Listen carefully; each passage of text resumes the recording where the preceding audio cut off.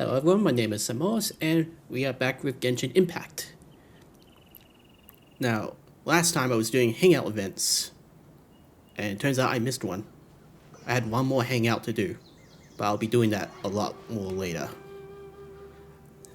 This is the start of 4.0, which means that Sumeru I'll unfortunately be leaving behind. In case you don't know, Sumeru is a forest, half-desert area. As you can see here. And my quest starts at the caravan place over there. Sumeru was always pretty, but now I have to leave it behind. And head to the Hydro Archon's domain, which is Fontaine. A pure water kind of place. Which you should think, because it's a water place, puzzles are going to be a lot more harder. But we'll have to see for ourselves. Let's get started and head to the caravan. And I could probably just teleport.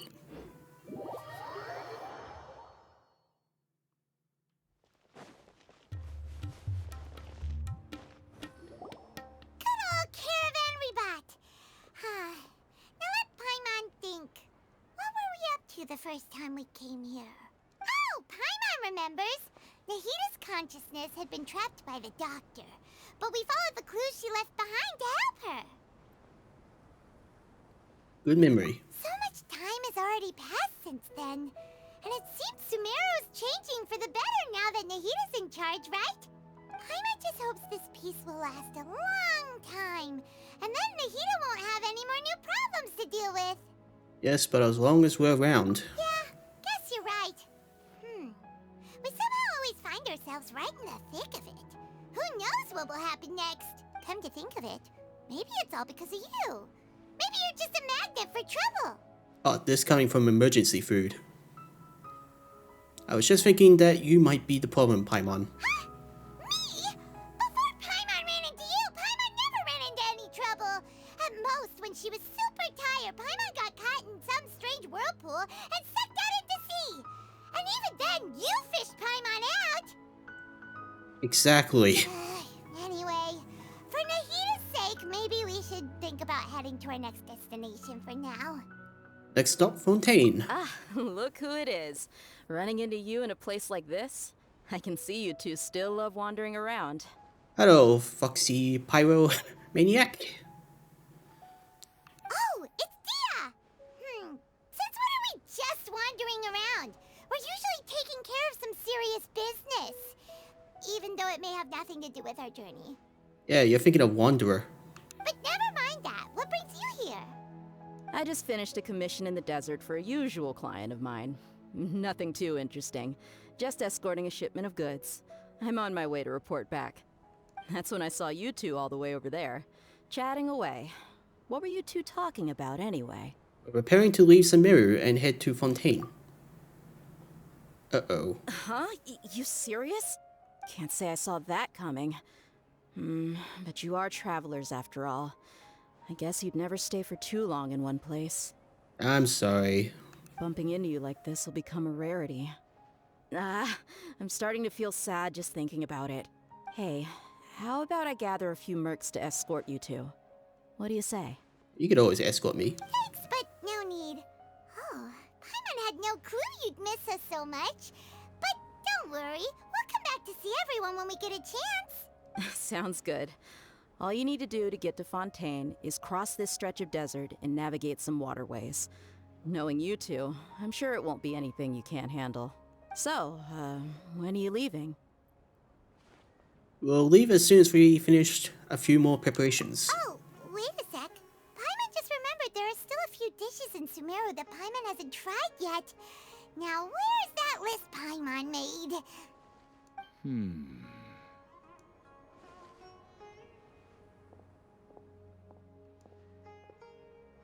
I see. Guess you won't be needing a going away party or anything. It's sad enough to see you go like this. Though, now that I think about it, Sumeru wouldn't be what it is today without you. Seems true heroes always prefer leaving quietly. By the way, should we go say bye to Nahida? In her case, she'll know from our dreams anyways. Oh, good point. Then there's no need to bother her in the real world. Then, I guess this is goodbye for now, Traveler in Paimon. Whether as a client or a friend, you're always welcome to come find me. Bye, Dia. Goodbye, Dia. Bye-bye, Sumeru. You'll always be in my party. Seriously. I got you in the banner, luckily. Funny enough, I got her at the last moment. After settling matters in Sumeru, you approached the border with Fontaine.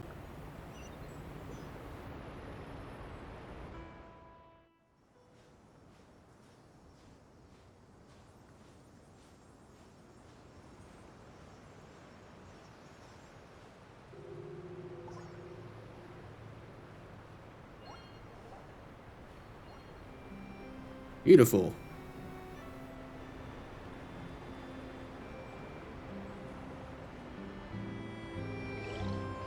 It's a pleasure, I don't even have to walk here.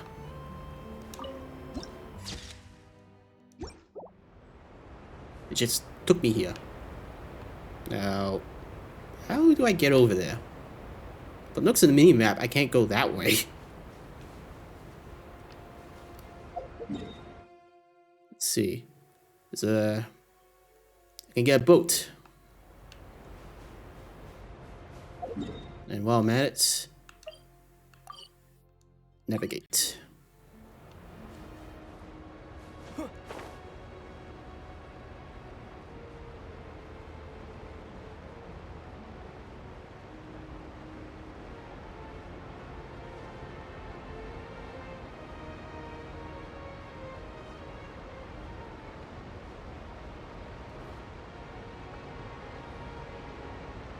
Anything here? Look at a small hut with rocks in it.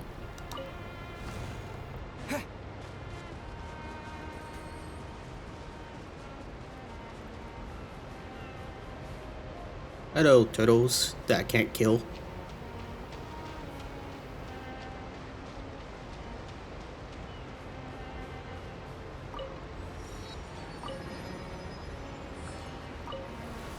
There we go. Got myself a boat.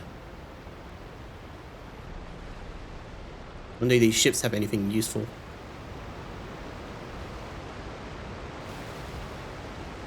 Better check them out before I go to the giant tower thing there. Yeah, I thought so.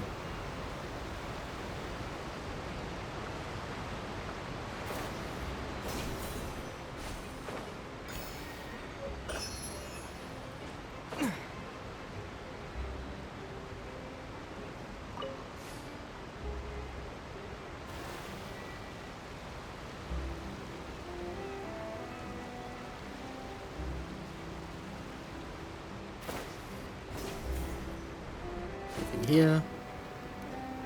Well, there's something here. Huh, I guess that replaced rocks.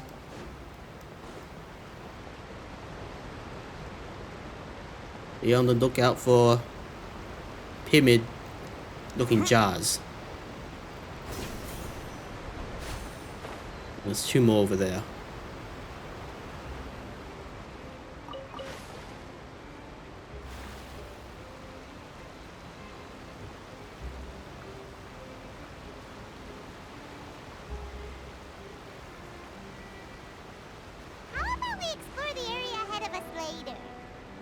Okay, okay. How about we explore the area ahead of us later? Yeah, I'm trying. You know how hard it is to reverse a boat? How about we explore the area ahead of us later? Paimon, shut up!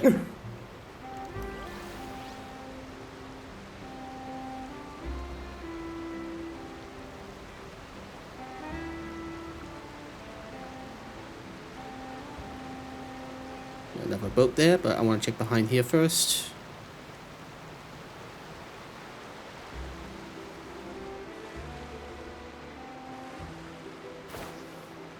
Doesn't look like there's anything around here.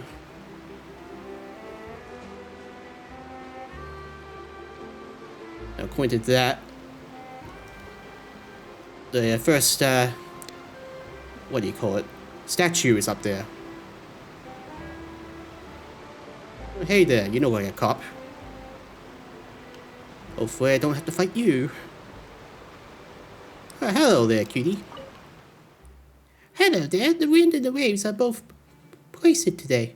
That makes for less stories, but at least people will sail in safety. The harbor is not a place where waters and ships cross paths, but also one where stories gather. Many tourists, merchants, and even lovers of books come from the land of deserts and rainforests come here. Many people love chatting with me because that would be the first time they ever met Museline. Thanks to everyone. I also heard a lot of stories from beyond the waters. It's great working here. Museline, huh? I hope I'm saying that right. Anything on this side? The bulletin board has a specially set up by the harbor masters of Romatime Harbor to publicize all important matters in and around the harbor, and questions may also be posted here. Wanted, name unknown, seeking any and all relevant information. Male, Fontanian, one leg is a prosthetic replacement. Known areas, Mr. Sawleg has conducted illegal performances at Romatime Station, resulting in a disruption of public order. Rewards are available for information leading to the capture of this individual. If you have any related information, please contact the Mason Gardenage. The Mason Gardenage would like to remind you that the Romatine Harbor is near the desert, and large numbers of illegal individuals calling themselves Emirites have been active nearby. Merchants passing through should remain vigilant. If you see something, say something. Contact the Mason Gardenage to deal with any suspicious persons. Attention all visitors. Any and all dueling within Fontaine will require application and registration with the appropriate authorities. Private unapproved duels are strictly prohibited. Any participants will be punished to the fullest extent of the law. Any and all losses and damages resulting from unauthorized private duels will be borne by the participants. Arrests made by the Mason Gardenage are not considered duels or dual behavior. If you wish to uphold your honor, you may apply for a duel during the trial process. Refrain from any last-ditch resistance if you wish to avoid meaningless losses. The Mason Gardenage would like to remind you that... Okay.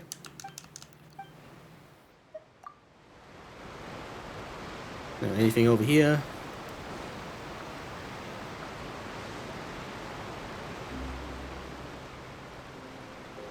Any secret chests or whatnot?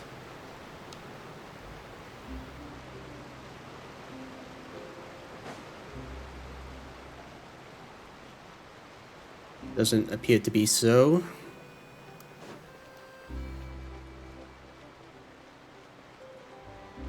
There's something here. Mechot. Pink flower, pearl like luster, and rich. Something I can't read.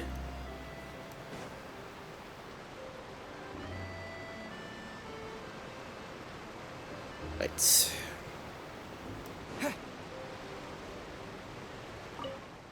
Yeah, I suppose she likes the present that I picked out ever so carefully.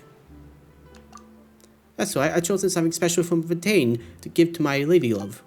Curious, I hoped. All the other sailors hurried up to the court of Fontaine the moment we came ashore. Only I came back here. Sailing is hard work, yeah, but I truly look forward to setting sail once more to see my lady love in Natlan.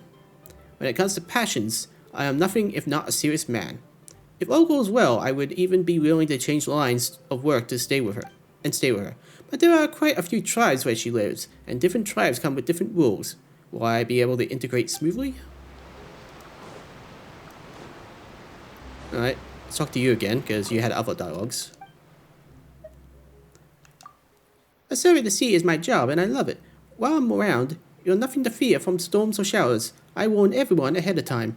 Alright, I didn't say so earlier, but I'm a Miscellaneous, according to Monsieur Navete. Navete? I can't say the name. We have a deep connection to the ocean. And even amongst us, I'm one of the best at sensing the ocean's movements. That's why I've been assigned to work here. I just need to report on said movements and I don't have to wander out into deep sea, so it's a pretty comfy job. To be honest, I'm not sure if my understanding of the sea depths is the same as that which human beings sense. All I know is diving is difficult for most human beings. It requires a heavy set of clothing and a lot of training. Do you know how to dive? It's okay if you don't. I brought these from the sea and I want to share them with you. A bill conch. Thank you. Let's move on. Statue appears to be here.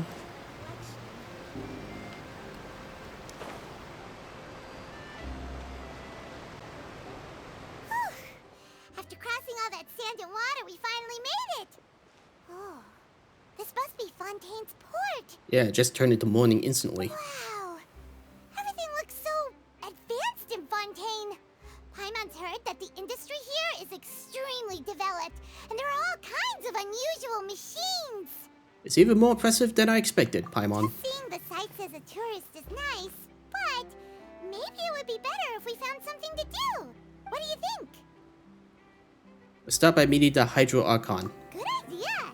Nahida gave us loads of useful information. Seeking out the Seven is probably still our best source for information at this point. Our journey is to find my sibling, and also to find the truth. Yeah! The more we can learn, the better. So, what do you think the Hydro Archon's like? Will we get along? Nahida said that she has a very unique personality. Whatever that means. Hard to say. To learn about a nation's god, start with the nation's people. There seems to be some locals talking over there. Let's go see if we can join the party.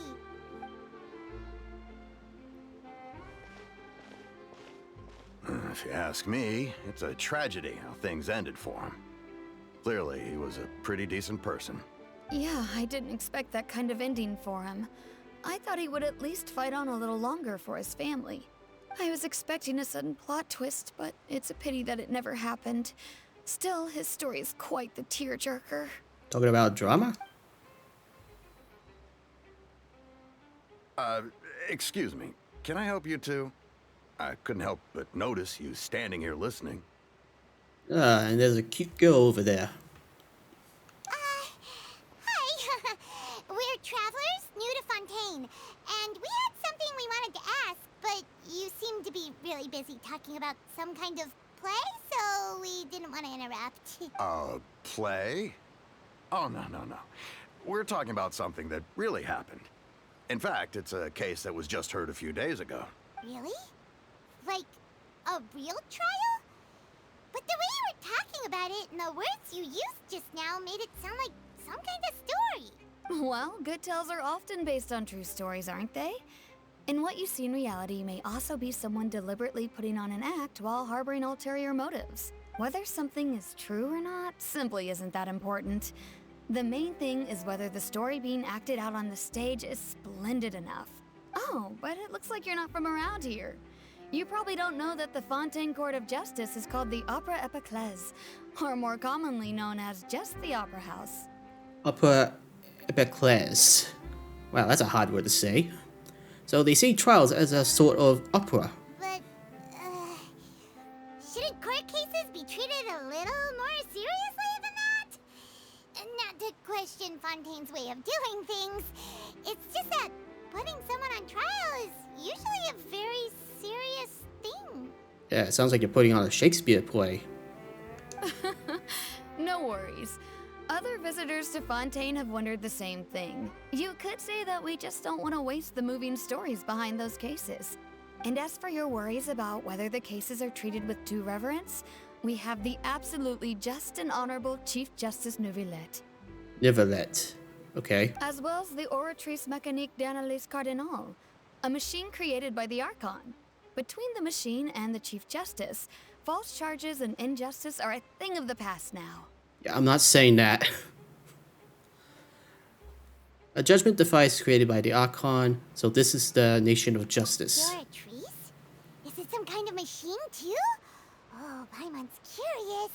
We should check it out if we get the chance. Wait, Paimon almost forgot to ask you our question. Do you know what we should do if we want to meet the Hydro Archon? Oh, that's easy. Just go to the Opera House. Lady Farina practically lives there. You could definitely say it's her biggest passion. I think what they mean is that they wish to speak with the Archon personally. In that case, I'm afraid it's going to be a tad more difficult. You'll have to make an appointment well in advance, and it'll depend on whether or not she has any time slots available. I know how this is gonna go. Turns out the next appointment's gonna be next year. Huh. Is the Hydro Archon super busy taking care of official stuff? Wait, didn't you say that she's always at the Opera House? No. Lady Farina seldom takes an interest with the nation's affairs. The reason it's difficult to make an appointment is simply because she's incredibly popular. That's right. After all, she is the Archon. Though she may tend to get a little dramatic from time to time, people can't get enough of her. Huh. First time Paimon's ever heard of an Archon being described that way before. Wait! Paimon gets now! The Hydro Archon is kinda like a big celebrity here, right? Yeah, I suppose you could say that. Perhaps you could even say our mascot. Hang on. This is still Fontaine's Archon you're talking about.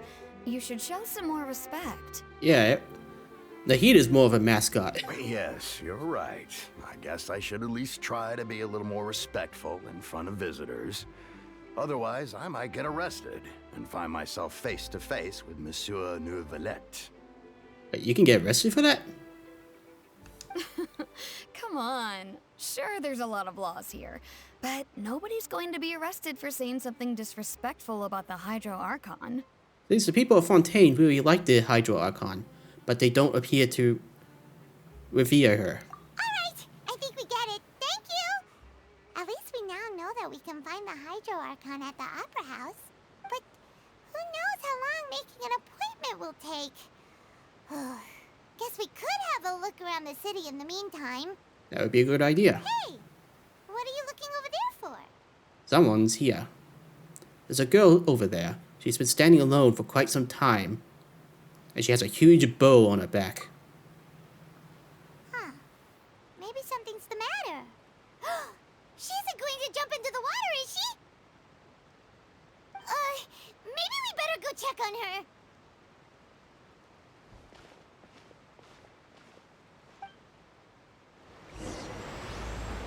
Prelude of Banchia and Nocler. I don't know if I said that right. Hello. Hello there. Excuse me. Are you alright? Huh? I'm fine. Thanks. Oh, okay then. We just noticed that you seem to be worried about something. About many things, actually. But there's nothing I can do but just keep my troubles to myself. I was just reminiscing about a place my brother and I would play when we were kids. It was just atop that hill over there. See? You're pointing at the sea. Wait, are you saying that you and your brother lived in the water? Maybe they're mermaids. No people call the waters around Fontaine a sea. It's actually just an inland lake that's filled with fresh water. And no, I can still see that hill clearly in my memories. Now, it's been completely submerged. How the hell did that happen? We would skip and jump, tossing sand in the wind. The sun shone brightly, and the air was filled with the scent of the sea. But now, the water is gradually swallowing our memories. Leap. It won't be long before it swallows us. Sorry. Paimon doesn't really get what you mean. I don't believe we've had the pleasure of meeting. Are you Lynette's new friends? Hello. Oh, and you are? Thanks for looking after my sister. She often comes here to reminisce about our childhood, that's all. There's no need for any concern. Allow me to introduce myself. I'm Linny, and this is my sister Lynette. If I had to guess, I'd say you must be travelers from abroad. Linny and Yannette. Okay, I can remember that, maybe. Nice to meet you. Paimon is Paimon, and this is the Traveler. We just arrived in Fontaine. We were just talking with your sister. Even though we didn't really get what she was saying. I see. It's unusual for Lynette to be so willing to talk with anyone. In fact, she seldom speaks at all. I'm usually the only one she ever talks to. Oh, really? Then you two are just like us! Paimon's always the one talking for some reason. Yeah, because I hardly speak. There's hardly anything left for me to say with you around, Paimon, because you always steal all my lines. So that's how you think it is? I also think my brother can be too talkative at times. Seems you were right, Paimon. We are quite similar. So, what did Lynette mean just now when she said that the water is engulfing your memories? And that it won't be long before it engulfs you too? Oh, that. It's from a prophecy that's been circulating in Fontaine for some time now. Well, I suppose prophecy isn't exactly the right word, because that implies a certain amount of uncertainty. There's no doubt about what's happening in Fontaine now. Oh, and what's happening in Fontaine? Where to begin?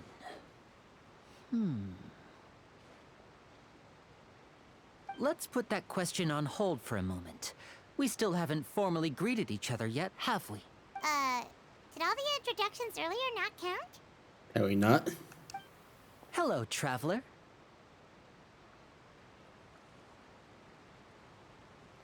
Hello, Renee.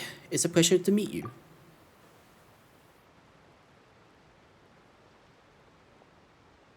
And hello, Paimon. Hey!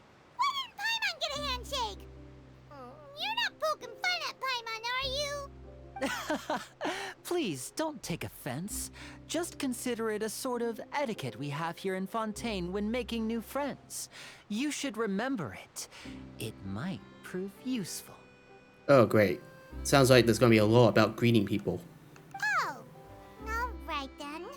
Well, Paimon's just happy to have a local friend now. By the way, we were just getting ready to go to the Opera House to meet the Hydro Archon. Would you be able to show us the way? So you're going to see Lady Farina? No problem at all. In fact, I was planning to go to the Opera House later myself. I'll gladly take you once I finish things here. Please, follow me.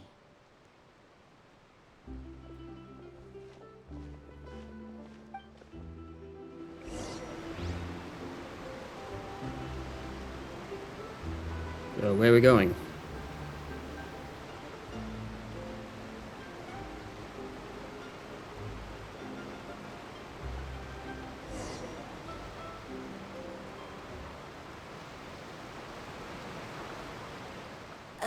You said you were going to see Lady Farina? Well, it seems Lady Farina has come to see you. Wait, what?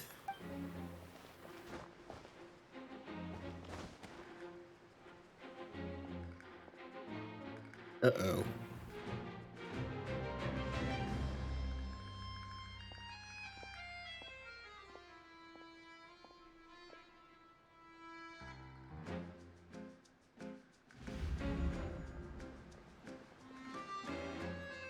That's not good.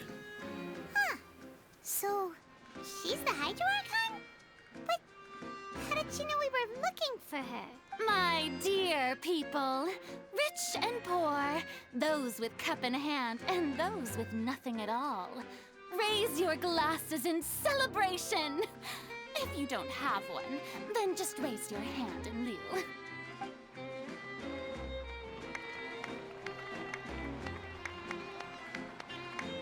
As you can all see, two unfamiliar travelers have arrived in our nation.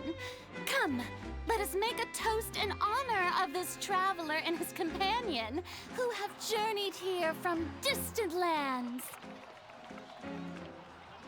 I'm getting a creepy vibe from this. Is she talking about us? Nobody here seems to be holding a glass. I've long heard of the turmoil and chaos you left in your wake as you visited other nations. But I welcome you nevertheless. No, I have come to receive you personally. Fear is for insignificant cowards.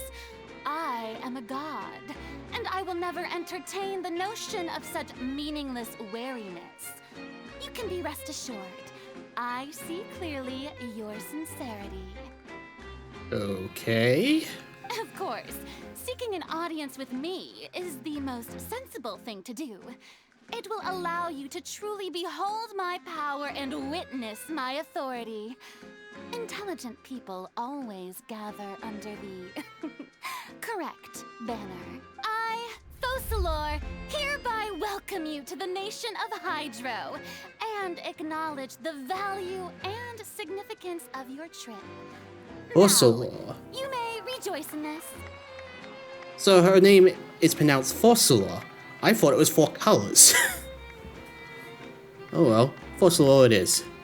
Finding the Archon was easy enough. Yeah, Paimon still can't believe it. Feels like we've only been here for a few minutes. Yeah, we have only been here for a few minutes. I'm sensing this is a trap. But the Hydro Archon's entrance was, how should Paimon describe it? A little over the top?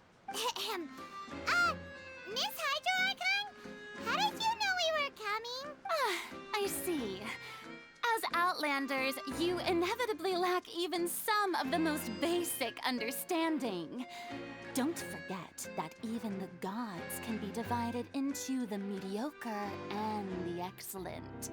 I suppose it's only natural for you to be awestruck by my abilities.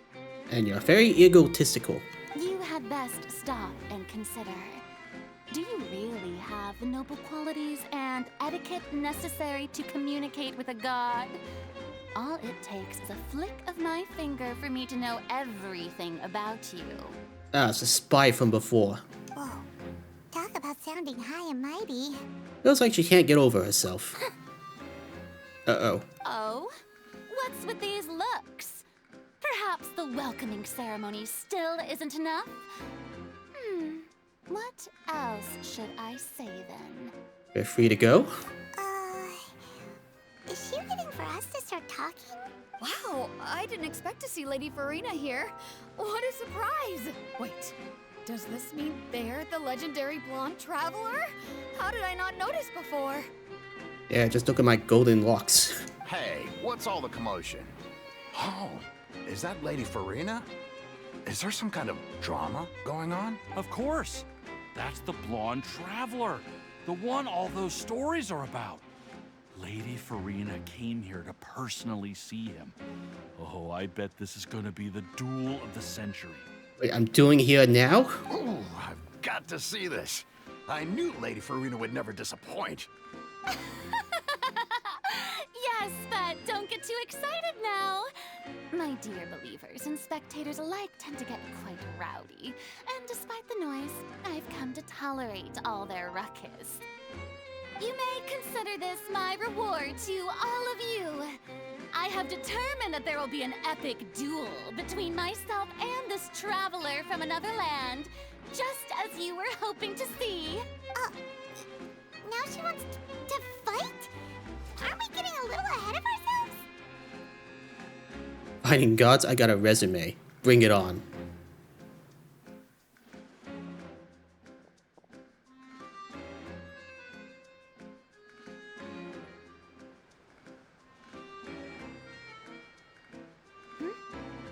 Are you not afraid?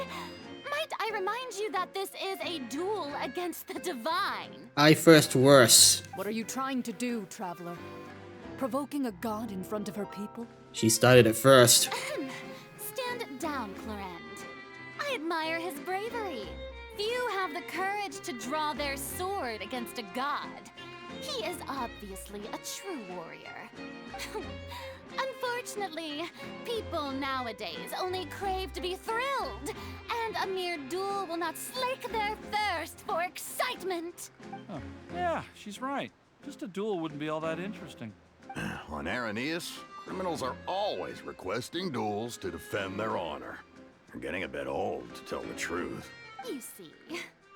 Then, as the god of justice, I shall face this traveler in another kind of duel. A duel in court! Well, I better call up my homegirl, Yenfei, who's a lawyer. All right! Now that'll be worth seeing! Right. This is Fontaine, after all. The such a grand opera house. It would be a pity not to use it. You have trials in the opera house? What's wrong with you people? Why do you care so much about the crowd's reactions? Seems you've spent a little too much time in the opera house. Besides, how exactly do you plan to have a duel in court? You mean you're going to put us on trial?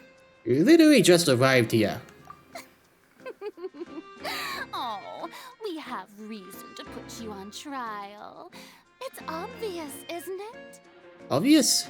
According to Fontaine law, no one is permitted to release any flying objects within Fontaine city limits during the first 3 days of each month. You are clearly guilty of violating this law, no? I literally just got here. What the hell did I throw? Oh, so that's what they've done wrong. That's our Lady Farina. No one knows the laws of Fontaine like she does. You call that obvious? What kind of law is that? Wait, flying object? You mean PAIMON? Discrimination. Precisely! Now, if you two have no objections, then in the name of the Hydro Archon, I order your arrest. My apologies, Lady Farina. I don't mean to spoil the fun. But if you would allow me to interject, I don't think that Paimon here meets the definition of a flying object. You tell her, Linny! Finally someone who's not crazy. How could anyone call Paimon a flying object? Ah, great magician Linny, my beloved citizen. I'll permit you to object, but how exactly do you plan to prove your claim? As a magician who just rained on your parade, I naturally should shoulder the responsibility of saving the show. So, with such an audience gathered here, allow me to perform a trick for everyone. What the?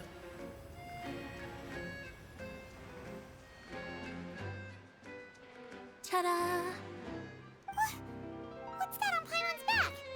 Hey, when did you do that? When they patted you on the back.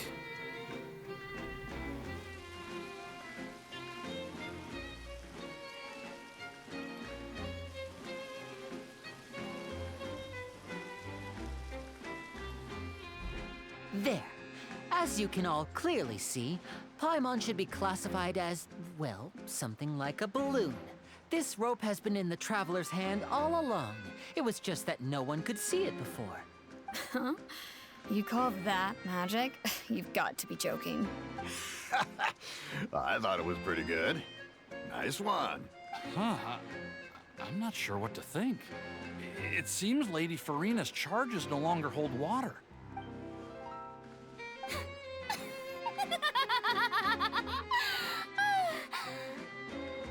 Amusing.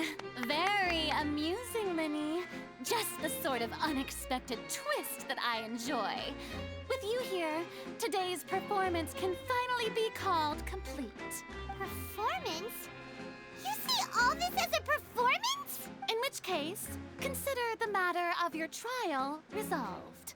The god of justice will not bring charges against an innocent person. But when there are valid grounds, I will not only judge travelers from abroad, but even the gods of other lands. What, you're gonna put the whole world on trial? I look forward to seeing your upcoming performance at the Opera House, Mr. Linny and Miss Lynette. That's enough for now. Toodaloo! The Lord's clans would be welcomed here.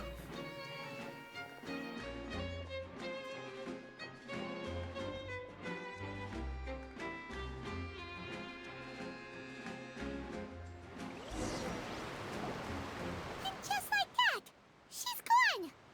Well, that's the most unpredictable Archon Paimon's ever seen. You never even had a chance to ask her anything.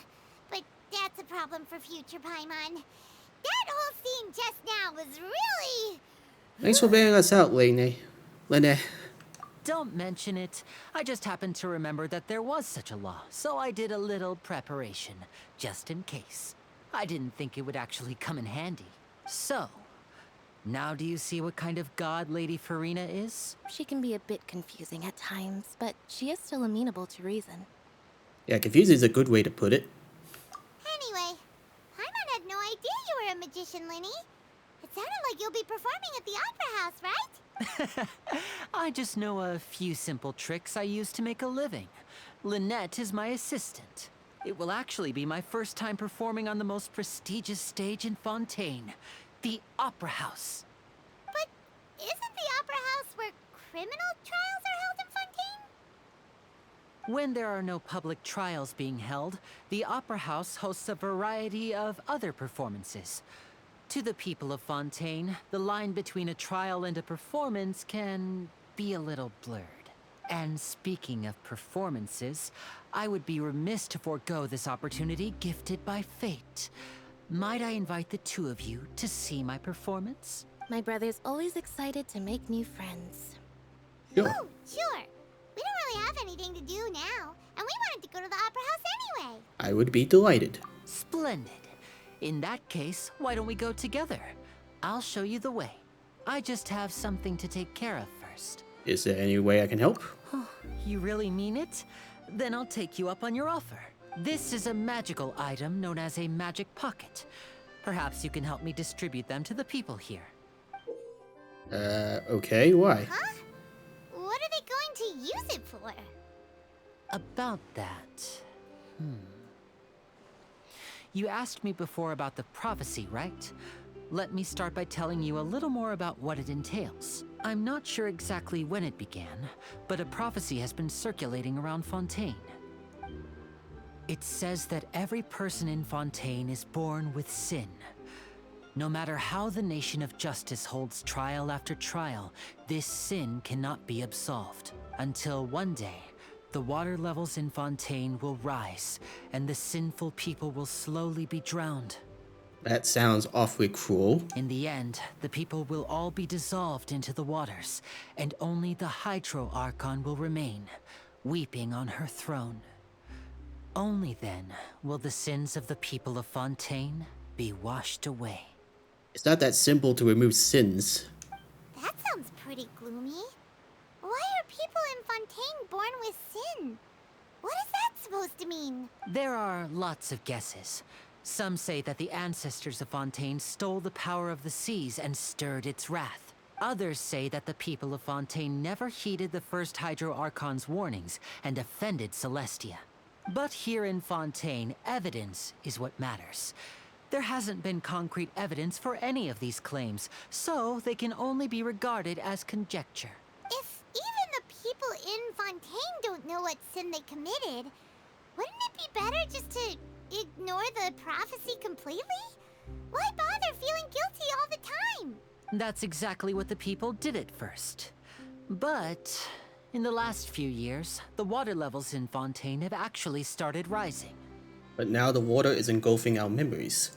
It won't be long before it engulfs us. Many places have already been completely submerged, and now lie beneath the sea. Many people carry on with their lives as before and shrug it off as a natural phenomenon.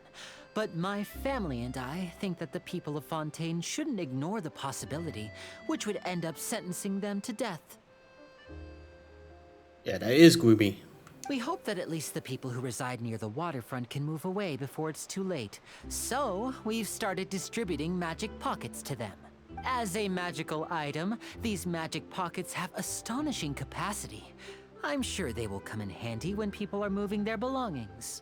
Oh, Paimon gets it! It's like preparing for a rainy day!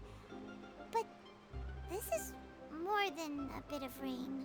If the prophecy is true, then is there no way to prevent the disaster? Perhaps only absolute power could ever contend with such a catastrophe.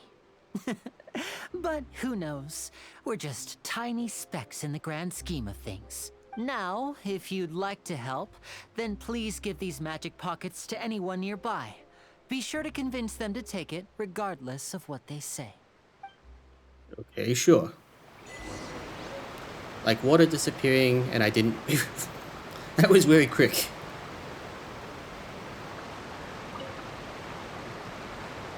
So you're the blonde traveler that everyone's been talking about. My apologies for not recognizing you earlier. Oh, a magic pocket? Seems you really thought of everything. I guess it's better to prepare for the worst and hope for the best. Thanks. Please, also thank the magician on my behalf when you get the chance. No problem. Okay, that's 1 down, 2 to go. What's this? So you also believe in the prophecy. Keep it. I won't have any use for it. What? You mean you don't believe in the prophecy? No, I believe in the prophecy. But I also believe in another story. The story says that people once lived in the ocean. They were one with the ocean and couldn't live apart from it. But as time wore on, people desired to live on land and developed blood vessels, encapsulating the sea within their bodies. Thus could people set foot on land. Huh. So, if you ask me, when the water rises and takes us all, it'll be like we're going home. Fontanians mermaids. Oh, we hadn't heard that one before. But people can't live underwater. They'll die. You should probably still take it. All right, I'll take it. I guess I just feel that being dissolved into the water doesn't necessarily mean death. I don't know, that sounds painful.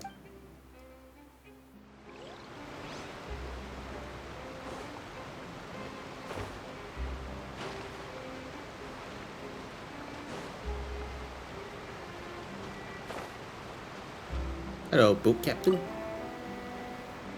Huh? I don't want that thing. Way I see it, if the prophecy's true, it's still gonna be a long time before the water can cover everything. But you're on a boat, so I doubt it would hurt ya. Life is all about living in the moment. What use is there in worrying about the future all the time? We'll cross that bridge when we get to it. You should still take it. You never know when it'll come in handy. Oh, all right, fine. Thanks. It's just that if I start moving, that means I've already given up on the life I have now. I'd really rather not. Alright. Alright, and they got it done. Oh, you already handed out all of the magic pockets? That was fast. So, what did people have to say? I bet you heard some, interesting opinions. Many are quite stubborn. Yes, but that will change once disaster strikes. I know they'll change their minds, so it's only right to help them prepare. Is there anything else you need to do before we leave? Yes, one last thing. I have the magic pockets made by a workshop in the court of Fontaine. Since we're out and about, I was thinking about bringing him some more materials. So, you want to collect materials? Just tell us what the materials look like and we'll help. Many hands make light work. Oh, that would be much appreciated. We'll need some Romaritime flowers. I remember seeing them near the waterfront on the east side of the harbor. Maritime. Okay, that's how you pronounce it. Make materials. Make magic pockets.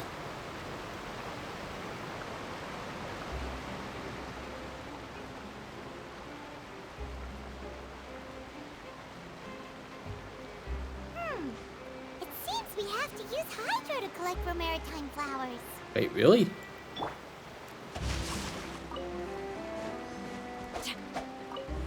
Body and mind.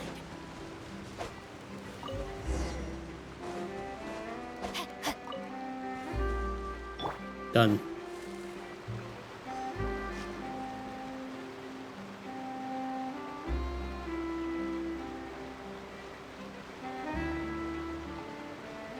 I got the flowers in there.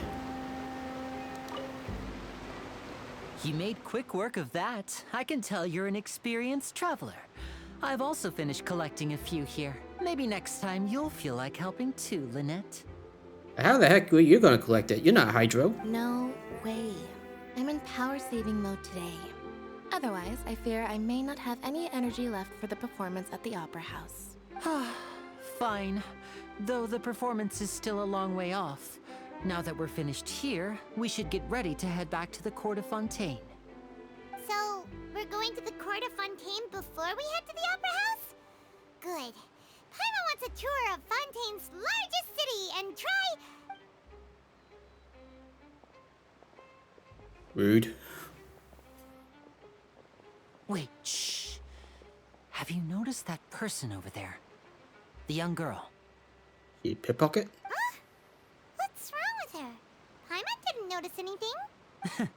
She's obviously a thief. Magicians and thieves practice similar methods. We divert attention, and a distracted audience is one that won't discover what you're really doing. Watch her movements carefully.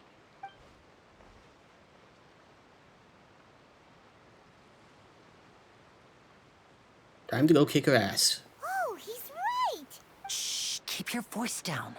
We need to think of a way to catch her, but it seems she's very alert. Perhaps we should split up. You two can ride the lift over there and wait up top. I bet that'll be her escape route if she tries to run. Leave it to me. All right, let's go. I better not get arrested again.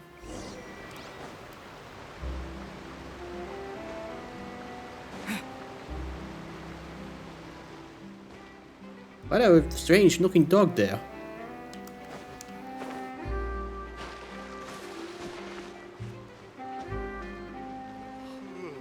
Accurate. Dog was quiet now.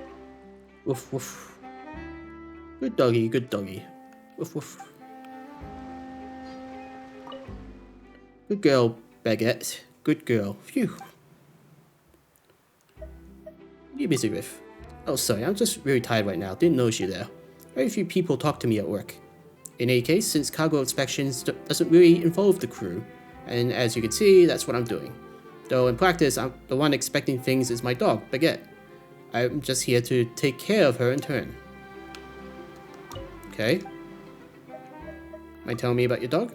Baguette is an earnest girl who's dedicated to her work. I'm most fond of her. She's got a truly keen sense of smell and she can sniff out all manner of contraband and prohibited items. No human expected can beat her in that regard, but Baguette is tireless at work, and just as tireless when she comes to tearing down a house down. If only she could be this set piece at home.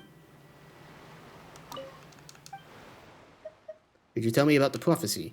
Ah yes, thanks for sending me the magic pocket earlier. Whether the prophecy is true or not, the pocket remains a very convenient storage tool. I should probably stuff all my valuables at home into it. Even if I don't have to move, I can avoid the damage at Baguette's hands. Alright. So I have to ride this elevator, huh?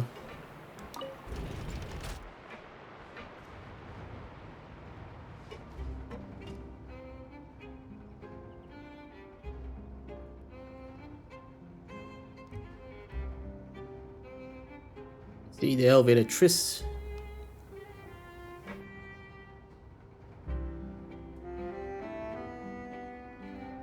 This is a very long elevator.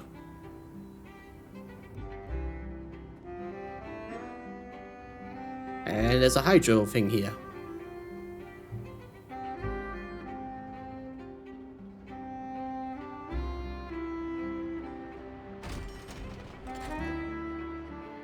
Let's get that first. Road opens itself before those with noble hearts. Sweet. Eh? Did light just start flooding from that statue of the Seven just now? That's so weird. Did anything like this happen before? It's normal for a statue of the Seven to glow. You didn't feel uncomfortable at all? Huh? Water? The water is speaking to me. Wow, I feel like I'm using gills to breathe. Good for you. First try growing a pair of gills and show Paimon. Seems like you're really pretty good. Paimon can't believe Paimon was actually worried about you for a moment there. Though after it lit up like that, the air does feel a lot more humid. Maybe it's because of all that hydro energy that was released. Paimon heard that in Fontaine, if you can use elemental energy properly, you can even swim underwater. Maybe you can even find sunken treasure. Paimon believed diving for treasure to you. Paimon will stand on the shore and wait for you. It'll be lonely going underwater alone. You could try doing something for once, Paimon. But what being in the water is scary. What if Paimon accidentally gets swept in the current and gets all turned around and dizzy? And then she won't be able to fly no matter what. Just like before Paimon met you back in Mondstadt. Then I'll fish you out again. Really? Then maybe Paimon can try going underwater with you. You better not go back on your word. A mysterious power that flows from the statue to imbue you with the blessing of the transoceanic source water. Your progress will remain unhindered so long as you're moving in the lakes of Fontaine. Under the protection of the source water, what you expand while moving underwater is not stamina but aquatic stamina. As such, when your aquatic stamina is expended, you will not drown. Okay.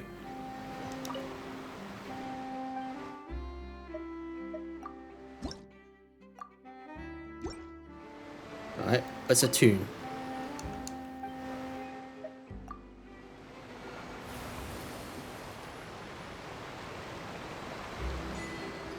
Land of Fair Springs.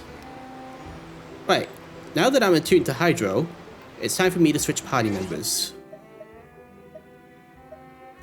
Oh, and while I'm at it,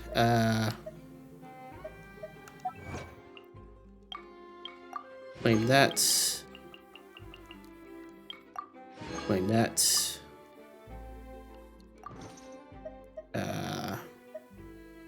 Party setup. That's cool. But we don't have any need for 2 Hydros. So I'll bring out Kole.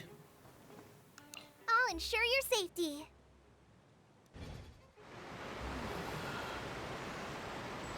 Alright.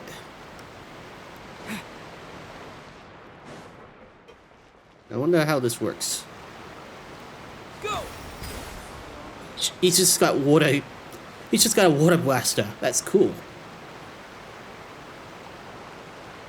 This is the spot where Linny wanted us to wait. Yep. And there's a girl. Oh, look! Isn't that her? Get ready to stop her. Time to make the rest. Get ready to stop her. Oh no! Did she notice us? She started running the other direction. Follow her. What should we do? Should we chase her? Our job is to block this path. The rest is up to Lene. You're right. She might also be trying to lure us away. You're right, but there's no sign of the thief. Nothing's happened for a while now. Paimon wonders if Linny caught the thief. Lene. Oh, okay. Lene. Keep saying it wrong. So there's no reason for us to stay here. Let's go find Lene. Yeah, let's go. Lene. Damn it. No, wait, first things first. Cool. It will take only 1 hour to walk around this place. The time left can't be used to... I shan't bother you further then. It's no issue, I was just studying my travel plans, that's all. Hey, are you? Oh, hey there, I'm planning my... itinerary. Before I arrived in Fontaine, I did have a plan ready, but I just met with a nice person named Cherzay, and it seems that I'll now have to make some adjustments. You see, there's an art to even setting up a tour itinerary. It must be fresh and innovative, but it also needs to be rigorously managed, and you need to adapt to the situation on the ground. Now that I think about it, even filling out a large form has gained an element of fun. Well, good for you. These photos are all pretty good. I guess I'll ask the editors to take their pick. Are you a photographer? I'm afraid not. I'm good at photography, yes. But I prefer the title adventurer. I take my cat on various adventures and take many photos that tell a story. I mean, who says pictures can't tell stories? Some of these get published in the newspapers, and some get used as illustrations for books. Each one of my pictures will definitely contain my cat. Makes them easy to identify, you know. Ah, okay, you're one of those. You're a TikToker. Or a social blogger. Are you sure that's all she took? You should check to make sure you're not missing anything else. No, that was all. Oh, I can't thank you enough. I didn't notice a thing earlier. Anyway, I should be going now. Thanks again. Oh, were you returning what the thief had stolen? That's right. Pity I wasn't able to catch her. She distracted me by dropping the thing she stole on the ground. By the time I looked back, she was already gone. What a terrible thief. I saw the general direction she went, but Lenny twisted his ankle, and I needed to make sure he was okay. Oh, did you get hurt, Lenny? I'll be all right. It's just a twisted ankle, that's all. In fact, it's feeling better already. If you want to play at being a hero, at least try not to get hurt doing it. Imagine what would happen if you managed to derail our performance as a result. You're right, you're right. Sorry, Lynette. I have to admit that the thief was even more skilled than I had anticipated. But at least we were able to get the stolen items back, so it wasn't a complete failure. What a slippery little thief. Guess things turned out all right in the end, though. Lenny's initiative paid off. All right, let's put this little detour behind us. We should go to the Court of Fontaine now. Cool. Finally getting to the city. I thought we did that. Before we do that, I think it's time to unlock. Let the magic begin! Time to unlock her. Invite. Let the magic begin! And I want to do some test runs. So let's give them a try.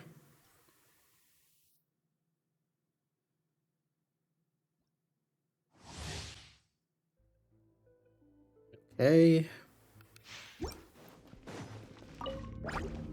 Now disappear!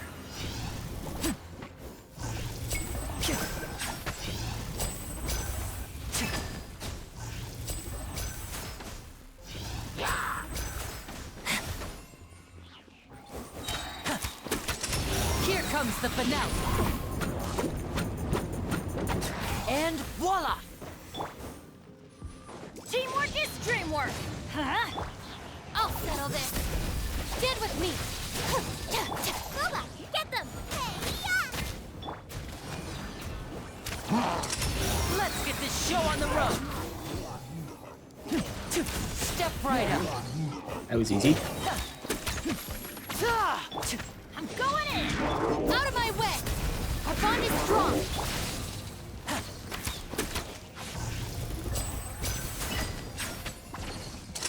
Here comes the finale!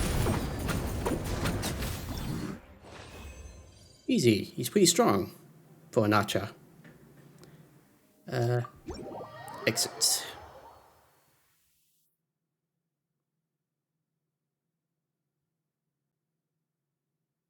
You know, one of the things I was hoping is that it wouldn't take you out like that. Like, you'd be able to go back to this menu and switch.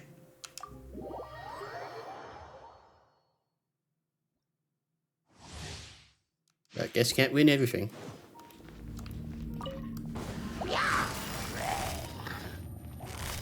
Busted!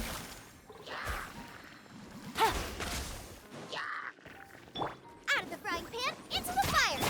Here comes the catch! No! Quietly now. She's like a machine gunner when she gets her ultimate.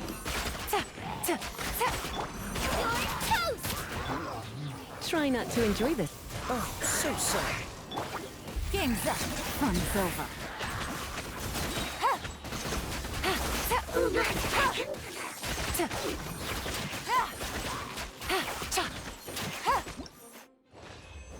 Yeah, she's cool. I might roll for her later. Oops. Yeah, leave domain.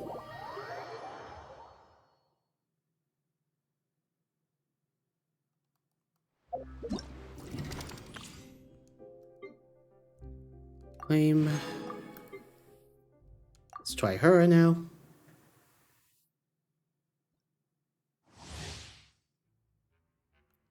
She's Animo, which means wind.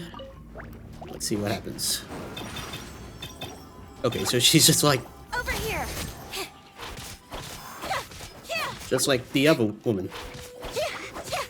Why did I forget her name? I already knew her name. Yeah, I just seem to have magically forgotten. Oz, reveal thyself. My brain sometimes fails me. Witness the power of Gugwa. Cue the spotlight.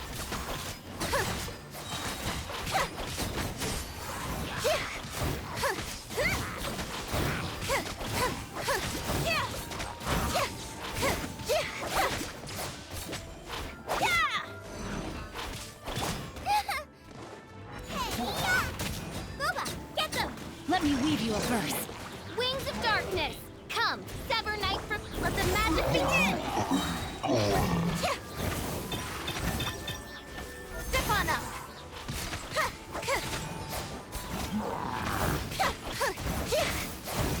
Surprise!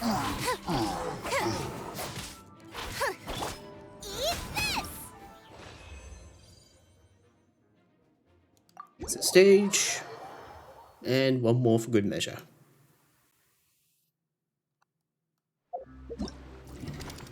Test run. Claim.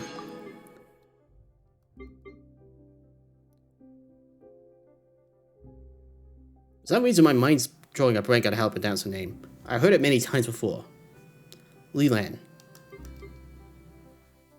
I hope that was right, because that would be embarrassing.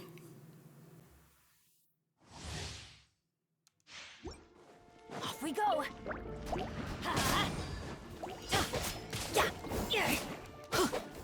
Nice and spicy. Come a little closer.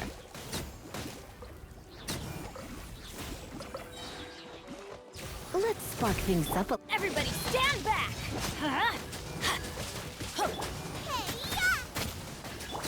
Witness the power of Gugwa. Let's light it up.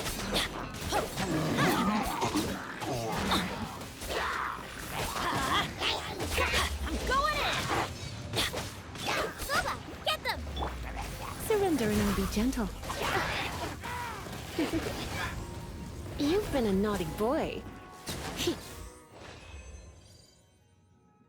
And claim Bennett.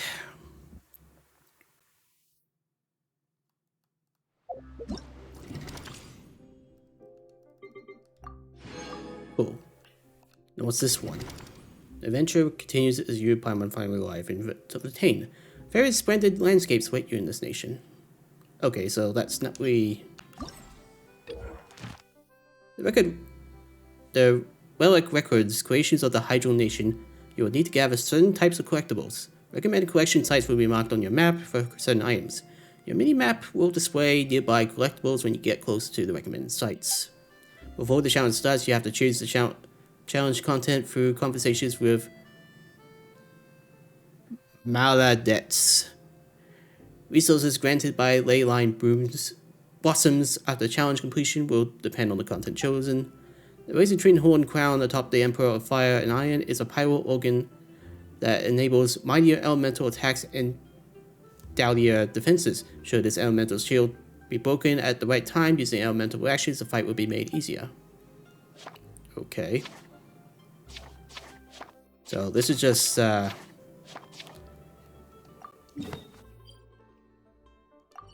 it as you go. Okay.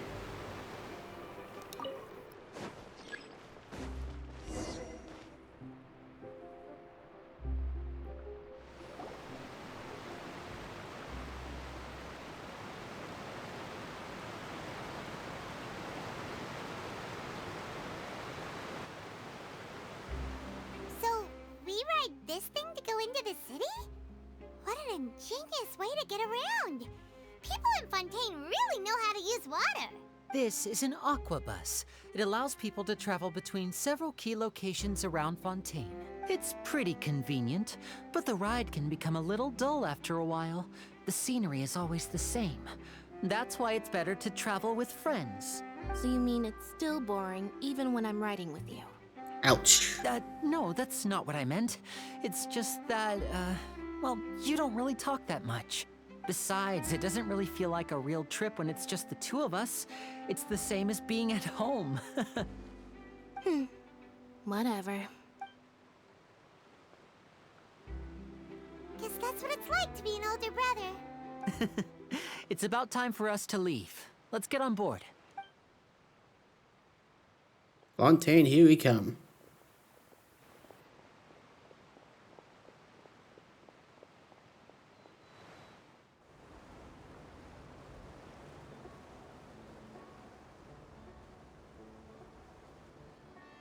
Huh? What? Hello, Charlotte. Traveler! Paimon! Charlotte! Oh, I never guessed I'd bump into you while riding the Aquabus. In the story of my life, this is big news. What are you doing in Fontaine? I didn't hear anything about you paying us a visit. Only just left. Yeah, it's quite the coincidence. But as travelers, we're always on the move. It's not surprising that nobody knew we were coming. Though we still have no idea how the Hydro Archon knew about us. Oh, let Paimon introduce you to our new friends. Oh, no need for introductions, Paimon. I would recognize the great magician Linny and his assistant Lynette anywhere. I wouldn't be much of a reporter if I didn't know who they were. It's a pleasure to meet you. I'm Charlotte, a reporter for the Steambird. Nice to meet you. From the Steambird, huh? We've often relied on your paper to promote our performances. It's an honor to meet you. Now that everyone knows each other, Fontaine suddenly doesn't feel like such an unfamiliar place. So, what have you been up to lately, Charlotte? Any big news? Not too much. When there isn't any breaking news, I mainly cover the trials at the Opera House. Prepare for the story of the lifetime. You can still manage to keep readers' attention as long as you tell things from a clever enough angle, even if it's the same old topics. For example, reporting on how a scammer once deceived vulnerable girls into relationships, or how a financial criminal was once so poor that they ate a single piece of bread for 5 days. That would definitely get my attention. But that's not really the kind of news you're after. Ah, you're right. Seems you know me pretty well. What I'm really after is exclusive, sensational news pieces that could shake the country. These smaller stories are a waste of my talents. You know, I'm disappointed that you weren't the free character, but oh well. Oh, I just remembered. I've been following a case lately. Well, a series of cases, actually. You mean the serial disappearances of young women case? That's right. These stories are the talk of the town right now, and it's probably the most mysterious case we've ever seen. If I'm the first with a draft ready to publish when the case is finally cracked, and it's the headline story in the Steambird, oh, when that happens, I bet all the other reporters will shed tears of envy. I've already gathered all kinds of materials. I just can't wait for the truth to be revealed. So, what is the serial disappearances of young women case? You mean the culprit hasn't been found? That's right. The first missing girl case happened almost 20 years ago. And ever since, after a period of time, another girl disappears. What the cases have in common is that the girls are all of a similar age, and that they've all vanished without a trace. Sounds terrible. But the scariest part is that to this day, none of the girls have ever been found. Many suspects have been arrested over the years in connection with this case, but shortly after each arrest, another disappearance would always happen. There may be more than one criminal at work. Maybe they're copycat criminals. Yes, it's possible. But either way, I believe that every case has some precise truth behind it, waiting to be exposed. Yes, I agree. And at the very least, the family of those missing girls deserves some sort of explanation. I just imagined for a second what I would do if Lynette were to suddenly disappear. I'd pay any price to get her back, and then find a way to track down the culprit. Please don't imagine that, Linny. Continue talking on the aqua bus, and before you know it, you're arriving at your destination.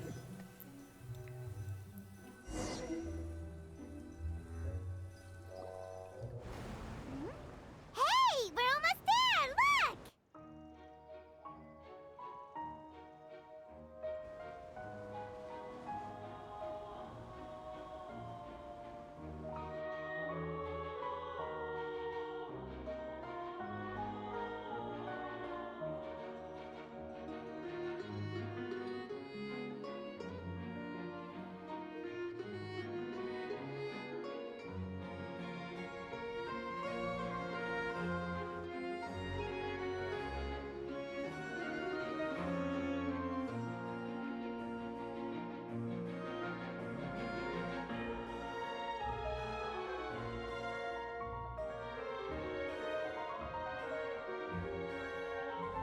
Looks like we arrived at the elevator.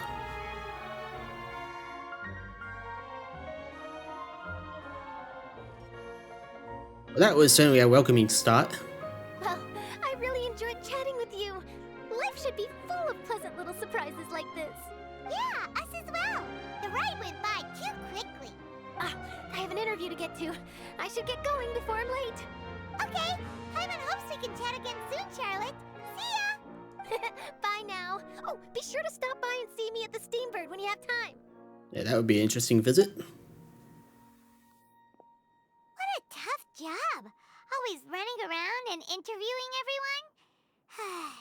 Well, where should we go now? If you don't mind, how about we stop by my home first? Besides, I still have all the materials we collected. Sure, we wouldn't mind at all. This city is so huge, Paimon wouldn't know where to start anyway.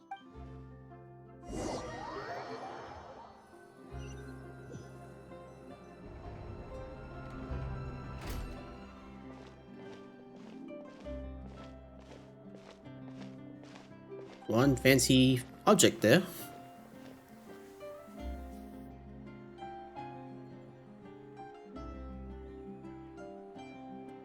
Now it looks like going to be a pain in the ass climbing all this.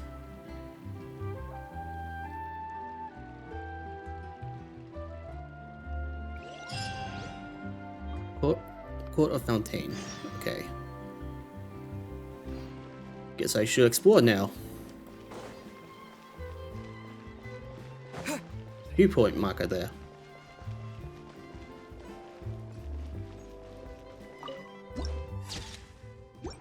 Cool. Here I should probably get that as well.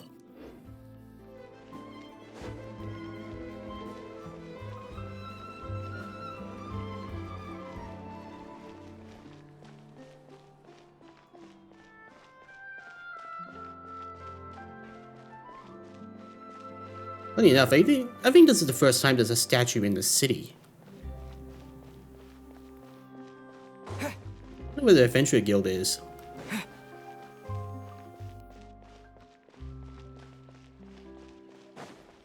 Way markers.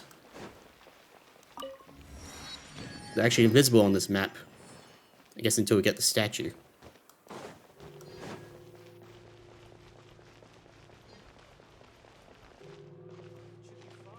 Still on? Oh, it's a Steambird. Were you talking to me? Sorry, I didn't see you there. Are you here to accept the commission regarding Tales of Humanity? One of the primary reasons we have for establishing our newspaper was to ensure that information flows and that everyone can understand what's happening around them.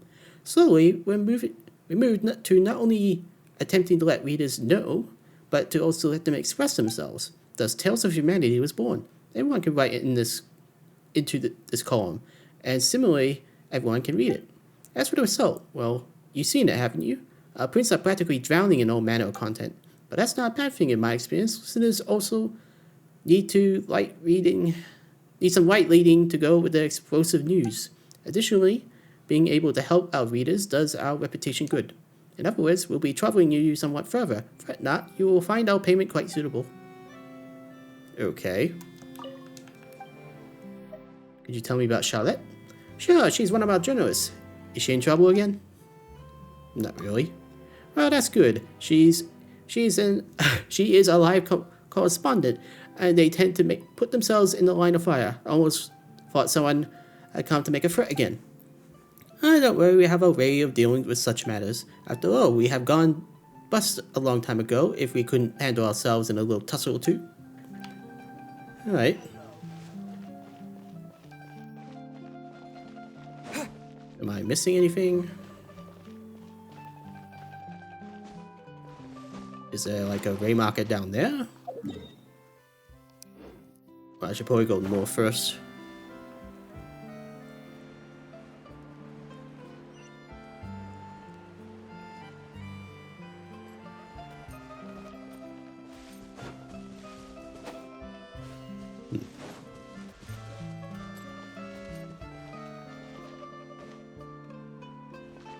Ah, crud.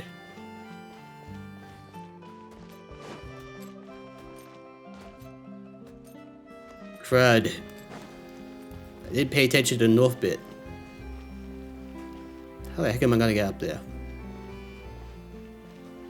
Because it looks like it's impossible to climb.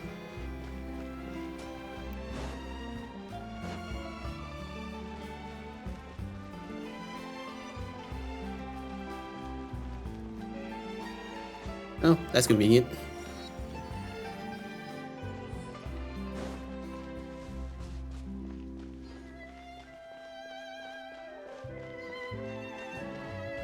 Ah, still further up.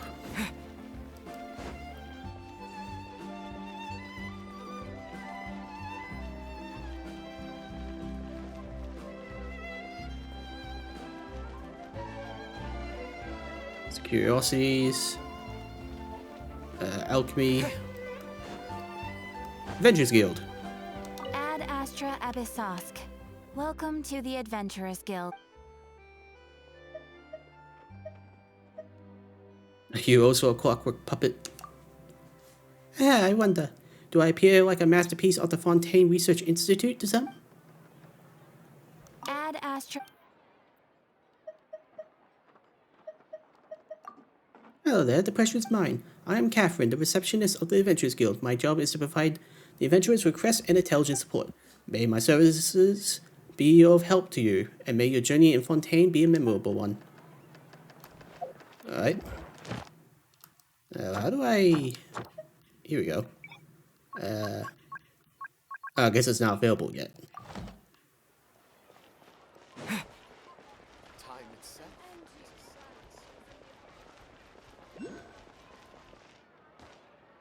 I heard that, but where is it?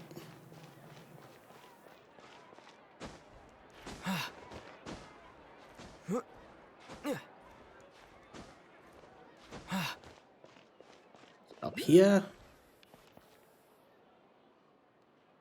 We'll be doing that one anytime soon.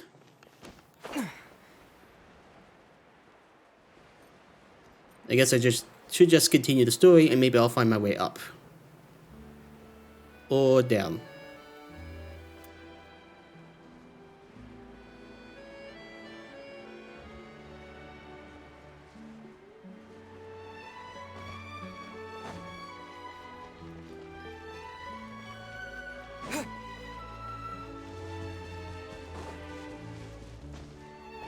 Right, it should be this way.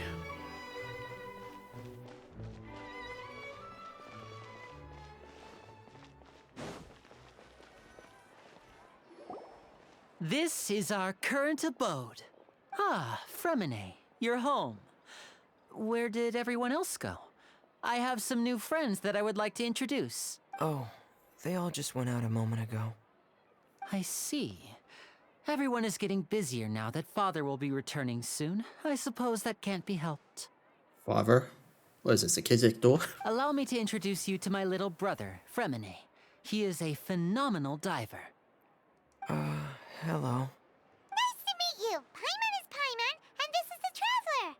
Oh, you sound very proud to have a diver as a brother, Linny. Yeah, you seem to have a big family. Linny, could you come here for a moment? What is it, Fremine? Do you have something to tell me? It's alright, you go ahead.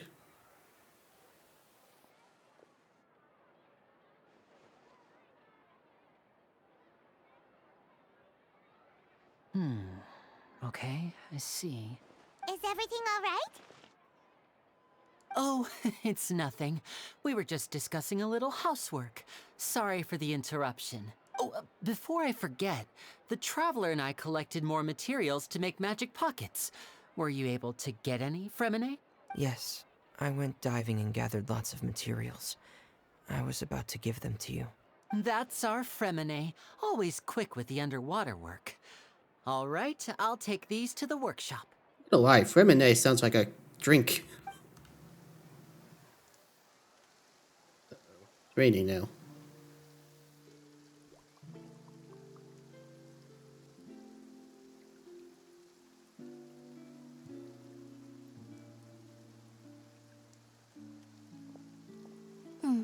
Looks like rain. Oh, you're right. But wasn't it clear and sunny just a moment ago? Giants weather sure is weird. I'm afraid that's just how it is here. It often rains on days where there are trials being held in the Opera House, but don't worry, it'll clear up soon enough. Wait, it rains every time there's a trial? That's very strange. What's wrong, Fremine? There's a legend about the rain that I tend to believe. It's said that a dragon of water once resided in Fontaine. Though we don't know where the dragon went, every time it weeps, the skies will cloud up and pour out rain. When I was a child, my mother told me that if I wanted to go outside and play, I should yell toward the sky at the top of my lungs. Hydro Dragon! Hydro Dragon! Don't cry! Could that Hydro Dragon be the elemental dragon of Fontaine? Another one of the elemental dragons of Tibet. He sounds disappointed with the last one. If it's an elemental dragon, then having the power to make it rain wouldn't be very unusual. Let Paimon try something. Hydro Dragon, don't cry!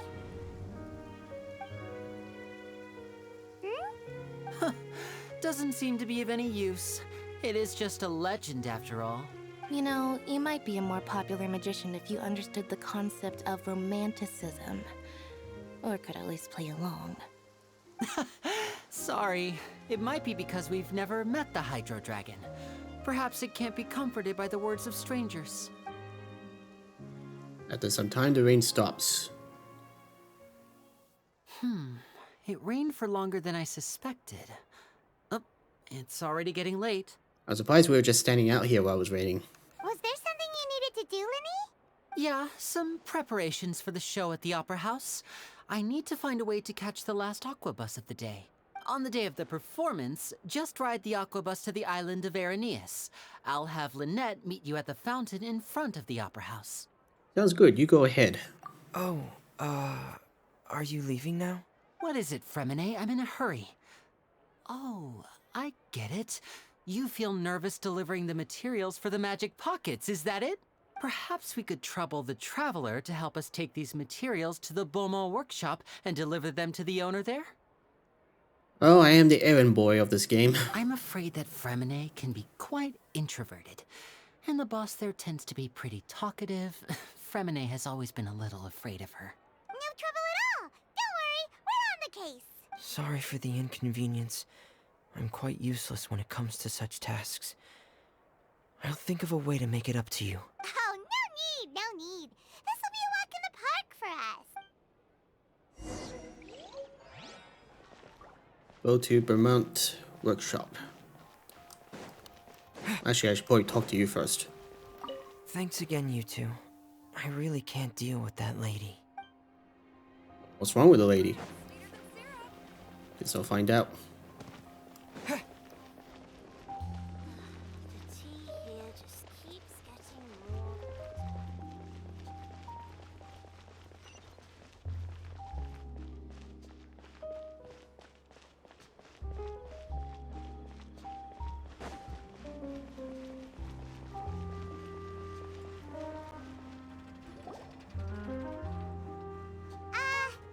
Hello? Is there anyone here? Oh, hello there. New customers? Looking to buy, or do you need something made? Or perhaps you're just looking for a chat with me. Ah, Stell, I like that name. Oh no, we're just here to deliver some materials. Here they are. They're for making... what were they called again? Ah, these must be for magic pockets. I could tell right away. I've already made several orders worth now. Do we need to pay? No need. They've already prepaid several batches worth.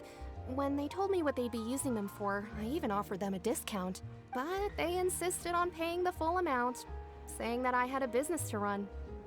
It seems both their hearts and their pockets are made of gold. Wow. So, is Linny actually loaded? I can't say for sure, but who knows? Maybe there's good money to be made being a magician in Fontaine. Hey! Is this machine what you use to make stuff here? It looks really advanced. Why use your hands when a machine can do the work? It would be a waste not to use the latest technology, and wasting is a kind of crime. But where does a big machine like that get its power from? Well, it's a little complicated. I'm not sure I can put it in layman's terms for you, but basically, everything we usually use here in the city is powered by indemnitium. It's a type of energy that's produced from trials. What? How do you get energy from trials? Huh? How can trials produce energy? Are you using the blood of your guilties? Well, I'm not completely sure of all the details myself, but basically, when a trial is in session, the Oratrice Mécanique d'Analyse Cardinale harvests people's belief in justice and converts it into energy to be used all around Fontaine. I'm still not saying that. That's a really hard thing to say. It converts it into energy to be used all around Fontaine. It's harvesting people's beliefs. This sounds like a Phoenix Wright game, to be honest. So that's what its other function is? Paimon heard that the Oratrice was created by the Archon to make judgments. Yeah, is the blood used to make tea here too? But Paimon still doesn't get it. How could something unreliable like people's beliefs be turned into a stable power source for these machines? Well, Fente and Nahida both said the gods rely on belief to attain power. Oh, yeah! So that means the Hydro Archon relies on the machine to take the energy created by belief and turn it into power for all of Fontaine, right? Wonder there's going to be a future one where it's going to be the power of wishing. Even though I've never heard anyone really put it that way before, it sounds like it makes sense. Besides indemnitium, we have another type of energy called pneumosia. That sounds like a disease. It isn't produced by the power of the Archon, but it is unstable by nature. Even now, it still cannot be widely used by civilians. I thought I'd find you hard at work, but here you are chatting the day away. Since you're already talking, I'm sure you wouldn't mind a few words with me. I could kick your ass. You again?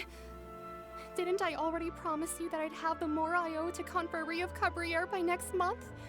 Why are you hounding me now? Yeah, but how do we know that you won't go running off by the end of this month? I want 50% today. Wait, no, 70%. Huh? You... Seems business isn't so great for the workshop.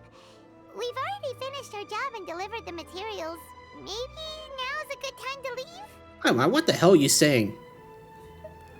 We're supposed to stop them. That's the usual case of someone owing somebody else money. Hey, hold on. Before you go around trying to collect payments, why don't you settle your own debts first? Ah, hey child. If Confrérie of Cabriere wants to poach clients from Northland Bank, that's fine. But I'm afraid you still owe the bank a hefty sum of mora. So why don't we work things out between us first, before you get back to your little conversation here? You're from Northland Bank. But we said we'll pay everything we owe next month. Why are you hounding me now? Traveler, Paimon! I didn't think I'd run into you here in Fontaine. What are the chances? We're surprised to see you too. What are you doing here in Fontaine? You didn't want to stay in Snezhnaya? Sure, I seem to have run into a lot of friends today. Fontaine really is a curious place. Long story short, I've already been in Fontaine for some time now, and honestly, things have been pretty boring. But it seems that fate brought our paths together today. Not only will I have some good friends here now, but ones who always seem to find trouble. Either way you look at it, it seems things are going to get a lot more interesting now. Pretty sure we'd want to avoid anything that you'd find interesting. Besides, our trip here has gone pretty well so far, right, Traveler? I think we already revered enough storms for now. I don't mind a little excitement every now and again. Hey, you, Northland Bank boy. Aren't you forgetting something? Don't interrupt. It's not often I run into the Traveler like this. Why don't you wait for me over there for a while? You kidding? Aren't you the one looking for us? You really expect us to sit and twiddle our thumbs while you catch up with your friends? Yeah, shut up. We can talk all we want. Listen to me, boy. If you want your mora, fine. Why don't you come and take it? Hey, I just said not to interrupt. Oh, by the way, Traveler, the last time I took Tonya and Tusser ice fishing, Tusser said, "Hey, that's way over the line. All right, boys, let's see who has to pay up now." Can you at least let me finish one sentence? Fine. Though the bank told me not to get rough with our clients. Well, they asked for it. You're the ones who started it. This is an act of self-defense. You two will have to be my witnesses, okay? Go ahead, they're all yours. I'm sure this won't take long. Roleplay. Yeah. Brace yourself. This is gonna hurt.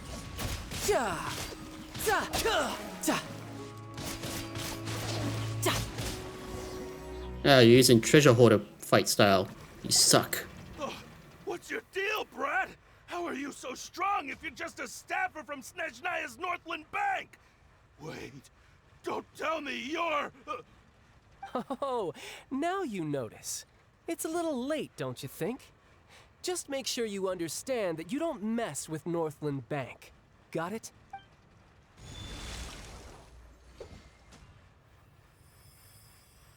Huh?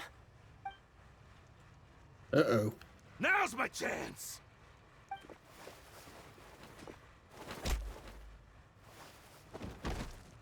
That was terrible.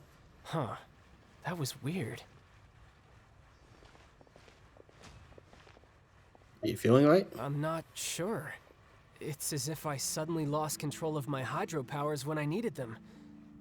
Maybe there's something wrong with my vision? Strange. How could that happen? First time Paimon's ever heard of someone losing control of their vision. Fontaine must have some kind of hydro sucker. Never mind. It doesn't matter. If I want to stay sharp, I shouldn't be relying too much on my vision anyway. Besides, I always have my delusion in case I need it. You better not use your delusion too often. I see what happened. So what are you doing in Fontaine, child? I don't see it's work for Northland Bank. Well, I guess it's because I've been in a bad mood lately. Huh? What kind of reason is that? Wait, since when do you feel down about anything? I don't know. Maybe I still have a lot to learn about myself. But recently, there seems to be some sort of restless power stirring inside of me. And I don't know why, but every now and then I feel like I'm in a terrible mood. Maybe you losing control of your vision just now is connected with that power you're feeling inside. That is a possibility. So about this power, do you have any idea where it came from? I can't remember if I ever mentioned it before, but when I was 14, I fell into some unknown abyss. It was during that time I learned nearly all of my abilities. The one who took me under her wing and taught me was named Skirk. She was always quiet and very mysterious. Nobody knew where she came from or what she had been through, and she was always very strict when teaching me combat techniques. One time, I asked her why she was willing to take me on as an apprentice. From what I could make of her answer, it was because I had awakened it, and traces of it remained on me. She said that all my combat training would be useful in the future. Do you have the powers of the abyss or something? But what is it? What did you awaken? She never explained that. But my guess is that it's related to a dream I saw when I had just fallen into that abyss. In my dream, I was in the deepest depths of the sea, and the boundless seabed was all around me. But in front of me appeared a whale that was so massive, I felt like I couldn't breathe. A whale? Oh, that sounds familiar! When we fought against you before, you summoned a huge whale that seemed to leap at us. Is that the one? That's just an abstract form of a whale that I create using my elemental powers. It takes that shape because the scene I dreamt of the whale has always been stuck in my mind. I'll never forget it.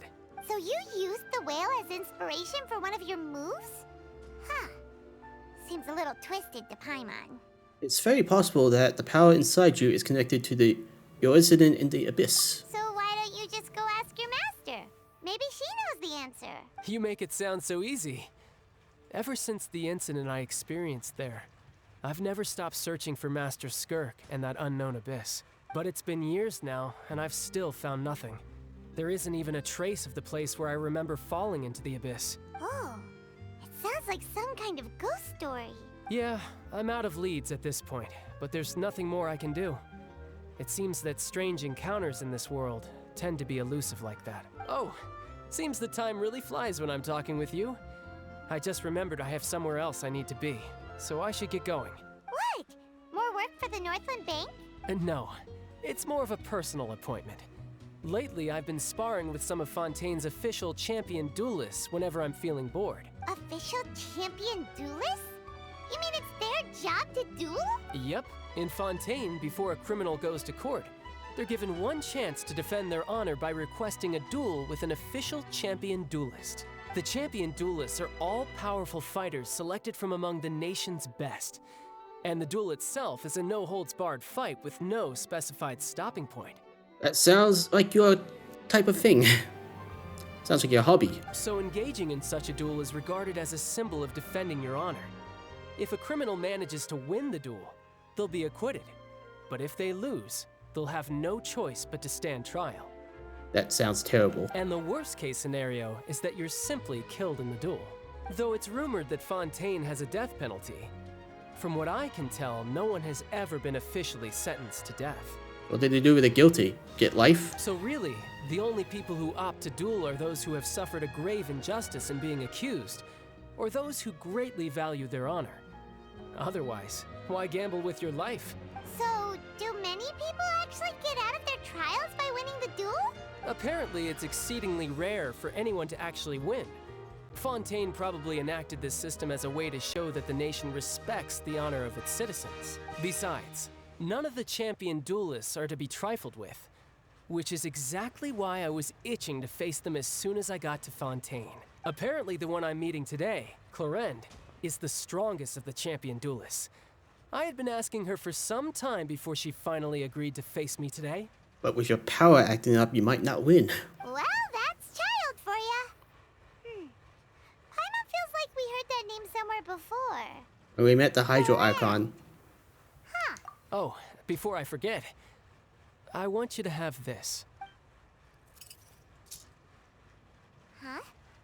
Your vision? You're seriously just giving it away? I'm just worried that it could become uncontrollable again. I'd be pretty upset if it got in the way of my duel, so I think I'll be better off without it for now. So you're just gonna lose your delusion then? Besides, I just need you to hold on to it for a short while. I'll come retrieve it when I have some time later. Paimon knows what you're up to. You just want an excuse to come talk to us again, don't you? Whatever gave you that idea? I'll be in touch later. That sneaky guy.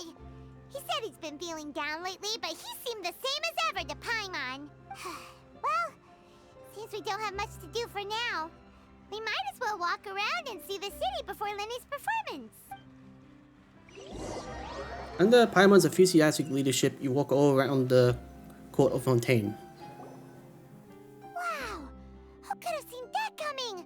The reporter who was barely around for most of the story was the murderer all along! It's really to spoil the mystery for everyone else. Sorry. Paimon was just surprised, that's all. Paimon never saw that twist coming. The murder mystery novels here are amazing! Never thought I'd see the day when Paimon would enjoy reading. The whodunits here in Fontaine are a lot different than the light novels you see from Yai Publishing House. Both have their merits, but Paimon thinks this style of novels are more, well, novel. Blasphemy. It's so exciting to reach the moment when the mystery is uncovered, especially in the one Paimon was just reading. You should buy a copy and read it too. You already spoiled who the murderer is. Oh, sorry about that.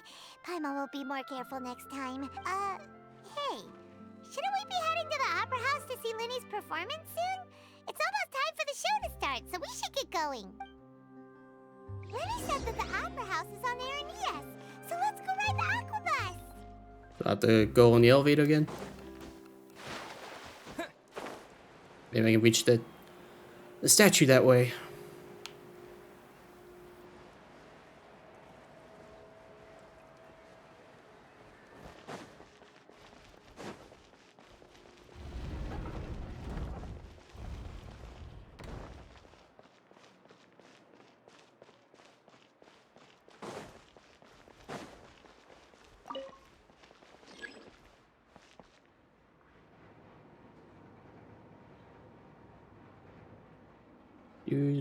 Do.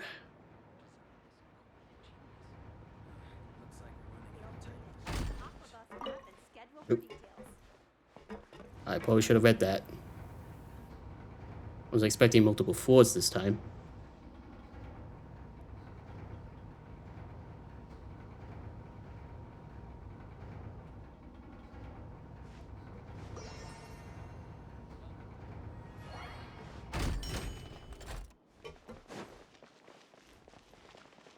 Ah, there it is. And Cypress, I guess.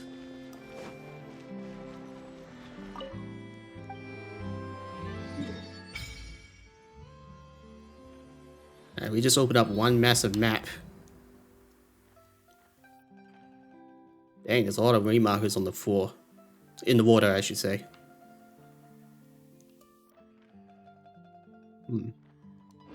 Alright.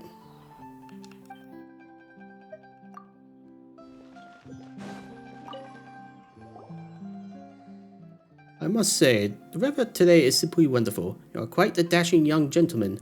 Virgil, at your service. A pleasure to make your acquaintance. Xanmoas at your service. I'm Xanmoas, and my companion is called PAIMON.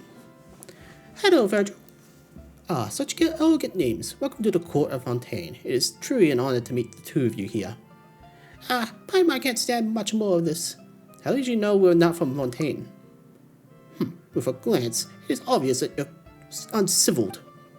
That you're unsatisfied with being bathed in the soft lights of the city, but filled with the call of the wild, which will never be eliminated by bright city lights. Yes, just like the heroes in the operas. Yeah, that's totally true. Xanmoas is an adventurer too. Ad Astra Abiscus and all that jazz. I knew it. Those are the Adventure Guild of Beggary. Beggary? Courageous warriors begging with all their hearts to unlock the deepest mysteries of the world. They wake with their eyes to the stars above and sleep with their back to the abyss below. Where there is an unknown domain, there is an adventurer who simply must explore it, bravely bursting beyond the brim. I could not help but notice how your gaze is focused on many things. Perhaps you wish to study our sublime arts, our intricate clockwork mecha, or our advanced civic culture. Truly the decorations adorning your magnificent city are sublime. Our clockwork mecha are exclusively and intriguingly designed. The civic culture of your city is simply divine. It's okay, I guess. Amazing! Paimon didn't notice the decorations, but Paimon did notice that Fontaine has a ton of delicious foods that she never seen anywhere else. Not bad, is it? We had a long and gross tradition of gourmet culture in Fontaine. Naturally, the two of you must take your meals in the great outdoors, and thus are unfortunately limited in your ability to sample the benefit of Fontaine's supreme cuisine, unable to experience the luxurious richness that is leisurely afternoon tea with a few pastries. Are you trying to pick a fight? You don't look that rich. You should know, my dear friend, that true wealth is never flaunted in something as shallow as outward appearances. Hey, Xanmoas, let's get back on topic. Paimon thinks that Virgil has a commission for us. Most excellent. My two exceptional friends, have you heard of the Lyricles's treasure? Nope, haven't heard of it. Then please, allow me to explain. This is a legend of a lost treasure that has been passed down in Fontaine for centuries. Once, there was a secret society called the Lyricles Forum, that was able to attract a great many of the rich and influential. Though they humbly called themselves a forum, their actual plan was to overthrow Fontaine itself.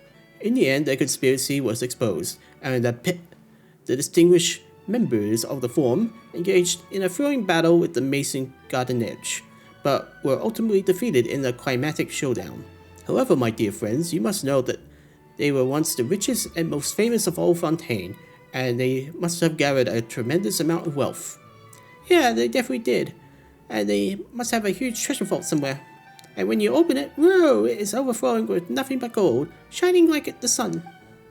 Correct. They wish to overthrow our beautiful Fontaine, and to do so they must have amassed a fortune so fast they could literally be said to have more money than Morax. However, this wealth was never found. Hehe, so that means as long as we can find the Lurkerous treasure, we also be filthy rich. Bitch. Excellent deduction, my dear Paimon. With that fortune and control of Senef. Anyway, after a lengthy investigation, I discovered the location of the Lurkerous Forum headquarters. It can be found amidst the underwater ruins outside the city. Really? What do you think, my dear Paimon traveler? Xanmoas. I hereby sincerely extend an invitation to both of you to become my partners and dive beneath the waves in search of lost treasure. Even though Fontaine's water is different from elsewhere, Paimon can never forget how she was drowning before being rescued by me. Never fear, I am here. Yeah, you'll see Paimon again for sure. If that's settled, please allow me to prepare diving equipment for the two of you. I should have the correct sizes. There's no need. Oh yes, I remember. Vision holders may dive freely in our waters, but if it's you, dear Xanmoas, of course I do not doubt your abilities. Xanmoas is a famed adventurer, and he must be very aware of his limits. But it just so happens I do not share the same capabilities, so I will have to rely on homegrown technology to keep myself alive. Be that as it may, shall we begin? Let's prepare first. Very well, but please allow me to remind you to make it quick. Trisha hates reading. You're kind of asshole, but okay. Let's just continue with the main story for now. Until we have the freedom to go around.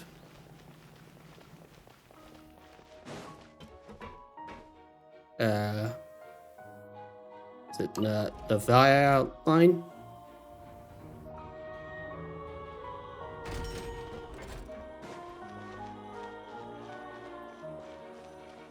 Wait for an octopus. After a while. I just jump on it.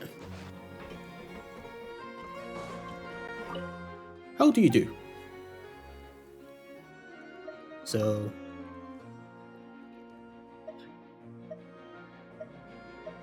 when does immediately? Okay.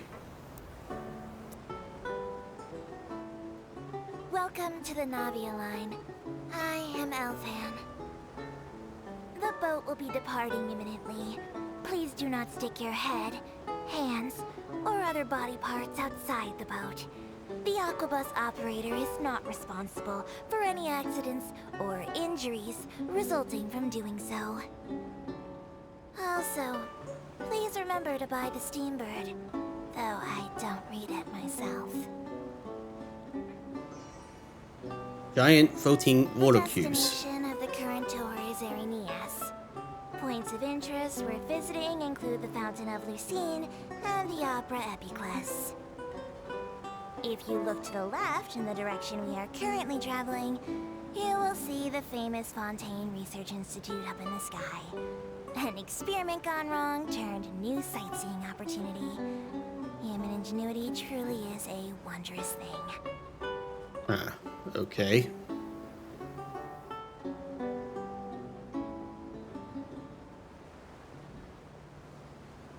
Now, this area is pretty small. I imagine the underwater section is going to be large, but it might make treasure hunting on the land more easier. We are now approaching our final destination. Please be sure to bring all your personal belongings with you as you disembark. Even though I will take any forgotten items to the lost and found, the paperwork is rather annoying, as Melusine hands are not suitable for grasping pens. You're Please funny. be careful when disembarking. It has been my honor to be your tour guide this trip. Thank you. You're a funny one. Alright. Welcome to Fontaine. Alright.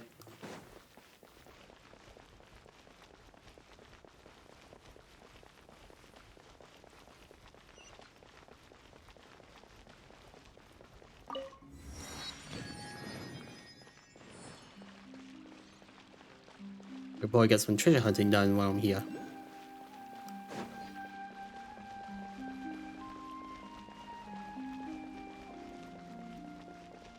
Okay, in the fountain.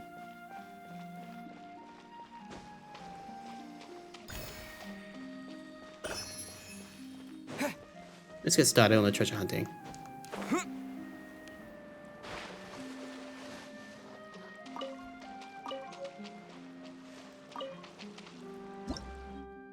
Auriform detection crystals. This mystical crystal construct seems to have originally been designed to test the dampness of its surroundings, but it seems that they only detect its own dampness and react accordingly. In situations where it is continually affected by hydro, maybe something nice and unexpected will occur.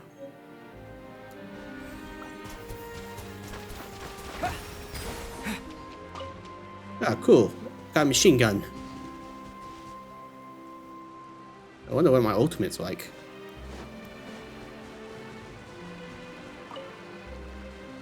Oh, I'm supposed to move it.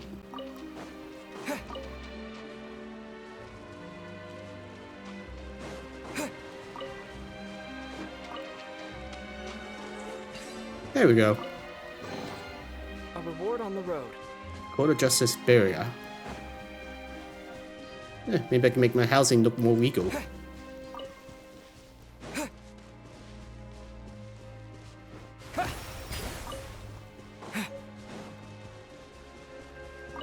That's a giant bird.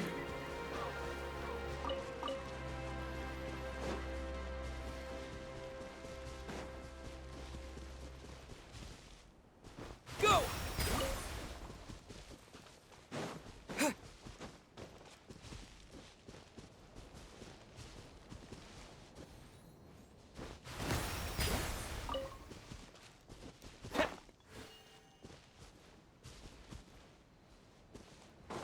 One.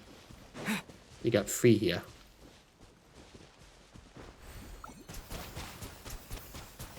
Go!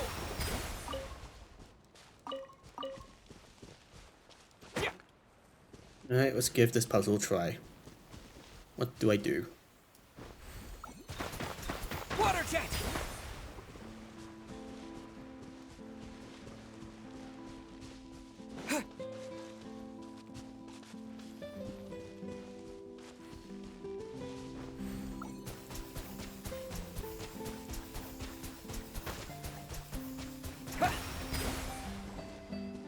That's convenient, I can shoot infinitely. 1. Then there was 3 here. That's strange. Wouldn't there be like a second flower somewhere?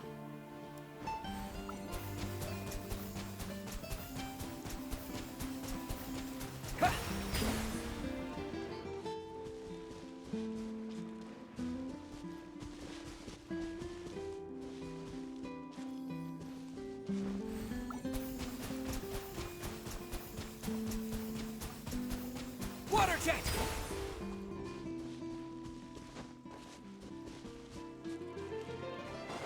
Am I missing one?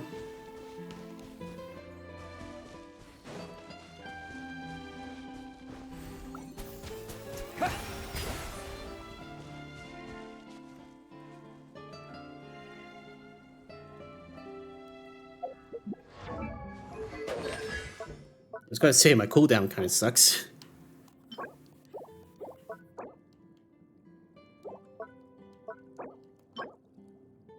All crystals obtained from defeating fermenter aberrants.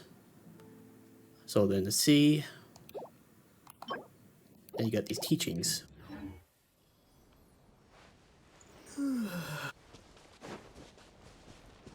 Oh, 3 of them are glowing. Where's the lava one?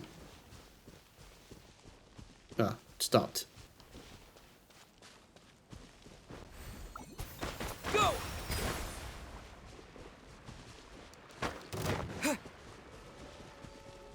Yeah, worry about it later. Power that ended high shots! Water jet!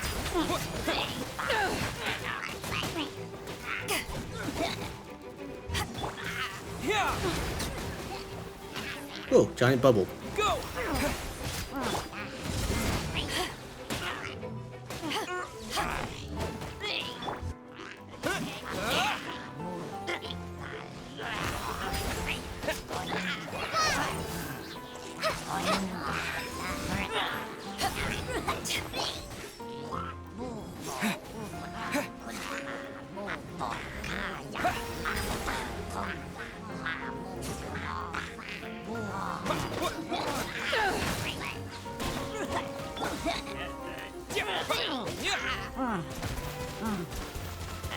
Go!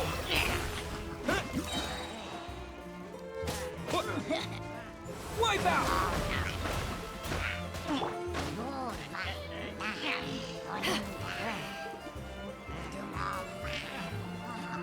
Come on, summon your rain crowd.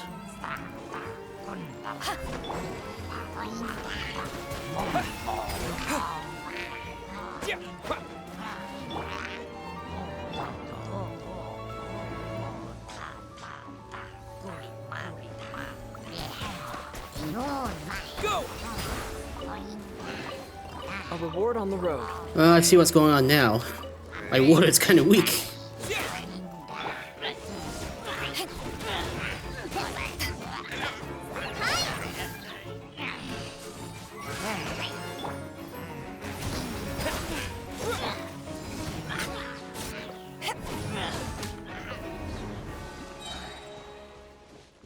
That chest done. And now solve this one. Water jet!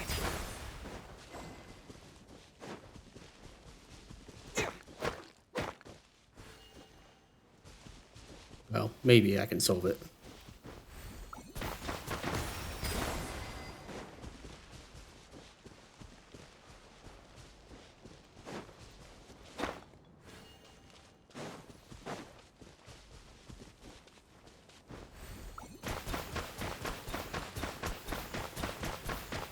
Water jet!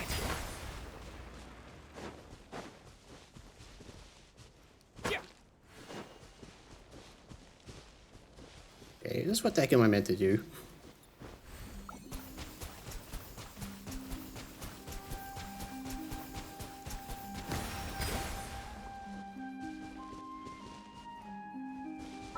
Let's switch characters for a second.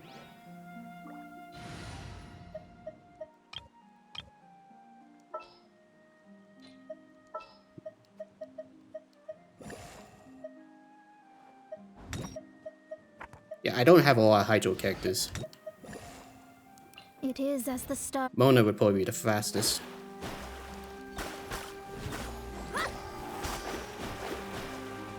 Shadows of fate.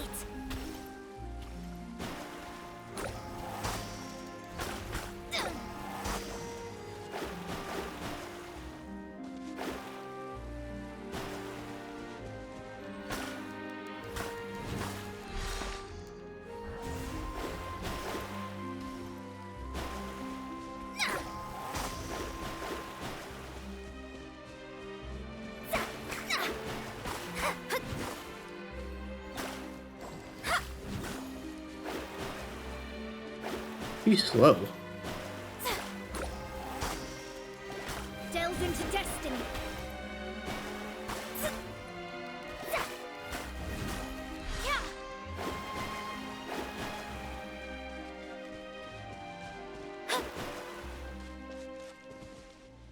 There must be something to this.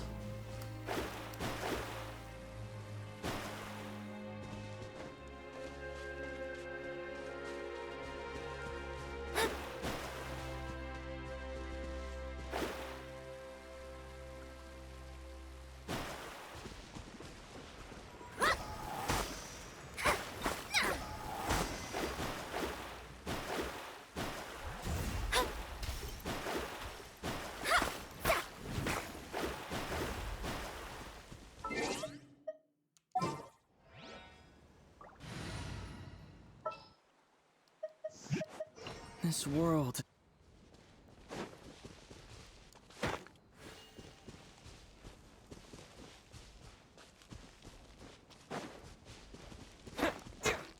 Water jet! Kind of like it charges up partly instead of fully.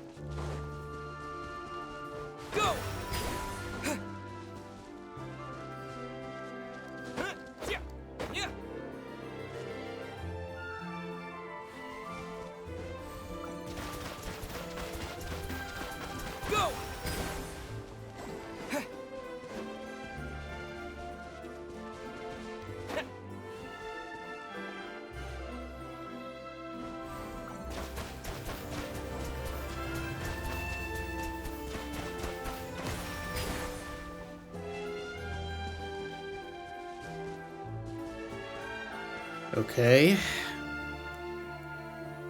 Maybe I'm thinking about this wrong. Water jet!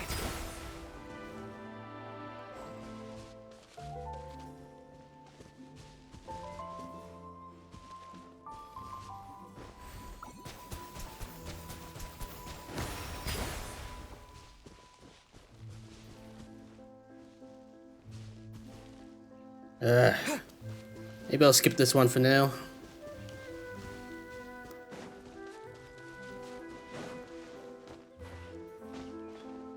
I'm not sure what the heck I'm supposed to be doing there.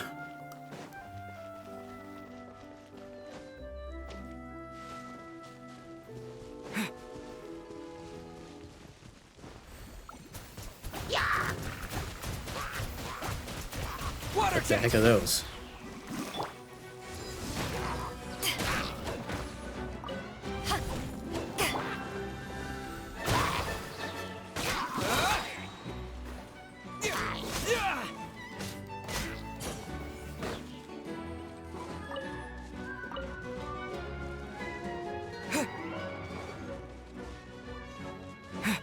A lot of digging spots.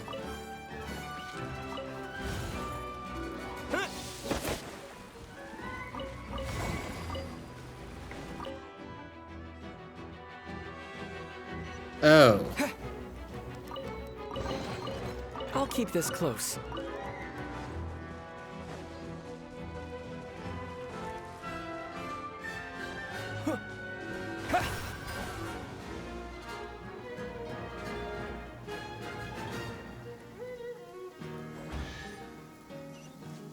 Okay, Simon Vane. A reward on the road. Go! What? Aiming needs work. Cross over! Phew! Oh, heal the traveler.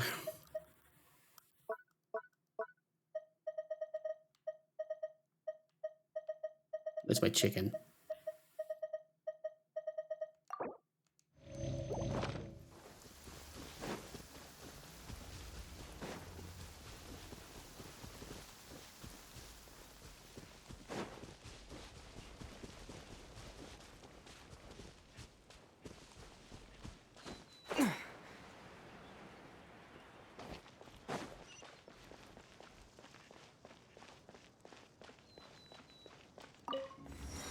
Sweet.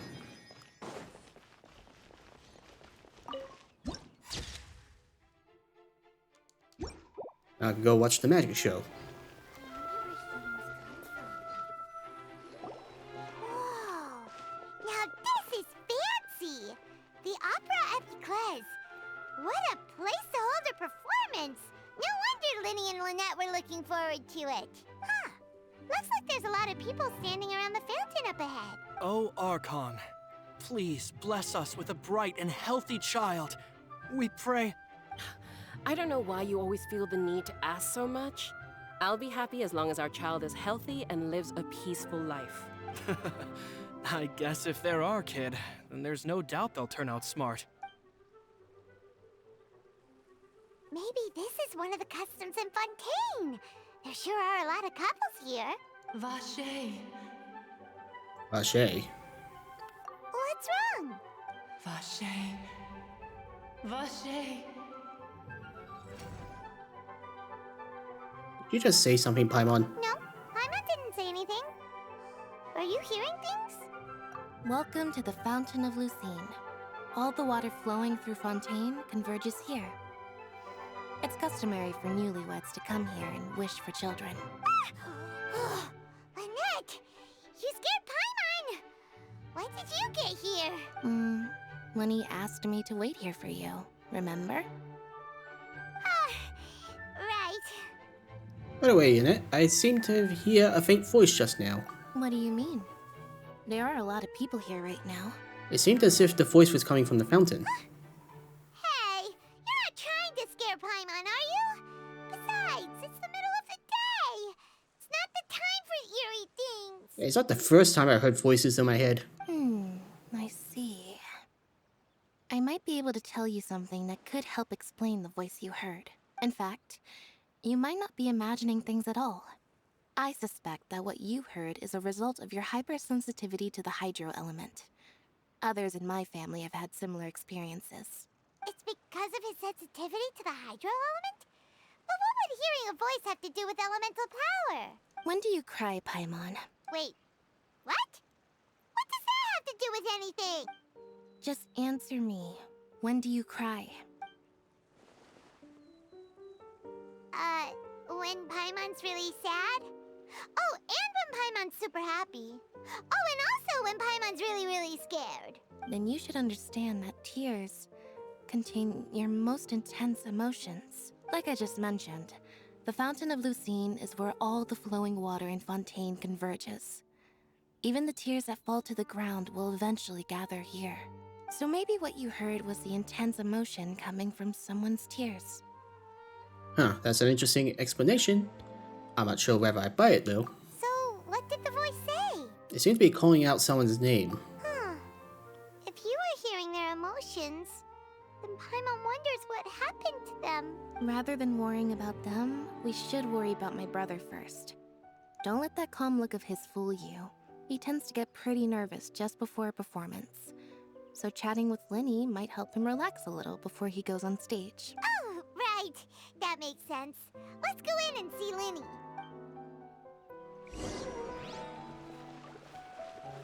There's a hydro thing around here. Offering to the fountain of your scene. Offer the hydro sigils. Alright.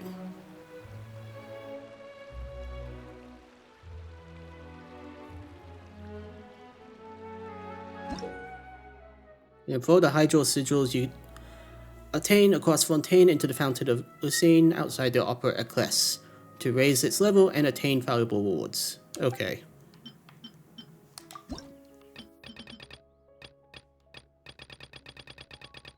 Good lord. 50 levels. That's gonna be a challenge. I still haven't completed the other ones either.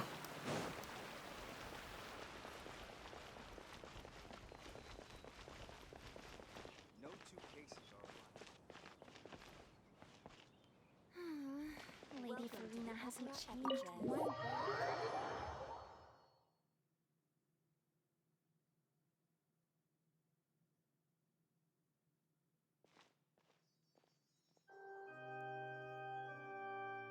That sounds ominous. Traveler in Paimon, good to see you. I knew you two would come. Are you kidding? We wouldn't miss it for the world. We've been looking forward to it. I can tell, judging by how early you've arrived. But you're actually right on time. The audience still hasn't started entering the venue yet, which means now is the perfect chance for us to take you to the best seats in the house.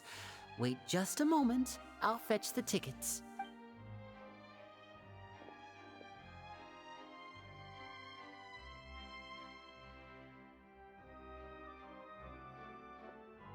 The Opera House has assigned seating, so you always have to make reservations. I've already reserved your seats, and here are your tickets. Ooh, front row seats! Thanks, Linny!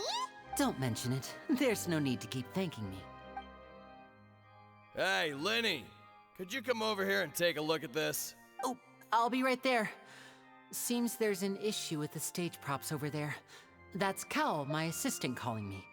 I'll go lend him a hand. Let's get busy. Yeah, we'll just go to our seats. You go ahead, Linny. Alright, time to go to the seats then. I wonder if there's anything upstairs though.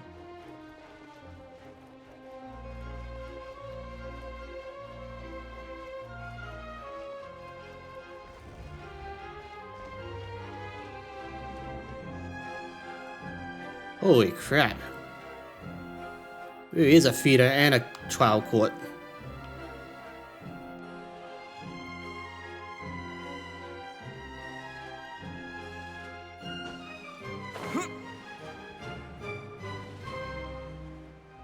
And who's there?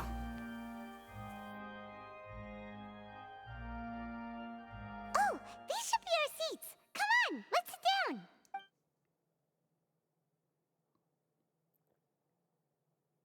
And you're not sitting.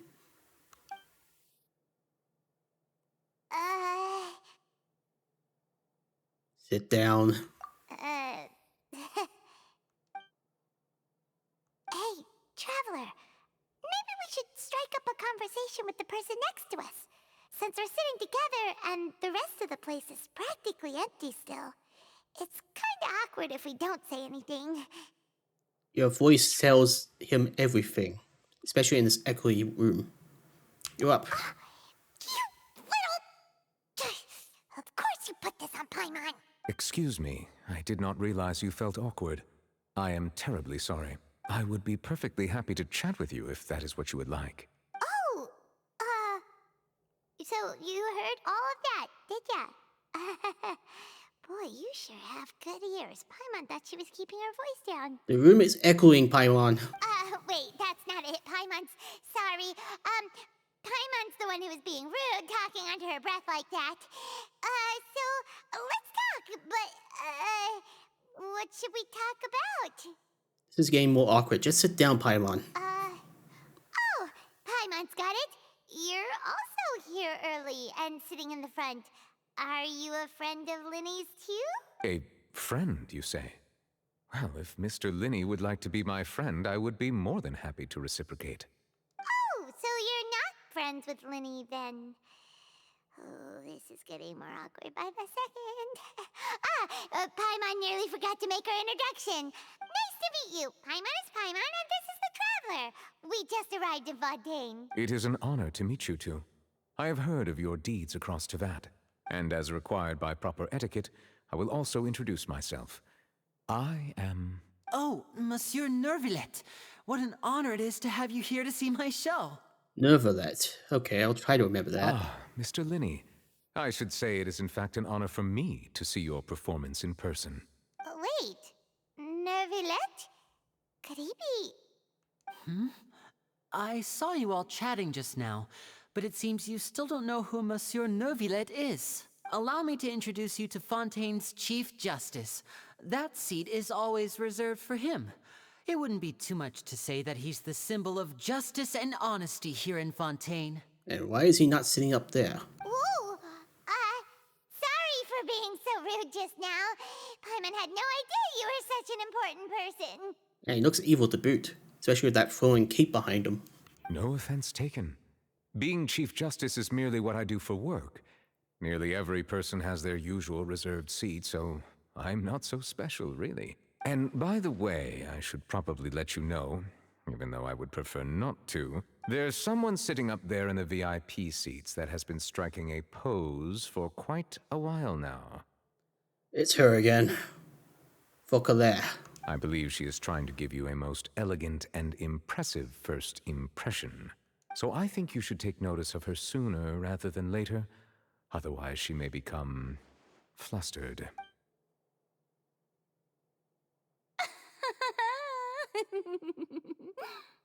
Huh? Oh, it's Farina, the Hydro Archon. Huh. She sure has a smug and satisfied look on her face. Guess she has no idea that you saw right through her act. I think we might have fallen into a trap. Very good. That is for the best. No need to pay her any more attention. We may now enjoy the show. Huh? So is this what things are like between the Chief Justice and the Hydro Archon? All right, please wait just a moment longer. I've pretty much finished my preparations, and the performance will start as soon as the audience has made their way to their seats. Yay! The show's finally about to start! Paimon can hardly wait! Paimon's never seen a real live magic show before!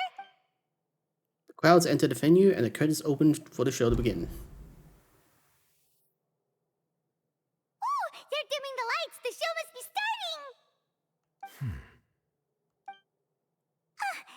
Sorry.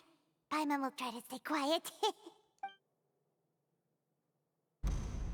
Welcome, one and all, to the Opera Epiclese. I am the star of today's show, Linny. And over here is my sister, Lynette, who will be working as my wonderful assistant. Please, let's give her a warm welcome. Hello, everyone. I know she may seem to be a little sleepy right now, but that's just a sign that she's nervous. Whatever. Now, some of you may be thinking, two vision holders who can freely manipulate elemental powers performing magic is not true magic at all. So, I would like to take a moment to assure you that elemental powers will have nothing to do with what you will witness on the stage today.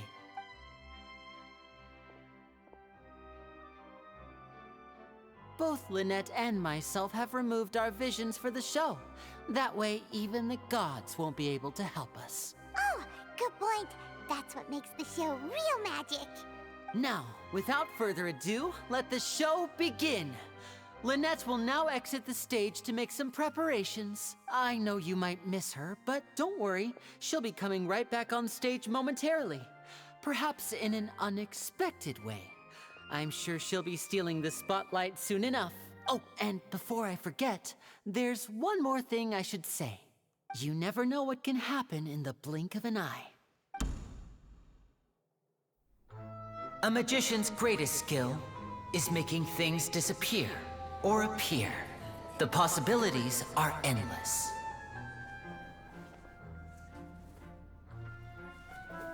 Huh?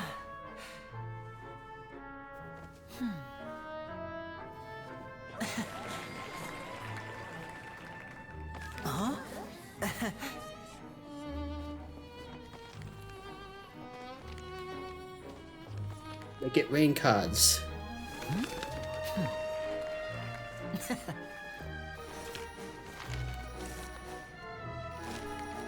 But this isn't what you came for. These little tricks, you've seen them all before. So it's time for something truly extraordinary, don't you think? This one's a little tricky.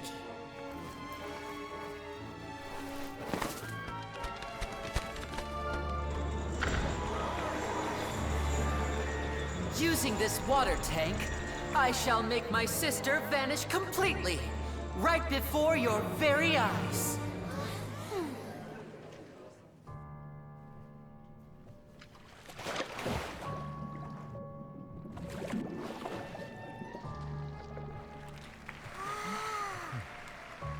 It's actually quite simple. She'll just turn into air bubbles and float right out of the top.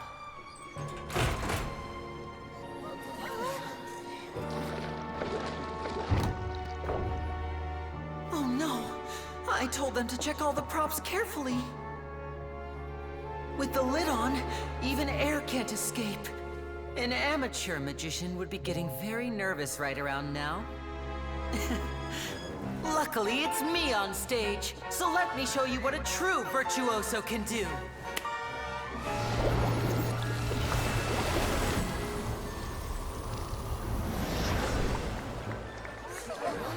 Okay. Lynette, are you still there? Don't go too far. We don't want to use up all our magic. Hi, I'm back. Uh-huh.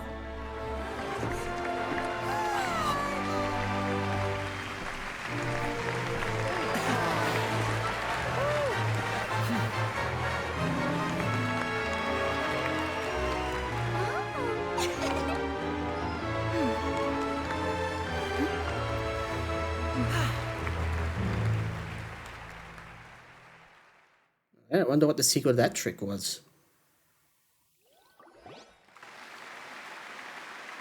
Whoa! What in the world just happened? How did he do that? Paimon didn't see him do anything! Wasn't Lynette inside the water tank? How did she disappear and then reappear out of nowhere? What a show. If we could see easily through his tricks, then that would mean that his skills are still lacking. To appreciate magic, you should focus on the show happening on stage, rather than getting caught up in trying to see that which has been intentionally hidden. Guess you're right. Paimon couldn't believe her eyes when Lynette reappeared. Amazing! Thank you everyone. I'm glad you enjoyed that performance. But our magical journey has only just begun. I've prepared even more astonishing surprises for everyone here. The magic of transformation and disappearance can go far beyond what you've just seen.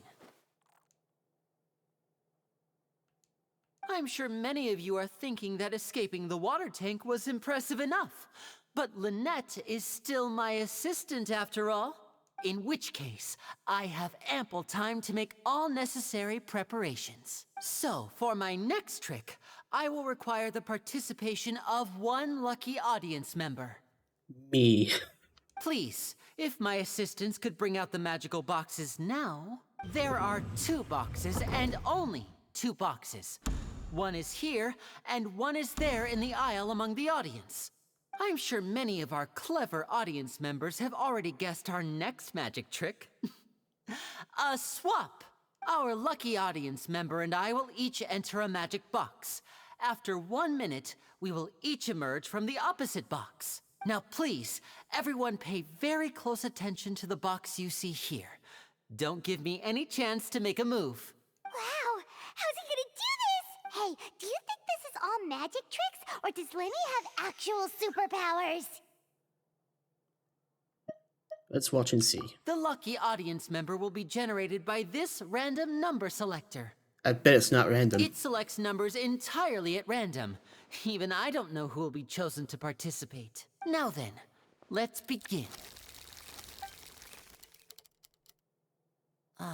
Let me see. Oh, row 7, seat 3. Congratulations! You now have the chance to experience magic firsthand for an entire minute. Please, come forward. My assistant will take you beside the magic box. I guess not me then. I'm sorry, it might be a little cramped inside, but no need to feel nervous. We've carefully arranged everything for you to be as comfortable as possible. You don't need to do anything, but no matter what strange things may happen, don't come out of the box. If the magic is interrupted, who knows where you might end up? You might even find yourself in the Fortress of Meropide. Oh, okay. All right. Before I enter the magic box, there is one more thing I need to ask the audience to do. Could you all give me a countdown? Like this. 60, 59, 58. Just keep counting down. You can go a little faster or slower if you like. I won't be able to see anything in the pitch black box, so I'll be relying on your voices to know when time is up. Oh, and no tricks now. If you quickly count from 60 in just 30 seconds, then I'll be in a tough spot. Ooh, Paimon kinda wants to count faster after hearing him say that. The whole crowd counting together, you couldn't even if you wanted to. No, that won't do. I can see it in your eyes. You still can't be trusted. Let's practice together. Come on, repeat after me. 60, 59, 58. 60, 59, 58! That's right, perfect. Keep it going. All right, I'll see you all on the other side once you've finished counting. 54, 53, 52? Why aren't you counting, Nervalet? I am counting in my head. I think things are exciting enough in here as it is. Merely a consequence of my identity and personality. Do not worry about me. Just enjoy the show. Oh, alright. You look so serious that Paimon thought you might be feeling uncomfortable or something. 40, 39, 38! Mr. Linney, are you all right in there? Is everything ready? Yes, I'm fine. I'm just double-checking the direction of the magic. It would be a disaster if we get sent to the wrong places. For example, mid-air right above the audience. Even though he's saying that, Lenny doesn't seem nervous at all. Maybe he's just supremely confident in his abilities. What was that noise? Did you hear it too? Maybe it was to divert our attention. Not sure. Anyway, it doesn't seem like anyone's worried about it. 25, 24, 23! What's wrong, Mr. Linney? I can still hear you moving in there. I seem to have accidentally knocked over a decoration. I'm trying to fix it, but it's pitch black in here. I can't tell left from right. Never mind the decorations. There's no time for that. The show is what's important. No, that's unacceptable. I want my show to be perfect. Don't worry, we still have 20 seconds. Hear them counting? 19, 18, 17! This is getting a little awkward. It seems things aren't quite going as planned. I apologize, everyone. It feels like you're all starting to count faster, but that's all right. I know it can be tiring to do such a long countdown. 10 seconds and change is still plenty of time. 10! Almost there now. Swapping two people is harder work than you might think. Even a master magician like me can't guarantee I'll get it right the first time. Hey, wait! Is this the back one? I can't tell. They both look the same inside. Huh? No, that's not it. I'll try again. 7! Hey, slow down! Honestly! 5! 4! 3! Whoops! That doesn't count! 0!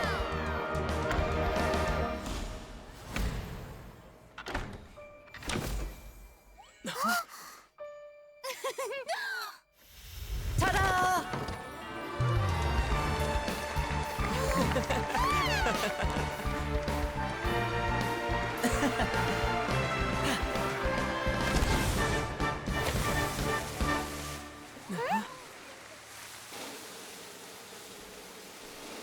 I said something wrong.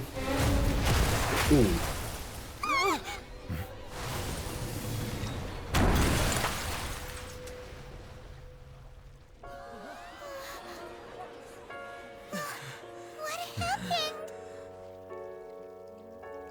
He's dead. But is the girl dead too?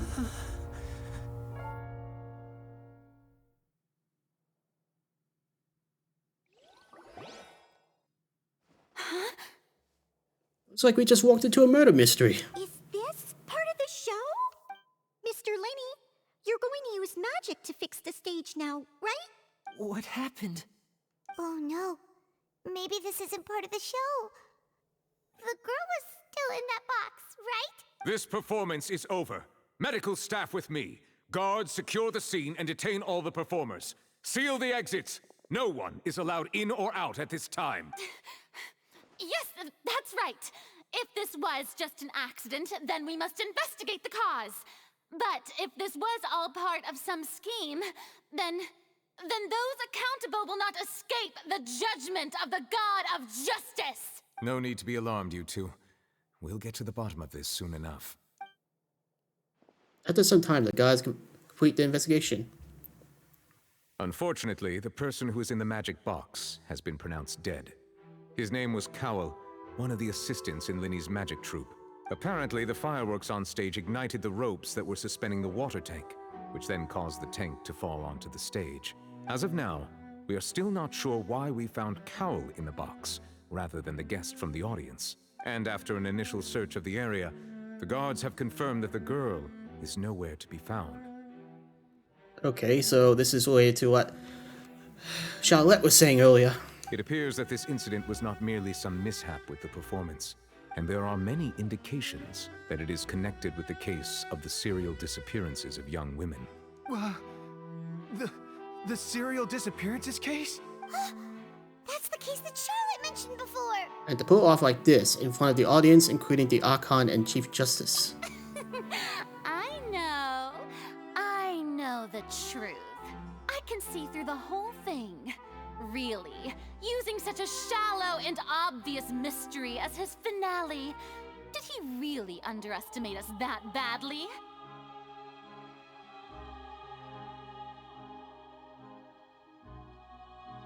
Wow, that's some eerie music. I say that our powerful magician, Mr. Lenny, is now the prime suspect for the serial disappearances case. Huh? Why me? This whole thing was an accident. Oh, this all occurred during your magic show, did it not? The missing girl disappeared after being chosen, did she not? The deceased is one of your assistants, is he not? Someone call Ace Attorney. Or Yanfi. Now that I think about it, that whole speech about magicians making things disappear was nothing more than a provocation, a bald-faced challenge. That can't be right. How can Lenny do this? He was in the box on the stage the entire time. We could even hear his voice. Besides, before the show, he told us that he would like to catch the criminal behind the disappearances. He couldn't possibly mean catching himself. It's hard to believe all this happened during the show. Save discussion for a later time, please. Lady Farina, may I assume that your comments just now constitute an accusation against Mr. Lenny and his associates, and that you are pressing charges? I think that he... Well, I think it might be a little early to talk about formally pressing charges. What kind of god of justice are you? But what Lady Farina said just now makes perfect sense. Looks like she's gonna personally deliver justice. A kidnapping and murder carried out under the cover of a magic show. Lady Farina said it all. I mean, of course, my dear people. But what excites me even more than the obvious truth before our eyes is the opponent I'll be facing. That's right. I mean you, Traveler. You'll support Lenny, won't you? After all, he was the one who helped you the first time we met. I trust him. Then there's no problem at all.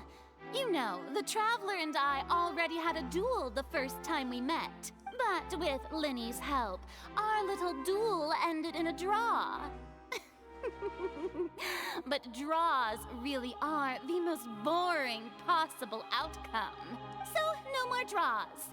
Between the two of us, there must be a clear winner and loser. And what better place to hold such a riveting showdown and decide the true victor than here, on the grandest of stages, the Opera Epiclese. So you're gonna be the prosecutor to my defense attorney? It wasn't a draw.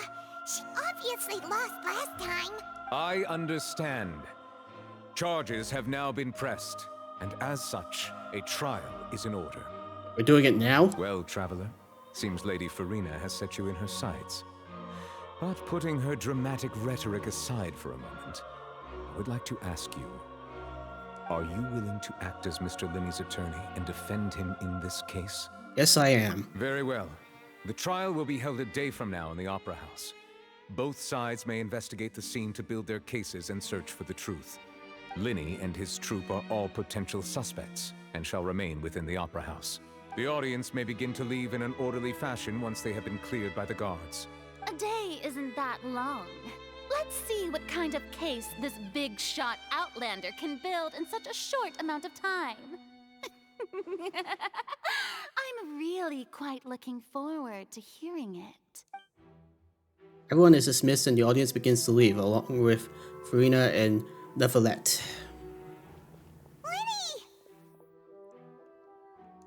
Sorry about everything that happened just now. Were you frightened? Of course! Who wouldn't be scared after witnessing an accident like that? Yeah, I'm a little shaken up myself. How could this happen? And poor Cal. Don't worry, Lene. I can personally defend you. I played a lot of Ace Attorney. I'm perfectly qualified. I know you already claimed that you would defend me, but now it's just us talking. Tell me, do you think I could possibly be the murderer? No. Good to hear. Thank you so much for trusting me. But your sister at the moment is suspect. I'm sure everyone sees me as the biggest suspect at this point. But if you ask me, the whole thing is mysteries layered upon mysteries, such that all that's left is confusion. I don't know whether what happened there on the stage was purely an accident or not. And I don't know why poor Cal was in the box. As for how that girl chosen from the audience could suddenly disappear, I'm afraid I don't have any answers either. If someone tampered with my performance, then we need to figure out what they did. Reveal to me your secrets. Even a skilled and knowledgeable magician like myself couldn't pull all that off in just 1 minute. Yes, it is very strange, but there's no denying what happened. Which is precisely why we need to investigate. As this book says, the impossible could not have happened. Whatever happened must have been that which is possible. You look ugly with that mustache. Where'd you get those glasses? Paimon bought them when we were reading at the bookshop in the city earlier. Pretty cool, huh? Don't worry, Paimon used her own savings to buy them. It wasn't from our travel funds. Better not have been. I think they look cute on you, Paimon. You have good taste, Lynette. That's the right attitude. Feeling depressed isn't going to help me now. I need to get back to my normal self. But with the guards watching our every move, it's going to be especially difficult for Lynette and I to prove our own innocence. It's true that needs to prove to your innocence. Good thing you agreed to be our attorneys. Thanks for that. We'll be counting on you. Yes, thank you so much. I won't let you down. Yeah, just leave it to us. Oh, since we're going to start investigating, Paimon has a question first. Where did Lynette go during the performance? Ah, well, I'm afraid that would involve some of our essential trade secrets as magicians. Don't pull that crap. How am I going to defend you if you don't tell me? The secrets behind our magic are past saving, Linny. I suppose you're right. The truth behind our tricks is going to be important evidence that will be weighted during the trial. 'Tis truly a pity. As a magician, our magic show is a work of art. We've poured countless hours and spared no effort in perfecting it. But if revealing our secrets will help you uncover the truth behind what happened, then it will be well worth it. We should go somewhere else if we're going to discuss our magic tricks. We'll go speak with the guards, and in the meantime, you can go investigate the stage and the seating areas. Alright, let's go have a look while the investigation teams are still here. Detective Paimon is on the case! I better not be Watson. Hello, officer. How's the investigation going? Renee and Lynette's attorneys. Ah, I see. You must be the traveler that Lady Farina mentioned. Listen, I'll be perfectly honest with you. I'd avoid getting mixed up in this whirlpool of a mess if I were you. Huh? What do you mean? Come with me and you'll see. The deceased is one of Linny's assistants, named Cal. Even though he hadn't joined the troupe long, he was hardworking and everyone generally liked him. The assistants are usually in charge of setting up and inspecting the props, as well as assisting with the show and keeping the crowd engaged. As you probably saw when you were in the audience, the water tank suddenly fell and smashed the box with Cowl inside it. Wasn't the girl supposed to be in there? This is the real mystery. We've already searched the scene and were unable to find any traces of the girl. However, if you look carefully, the box was positioned directly under the water tank. The ropes holding the tank were then burned by the pyrotechnics on stage, causing them to snap. All these factors lining up so perfectly makes it hard to see this as a mere accident. If anything, the more logical explanation is that the whole incident was intentionally planned, and Linny is the most likely person to have access to all these areas. But he doesn't have a motive! Are you both good friends of his? Well, we only just met today. Well, you can't say we're good friends, but we've known each other for a little while. So in just a short time, he was not only able to win your trust, but even convince you to act as his attorneys. I know there's we're no good such friends. thing as magic. The real trick of a magician is holding the audience in the palm of their hand. I've seen a lot of cases, and I can tell you that people are the least reliable kind of evidence. People can also be the most reliable evidence. Sorry, I tend to be pretty straightforward. Just know that I'm warning you for your own good. Anyway, you may investigate the scene of the crime yourselves if you're curious. Who knows, maybe you'll be able to come up with some new evidence. You can use the case record to... this is an ace attorney. Confirm your current evidence and clue collection situation and sorts case-related information. You can check as yet undiscovered evidence and clues in the case record, then investigate the corresponding area to locate them. Use the perception skill to find evidence and clues that can be investigated within a certain radius around yourself. This will advance your overall progress. Guardian's investigation report. The investigation from the Guardians indicate that the fireworks launched at the tail end of the magic performance set the rope dangling the water tank alight, causing the tank to fall and kill Caldwell, who is within it. It seems evident that Lene is the likeliest user of the prop to commit a crime. However, the reason for the victim being Coel and the reason for the chosen lady's disappearance remains mysterious. The deceased of one of Lanny's assistants named Coel. He was well trusted by all his colleagues. His job was setting up and inspecting the props, as well as assisting with the show and keeping the crowd engaged. Okay. This is where the magic box was stuck. If Coel wasn't inside the box at the moment, he might dodge the falling water tank.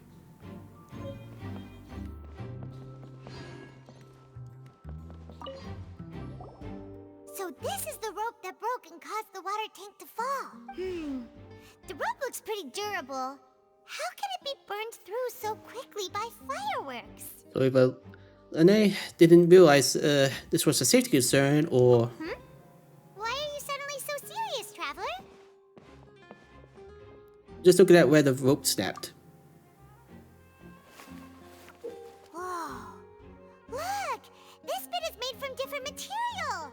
Most of it was burned away, but there's still a little bit of it left.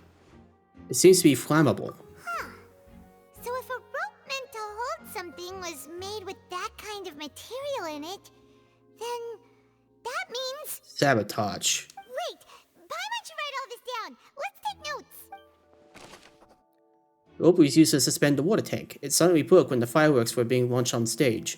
The investigation has shown that the location where the rope snapped was made of flammable material. I doubt a real magician would make that kind of mistake. Okay. Hello there. What are you investigating? Oh, this location has also been cordoned off because the Magic Troop members are currently considered prime suspects. The investigation team is still collecting evidence. The seats were all booked in advance, so we were able to deduce the missing woman's identity by checking the guest list. Could you tell us who she is? Sure. It's not like this is confidential information. We will publish it later anyway when we petition the public to help us find the missing person. Her name is Halsey. She's a painter from Fontaine who's made a bit of a name for herself. Apparently, she wasn't a regular at the Opera House, but she'd been feeling some pressure with her work lately, which made her decide to come see the magic show. The Magic Troop members all claim not to know her. We have looked into her social connections. It seems that she has no personal grievances or conflicts of interest with the suspects. Simply put, she wasn't related to the Magic Troop at all, which matches the features of the previous serial disappearances. Were the victims of previous cases also chosen at random? That's how it seems to us, in any case. Apart from the fact that they were all young women of around the same age range, there really weren't any other connections between them. Okay then. Thanks for letting us know all this. No need to be so formal. If you do happen to see the missing girl, please be sure to contact us. It is of utmost importance that we get to the bottom of these disappearances. Information about the missing lady's identity. Halsey is a missing person. She's a famous painter and came to watch the magic show in order to take a break from her own creative work. She isn't known to have been entangled in quarrels with any of the members of Renee's magic troupe. Okay.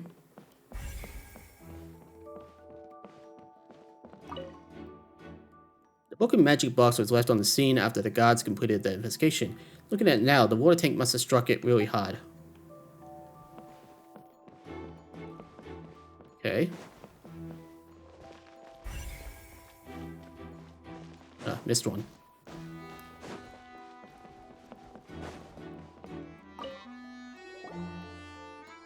The investigation team has some new findings. Turns out there's an issue with the random number selector after all. See, I told you.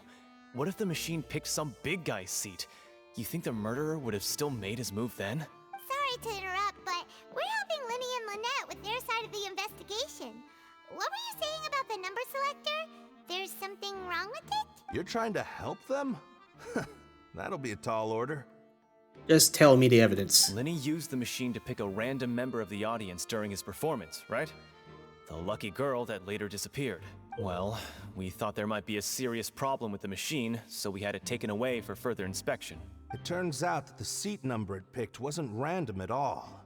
The machine picks that same number every time. I'm sure you already know that you have to make a reservation in advance to get a seat, regardless of whether it's a trial or some performance. In other words, Linny knew who would be sitting where from the very beginning.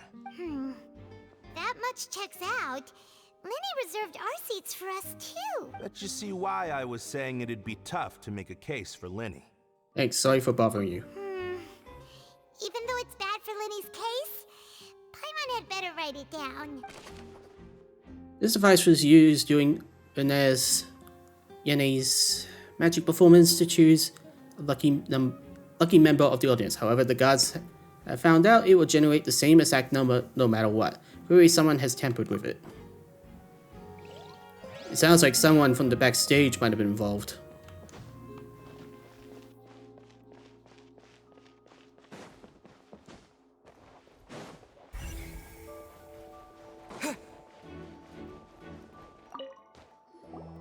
I see that you're investigating the area. Well, it just so happens that I'm interested too. If you find any new and interesting leads, be sure to share them with me, alright? Why would I do that? We don't have too many thoughts yet. Then why don't I tell you my hypothesis first? The way I see it. And I'll start it with that loud thud. Hey, you can't steal my job. The thud? Oh, you mean the sound that happened during the countdown? Yes, exactly. It wasn't terribly loud, but I suspect that most people heard it. It's just that everyone was awaiting the results of Linny's trick with bated breath, so no one paid it much mind. But now that the incident has happened, the thud has become an important clue. That makes sense. So, what do you make of it? I'm of the opinion that it may have been the sound of Linny's accomplice. Lynette, perhaps. Jumping atop the water tank, or something like that. And when the pyrotechnics went off, she cut the rope, sending the water tank crashing down. But wasn't the noise we heard too loud for that? Perhaps the balance wasn't right, leading to a particularly rough landing. Then wouldn't the water tank have started to swing a bit in that case? Oh, that's true. I suppose I must reconsider. That does remind Paimon, though. What was with that sound? Strange sound during the magic show. During the switching performance, there was an audible thump that many audience members heard.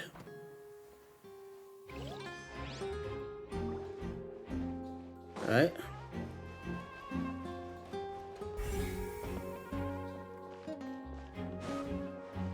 Will I talk to them? I guess I should examine this. It looks like an ordinary box, but Lynette somehow moved instantly from the stage to being inside of it. How did he do it?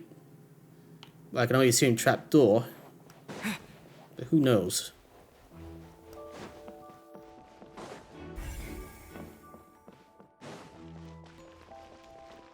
Lenny's still talking to the guards.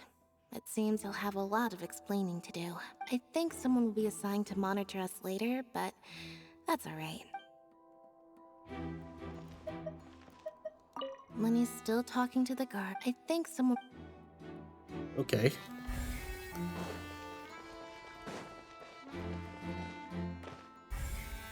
Interesting.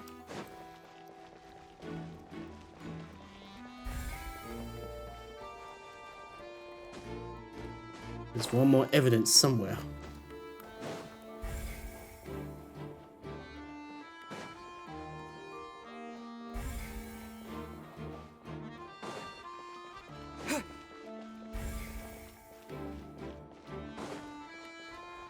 Oh wait, maybe I could leave and go to the top or something. I'm surprised I'm not going backstage.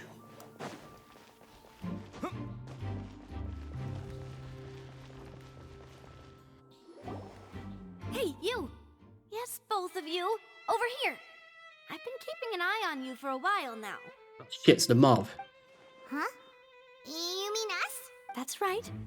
If I'm not mistaken, you're also among those who wish to cut down the thorns and pursue the truth. No? And by the looks of it, you're not from Fontaine. Well, you're right on the mark about that one, but who are you?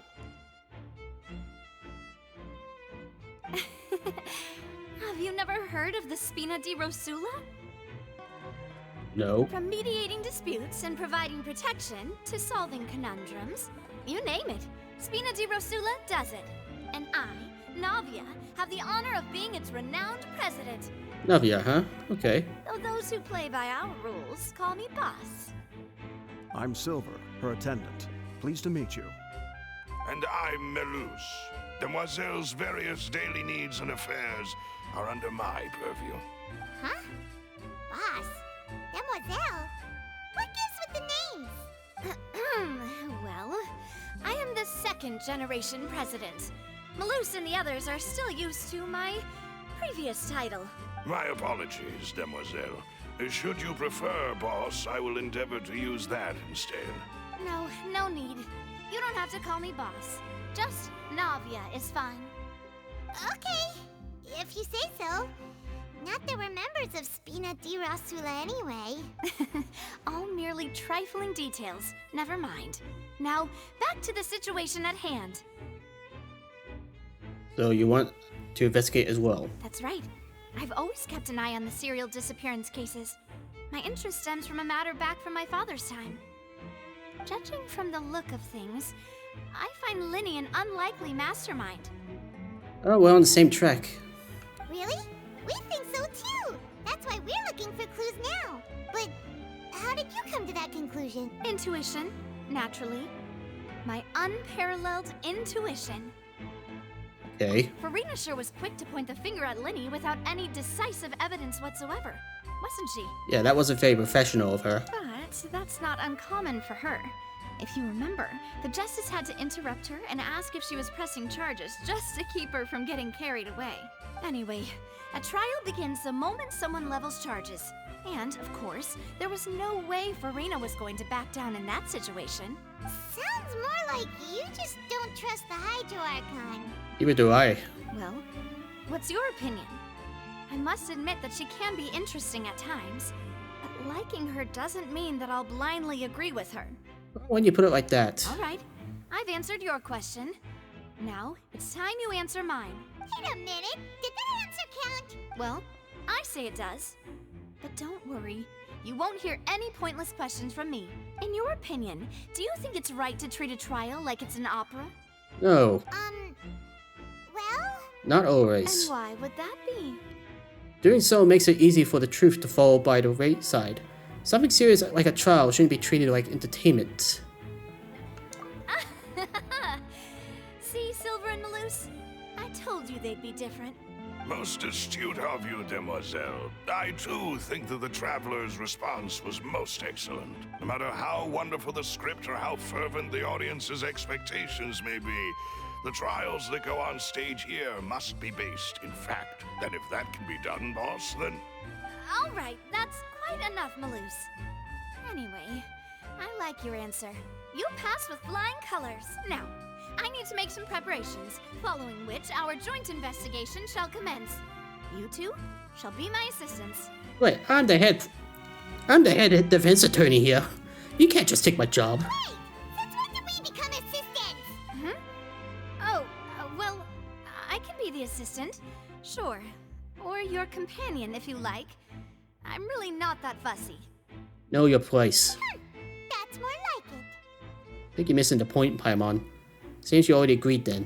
Far be it from me to brag, but I believe that Demoiselle's intuition will be instrumental in uncovering the truth. You wish to save a friend from false accusations, and we wish to unravel the disappearances. In this sense, our goals are aligned. You have a point. You're quite the talker, aren't you, mister? And what about you over there? What do you think? You seem like you've got something on your mind. I have nothing to add. Oh, alrighty then. We'll be making some preparations first. Just be sure to let us know if they start revealing Linny's tricks. Thanks! Right. Speaking of that, I think magic shows would be very popular in Poisson. I can see that. Maybe I should try to learn some magic. If I could make things disappear, cleaning my room would be a cinch. You need not worry about such things, demoiselle. That falls under my duties. Oh, right. Hello, Silver Speaking the of Hedgehog. that, I think magic shows would be very popular in Poisson. I can see that. Maybe I should try to learn some magic. If I could make things disappear, cleaning my room would be a cinch. You need not worry about such things, demoiselle. That falls... Oh. Alright.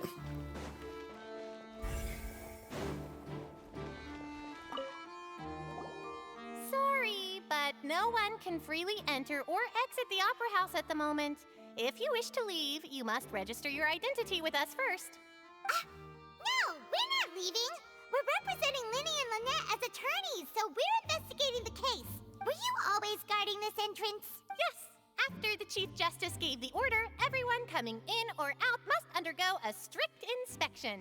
So, the missing girl couldn't have left from here. At least, not from that point on. I doubt there was much opportunity then, either. How can you be so sure, Well, because I was in charge of security near the entrance at that time. I couldn't see Linny's performance from here, which was quite a shame. Just my luck. But still, I did not abandon my post, and I stayed put no matter how loud the applause was.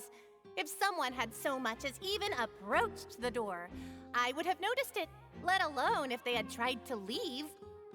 We Melusines are good at that sort of thing, you know. You know, I really want to take a picture of you. So, it's safe to say the girl couldn't have left through here. Alright, thank you for your help. This'll be useful info. How come you guys seem to only exist in Fontaine? Entrances and exits to the Opera House. No one left the Opera House during the magic show, and after the incident happened, only those who had their identities cleared by the gods could leave. We've checked everything of note here at the performance venue. Paimon wonders how Linny's discussion with the guards is going. Let's go see, shall we? Ooh, things are getting interesting, huh? We're about to see how magic is made. Oh. I guess they took off the option.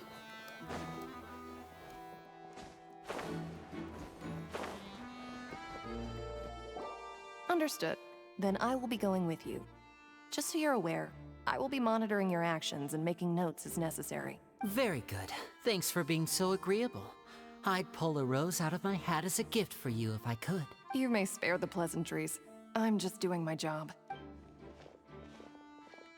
You've arrived. Who's this? Me? I'm Spina di Rosula's guardian angel. If you've got a problem, I've got the firepower.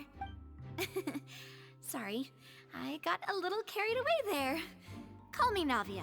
I'm a partner of theirs, and will be helping investigate this whole situation. And these are my companions. Would you mind if they join as well? Fine by me. Oh, new helpers? I would be most grateful. Well, let's just say we're tagging along. It's not every day you get to see the secrets behind magic performed on such a large scale. I appreciate your kind interest. Come with me. We'll be heading below stage. Oh, below stage. Huh? Below stage? Yes, a world of secrets is hidden beneath this magic box, prepared specifically for this switcheroo trick. But before I reveal everything, you should have a look first. Notice anything strange here?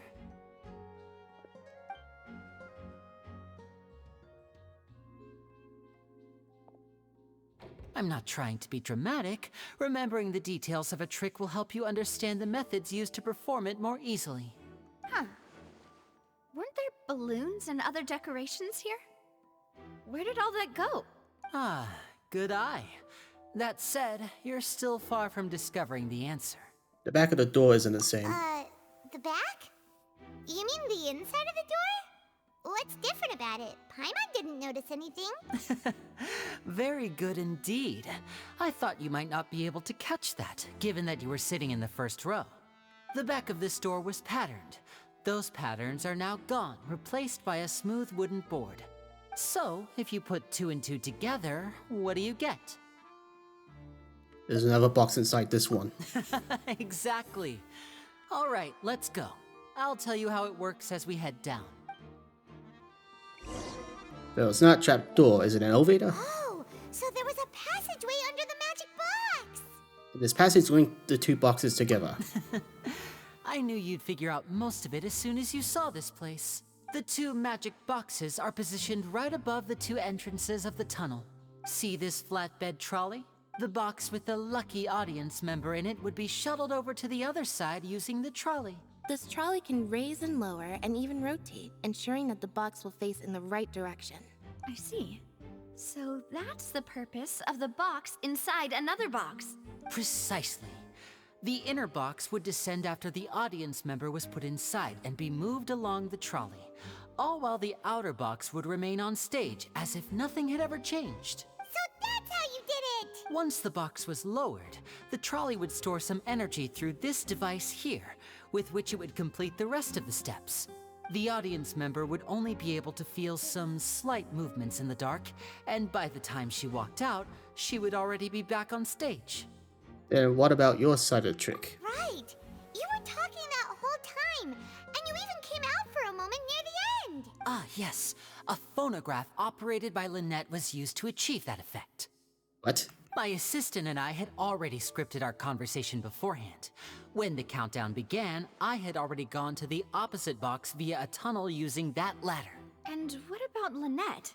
Where was she? I was in the mezzanine space in the back of the box. Oh, interesting! That's how we were able to coordinate Linny's lines with the assistant. And by the way, I was the one who walked out of the box at the end. Oh, so you dressed up like him. I mean, we are twins. All it takes is a change of clothes and no one can tell who's who. I mean, there's still hair and cat ears. And that's my favorite part of this trick. Only Lynette and I can perform it. So that's how it all worked! Wow! Every detail you revealed was more amazing than the last! I can tell a lot of thought was put into this. Lynette would briefly walk out of the box and then go back in, jumping into the tunnel and escaping before the box on the trolley could finish ascending. And then I walk out of the other box in the audience area, and the trick would be complete. The operative word here being would. But as you saw, Cal was in the box, not our audience member. She, on the other hand, mysteriously vanished. We really don't know how that happened. If not for that interlude, this would have been an astonishing trick. I probably never would have figured out how you pulled it off. And yet, to think that someone was able to use this magic trick to commit a crime. Could we have a look around? I think we can come up with some more leads. This is the scene of the crime, so Linny and Lynette are not permitted to stay here. I'll escort them back up. Yes, of course. No need to be so strict now. I won't disappear into thin air, you know. Thanks, everyone. We're counting on you. The magic trick. Lene gave a detailed account of how the trick was supposed to work. By using the box inside a box, the idea was for the box containing the audience member to be transported across via a tunnel underneath, and Lene himself would also use this tunnel to get to the other side. Meanwhile, having changed her outfit, Annette and her assistant would take charge of on-stage interactions. The magic box on stage has an additional layer to its rear, in which Annette, in Lene's clothes, remained hidden. She would appear at the end of the magic trick and lead people to believe that Lene has been able to instantly move to the box on the other side. The magic box at the center of the audience stands has two layers, and beneath it is an entrance to the underground tunnel. This is how the lucky audience member was meant to be transported without the audience noticing. Okay. So the question is still what happened to the audience member. There should be the control device for the trolley. It seems to be able to operate automatically. A ladder is required in order to return to the magic box above. It's clearly a step ladder. There, I said it. Huh. What's this?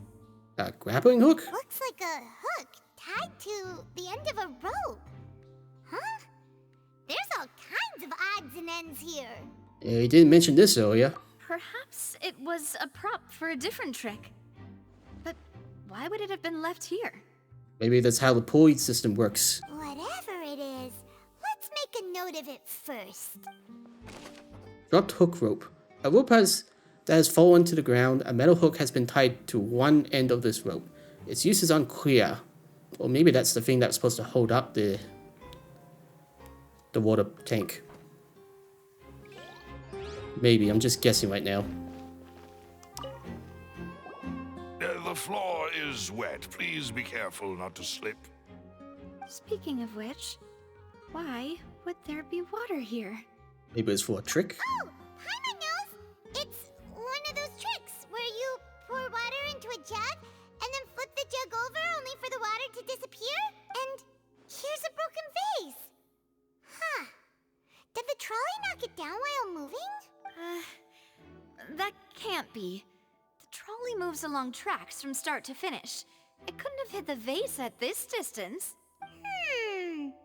Let's note this down too and think about it later. Broken flower face. There are many pieces of a broken flower face on one side of the tunnel. All the water within has been spilled. Judging from the distance, it seems unlikely that it was knocked over by the trolley meant to transport the magic box.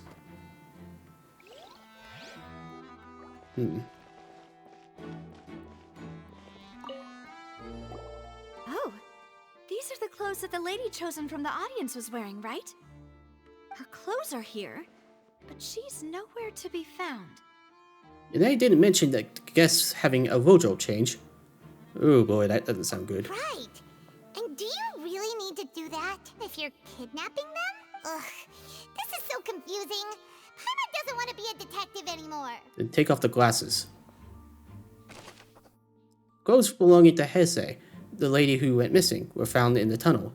The reason for this remains unknown. I can probably think of one reason. She wasn't kidnapped. My position is required to complete the magic show. The tracks are perfect for making the trolley stay on its designated course.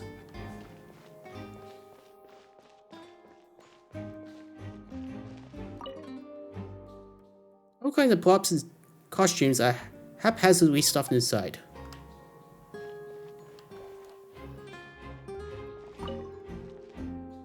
The trolley is crucial for transporting the magic box to the other side. The culprit must have used this to execute the plan. And there's an air vent? What is this place? Looks like a vent. It seems someone could fit through here. Could this have been the suspect's escape route? Alone, perhaps. But if they had to pull another person with them, the space would be too narrow. But there are no other ways in or out of here. Other than those that go through the magic boxes, and Yanei and the Let's were in the 2 magic boxes. Oh, you're right. Let Paimon write that down. The tunnel vent looks like it could allow one person passage, barely, but leaving along with the missing lady seems an unrealistic prospect. Alright, so it sounds like she got out of the box and went through the air vent. Why? Who knows? But she definitely changed outfits. Seems we're just about done investigating down here. Yes, let's head back up. In other words, right now my working theory is that she wasn't kidnapped. She just escaped. And I bet she could have been the murderer. Could have been.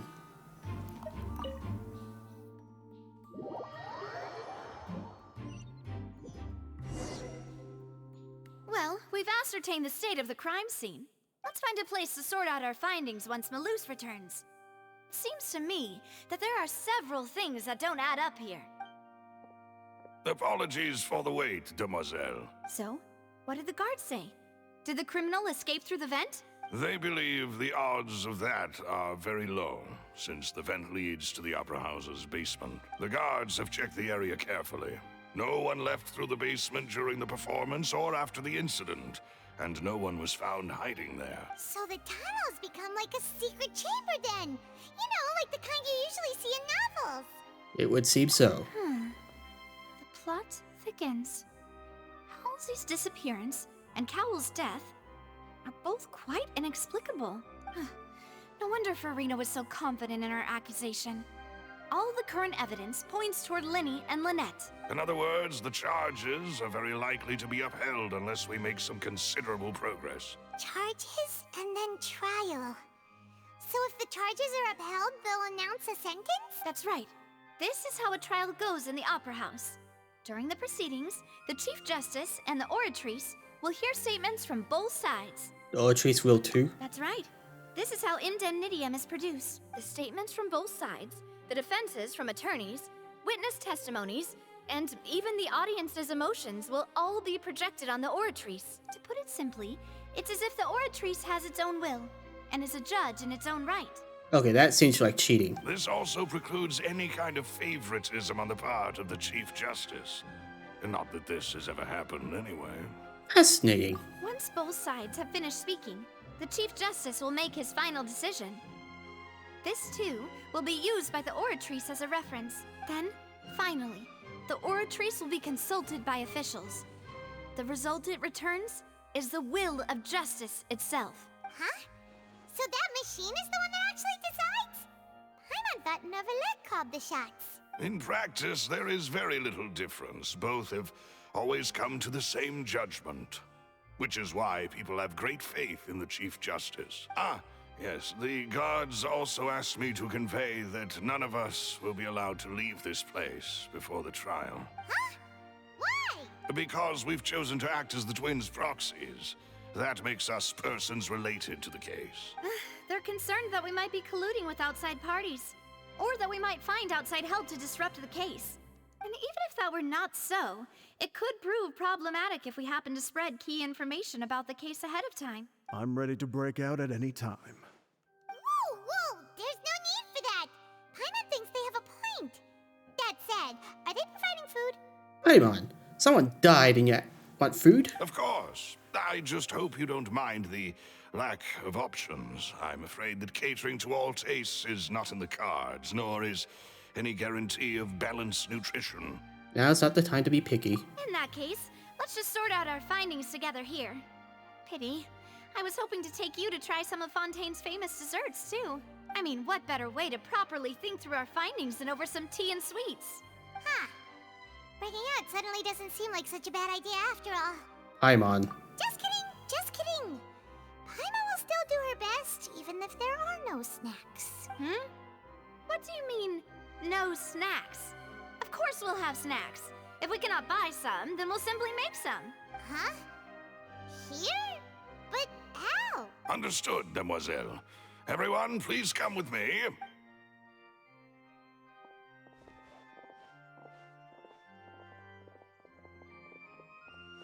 Wait, you're carrying a portable stove with you? Yes, I must be prepared to meet the demoiselle's baking needs whenever the fancy strikes her. I have eggs, sugar, and almonds at the ready. Good work, you two. Then I'll get to it. Please sit tight for a moment. You'll get to taste my awesome snacks soon enough. And how are you carrying that? A magic pocket? These three are quite the interesting group. Must be a spinner. Spinner di Rosala thing there. Navia methodically handles the ingredients and put macarons. Oh my god, it smelled good while it was still in the oven! Oh, it's even better now. Paimon can't stop drooling. You know how to remind people that there was a murder? From the way you had these two guys carrying all that stuff around, Paimon thought you'd have them do more during the baking process. But you ended up doing the entire thing by yourself. Beating the egg whites, grinding almonds, everything. Well, in a dress. I was applauding. And I was giving encouraging smiles. That's not quite what Paimon meant, but okay. Paimon was just thinking. Aren't you worried about getting your fancy dress dirty, beating egg whites and baking like this? Well, I don't think it's carved in stone anywhere that fancy ladies can only read books, sip tea, ride horses, and play the piano. I just really enjoy making snacks. Don't underestimate beating egg whites, by the way. It's a real arm workout. You also need to beat them to just the right consistency, or your macarons will crack. Anyway, give these a try, fresh out of the oven. There's 3 for each of us. Only 3? Well, eating too many sweet treats might send all that sugar to your head. You wouldn't be able to think clearly about the case on a sugar rush, would you? Tea is ready to be served as well. This is Demoiselle's favorite, strong black tea with a floral fragrance that clears the mind and lifts the spirit. Why don't you take a break as well? No need for concern. I'm merely doing as I should. All right then. Down to business. As Paimon mentioned previously, the tunnel seems to be something of a secret chamber. However, we can assume that Linny and Lynette were not alone within it. Some criminal also occupied its sealed confines. The magician twins could have committed the crimes, of course, but they lack any logical motive. Exactly! Why would they do such a thing right when everyone was watching? So apart from the twins, we're left with 2 other people, the missing girl and the deceased. The flower vase and the thud we heard during the performance could indicate some altercation between Halsey and the criminal in the tunnel, resulting in the shattering of the vase, the discarding of her clothes, and her abduction. Perhaps the criminal thought that since she was chosen from the crowd, she would be too easy to identify if she was still wearing the same clothes. But she could also be the one who escaped herself. Paimon thinks that makes sense, but the real trouble is... There's no evidence that this third person even exists. True. None of the clues we found thus far support the existence of this third person, but the only people left to consider are both technically victims, whether it's the missing girl, Halsey, or poor Cowl. Halsey. Huh.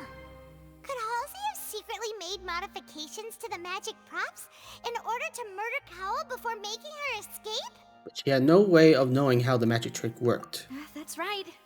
And even if she had tampered with the setup, she would need to understand the entire trick to pull it off.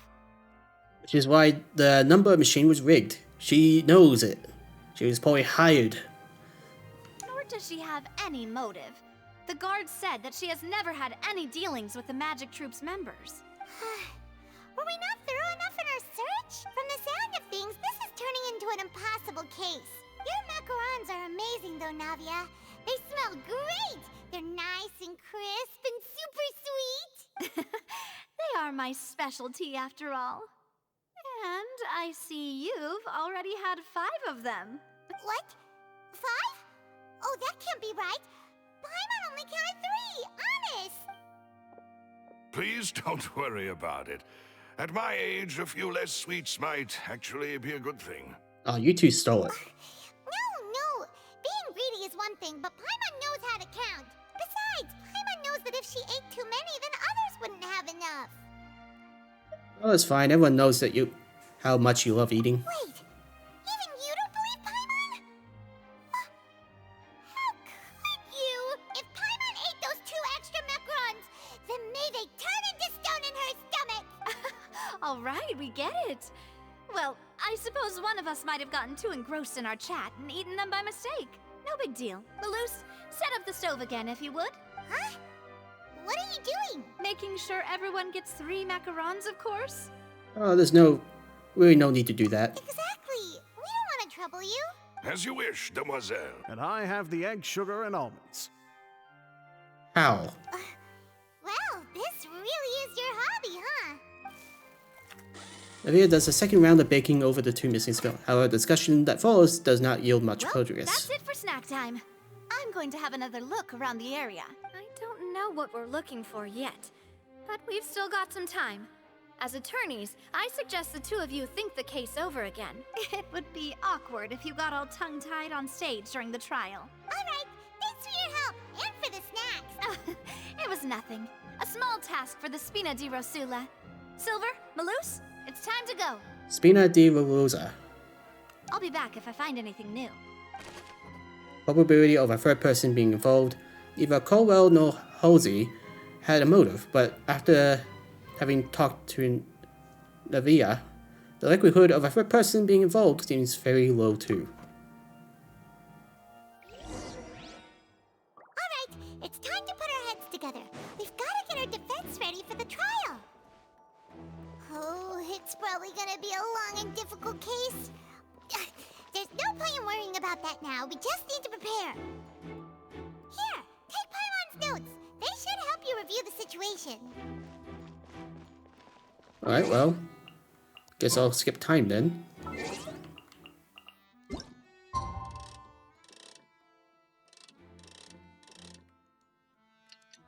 Yeah, we're preparing. We're so preparing. You can see me stacking my controller.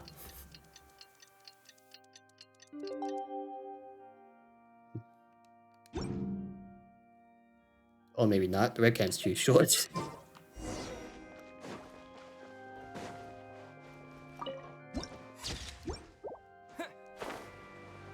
Not too short, too high.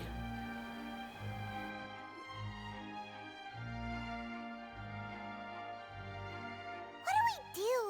The whole situation is so confusing. I do have some thoughts. Good plan. Impossible things don't just happen. We'll get to the truth one way or another. Just relax. Even if everyone else suspects Lenny and Lynette, at least we will be supporting them from the stands. Yeah, but that won't do any good if they go to jail. Besides, I doubt Farina understands any more about what happened than we do. Thanks, Navia. Well, we'll be going then. Best of luck to you. Navia. Sounds like Navi. Oh, well, it is spelled the same except for the extra A.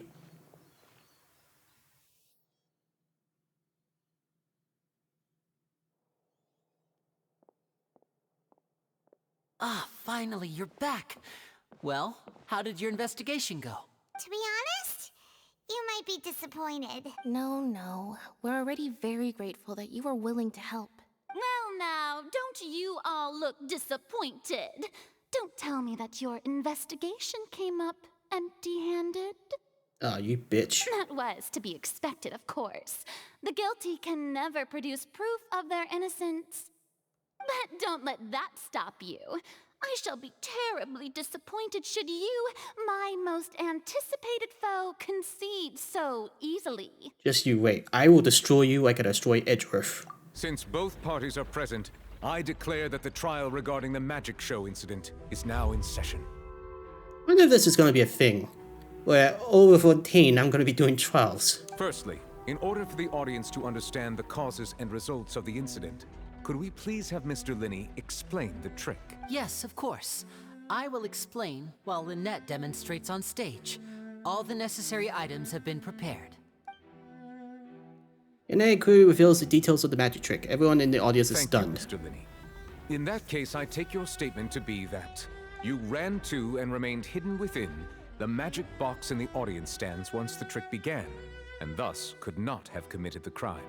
Is this correct? Yes, that's correct, Your Honor. In that case, I call upon the prosecution. Lady Farina, do you wish to refute his statement in any way? Look at those cold vampire eyes he has. Why, of course I do. Allow me to take the first shot and break this case wide open. Mr. Linney is clearly lying. There is no way you could have been in the box the whole time if you were to abduct Halsey and murder Cowell. In fact, I'd say you were hardly in that tunnel at all. That is simply your hypothesis based on the presumption that I'm guilty. Oh, is that so? And if I may ask, what did you hear while you were inside your box? The roaring countdown of the crowd, of course. That's how I kept track of the time and built anticipation for the finale. And you didn't hear anything else at all? Nothing that might leave an impression of any kind? No, nothing. I see. But when the count reached 30 seconds or so, there was a thud. One so loud that I believe practically everyone heard it. Huh? Hey, hang on. Something's not right here. How could your name not know about the sound? Yeah, I'm sure he could have heard a noise that loud from inside the box. I was right by the box, and I definitely heard the thud. Uh-oh. Look at those scales. Could those mean... The Great Ace Attorney mechanics. They probably represent the oratress's stance on the trial. Well then, ladies and gentlemen, allow me to use the words of the magician himself. You never know what can happen in the blink of an eye. Indeed, it seems his alibi can also collapse in the blink of an eye. Of course, I have armed myself to do far more than smash your alibi. Confidence cannot go unfounded, and my foundations are rock solid. Tell me, aren't you and Lynette actually from the House of the Hearth? The House of the Hearth? The Fatui? No wonder they did something like this. So the serial disappearances were the Fatui's doing. Now it all makes sense. I've got a feeling that what happened on stage probably wasn't just an accident. That's irrelevant. Our identities have nothing to do with what happened. Indeed. Then perhaps you could tell us everything that happened during that 1 minute. Your first priority is to prove yourself innocent after all. I'm sure there is little that needs to be kept secret now. Unless your script already has holes in it. This ain't good. The Outlander is speechless. My, oh my, don't they look flabbergasted? Now comes the infighting and discord, I suppose. This was almost too easy. Okay, I have to admit, that was a cute moment. Good thing I made all those preparations. Seems the all-nighter I pulled last night is really paying off. Hey, Linny, why didn't you tell us this before? Nay, the net of Fatui. Order! Order! Mr. Linney, allow me to re-establish the facts. Lady Farina has raised 2 points. First, when the thud was heard in the Opera House, you were neither in the box nor the tunnel. Second, you and Ms. Lynette are both members of the House of the Hearth. Are these claims true? There's no doubt about a magician's ability to con others, given how Lene has conceded his identity. This could all have been set up beforehand. Plus, Child is here and Fontaine along with other house operatives. There must be some scheme at work here. I've been a victim of such schemes before, and now... Please answer my question, Mr. Linney. I'm sorry. Yes, they're true, Your Honor. I knew it! Well, that's it. We might as well move on to the sentencing already. What should we do now? Mission to speak, Your Honor. Granted. I'm about to destroy her claims. My client has withheld some key information. My defense cannot proceed. In that case, what is your request? I request a brief adjournment. There are things that must be discussed. Is that really necessary? They're already as good as guilty. The defendant deceived their own attorneys. What is there left to discuss? Order! Order, I say! Your request is reasonable, and we shall adjourn. This trial will reconvene in 1 hour. So you would stick to Mr. Linney's defense even after knowing what you do now?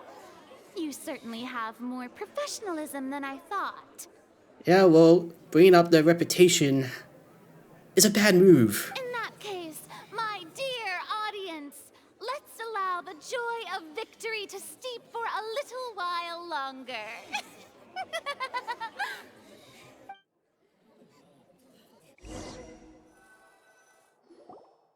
Court is adjourned. You met with Lene and Lynette backstage of the Opera House.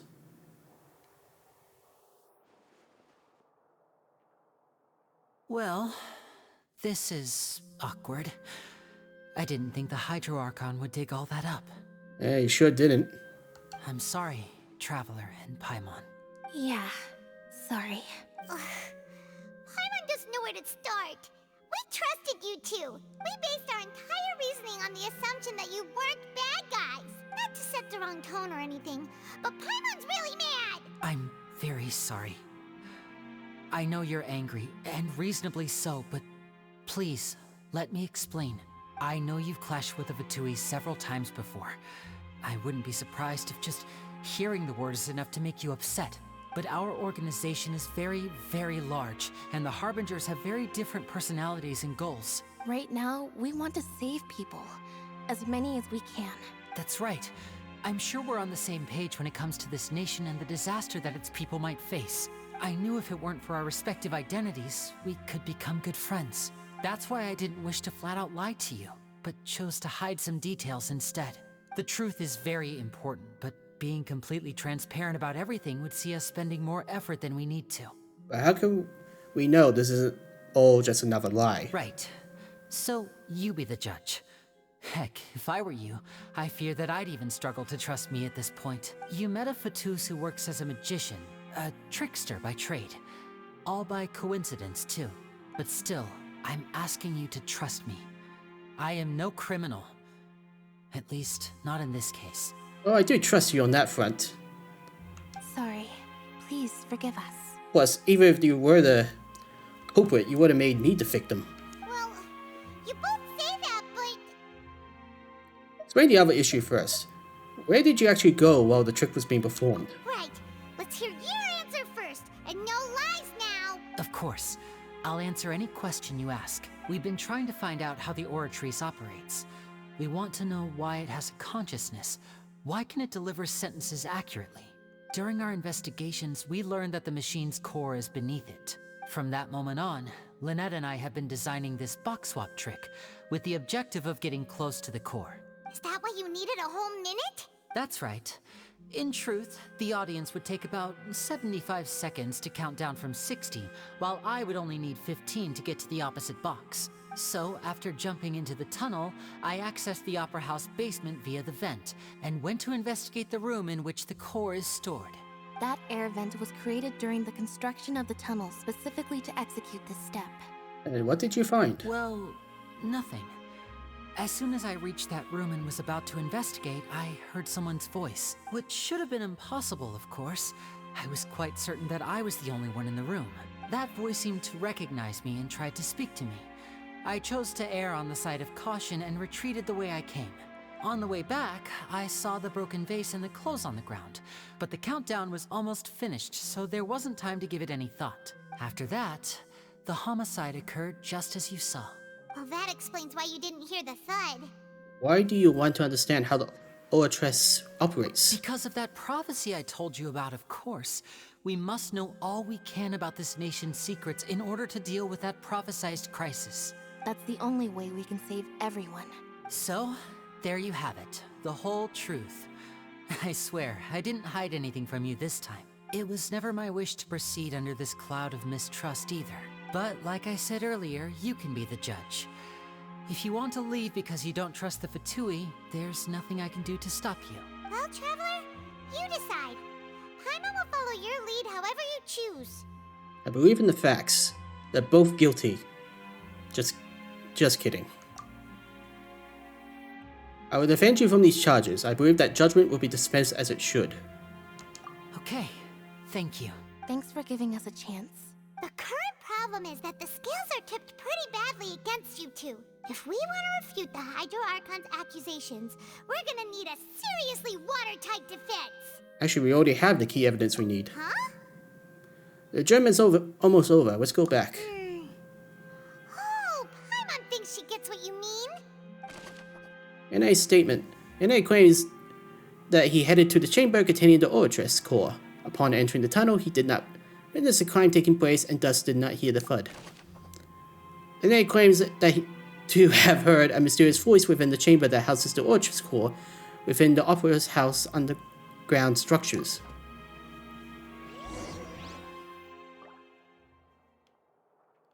Alright, I'm gonna need a minute. I need to get a new bottle of water. And, yeah, feeling a bit hot, so need to cool down. I'll be back with water soon.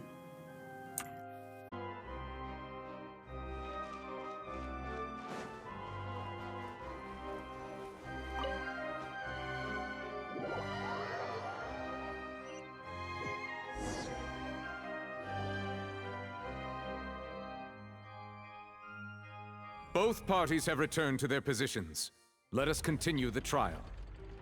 When last we left off, Mr. Linney acknowledged the new evidence presented by Lady Farina as fact.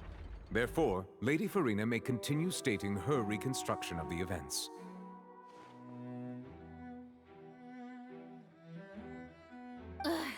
That took long enough. Now then, if everyone would lend me their attention. At this stage, let's revisit that scene from Linney's perspective.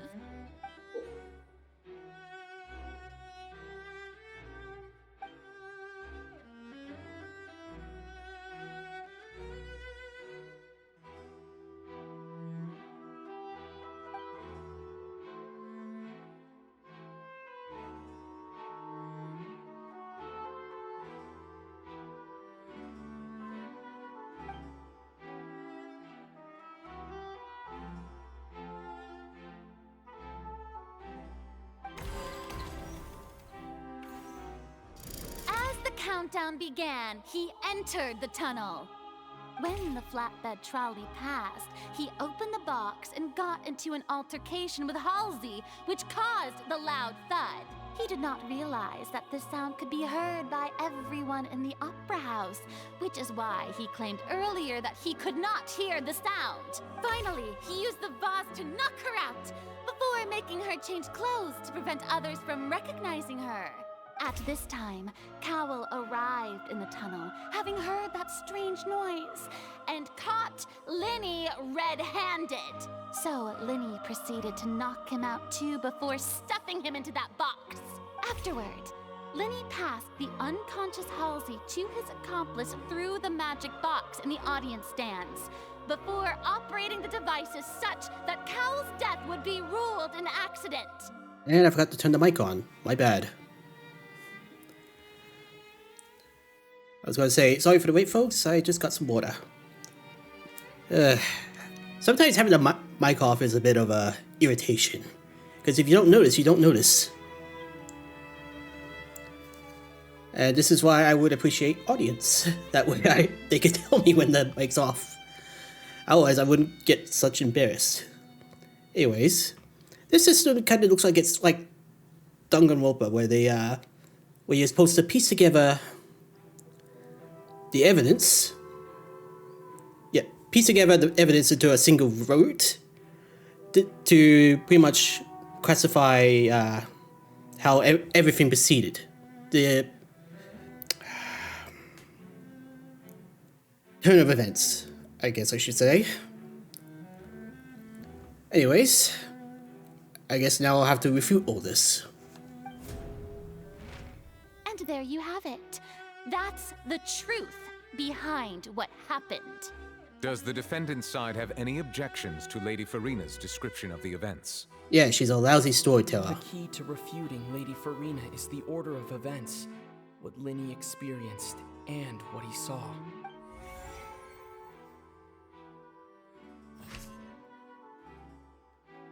Ine entered the tunnel as the countdown began. The loud sound was from Ine and Halsey fighting, but Ine claimed that he heard nothing in order to cover the truth up.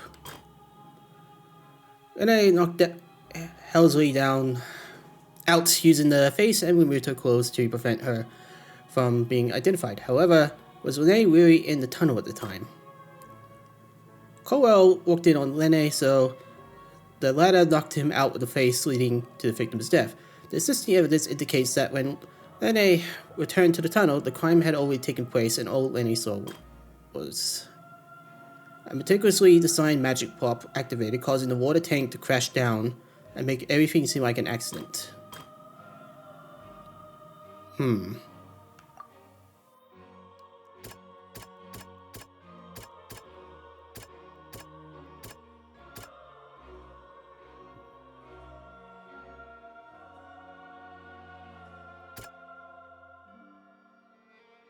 I was gonna see if there was an autopsy report, but I guess it doesn't work like that.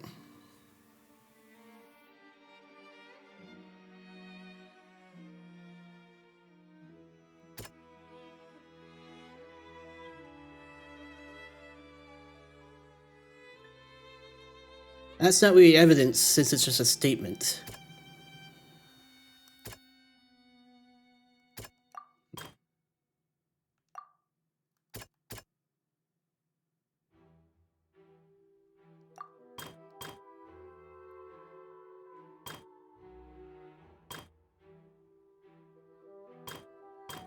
Yeah, that's a statement. Can't really back that up without evidence.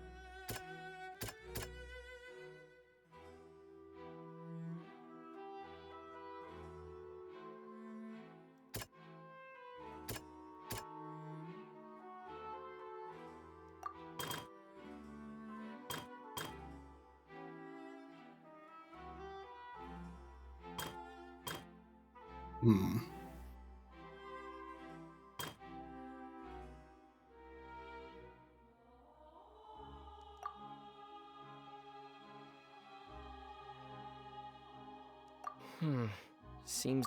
Yeah, I didn't think so.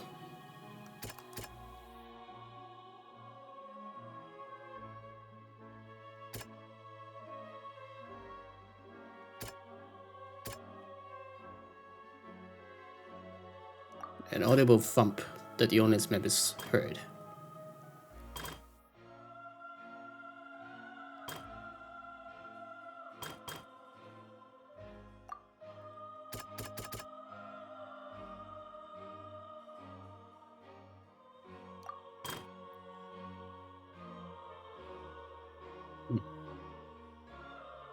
This is actually a bit tricky.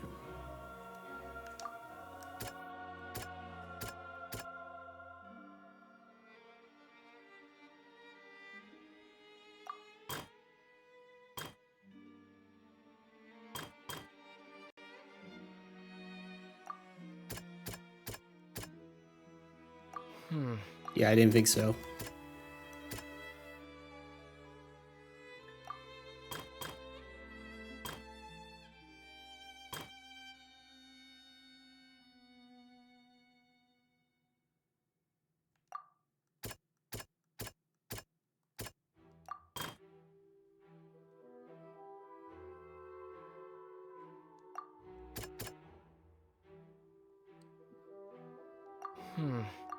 Nah. This is actually a bit hard. They claim to have heard nothing in order to cover up the truth.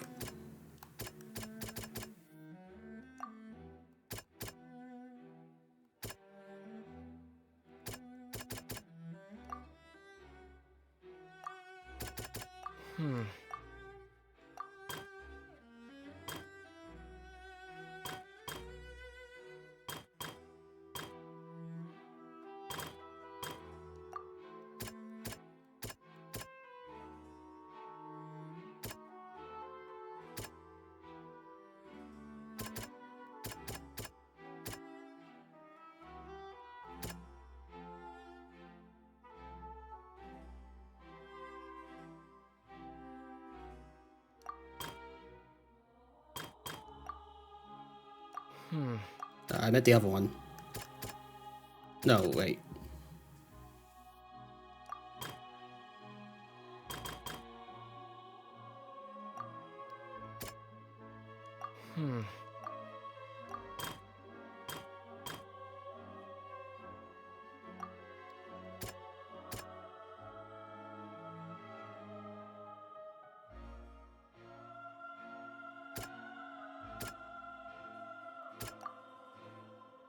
This is the evidence that indicates that when Lenny returned to the tunnel, the crime had already taken place, and all Lenny saw was... Lenny the did dress. not take part in the underground altercation. He only witnessed traces of the aftermath. But that's not exactly evidence.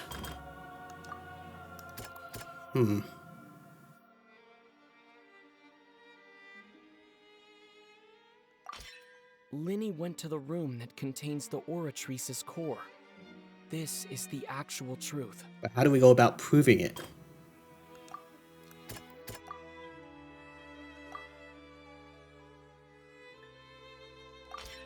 According to Lenny, he left via the vent after entering the tunnel. He couldn't have had that altercation with Halsey. Attention! Ace Detective Paimon has something to say! When the countdown started, Lenny did indeed go into the tunnel. But he immediately used a vent to access the Opera House basement, which is where the underground core of the Oratrice is stored. Once he reached that area, he heard a voice in what should have been an empty room. Since he felt something was amiss, he returned immediately. You know, this isn't exactly gonna prove his innocence. This is more like gonna make him involved with another crime. The crime scene had already developed by the time he reached the tunnel again. And in order to complete the magic trick, he did not remain there for any length of time. Finally, he reached the surface, and that was when the accident happened from his point of view. Therefore, he's innocent.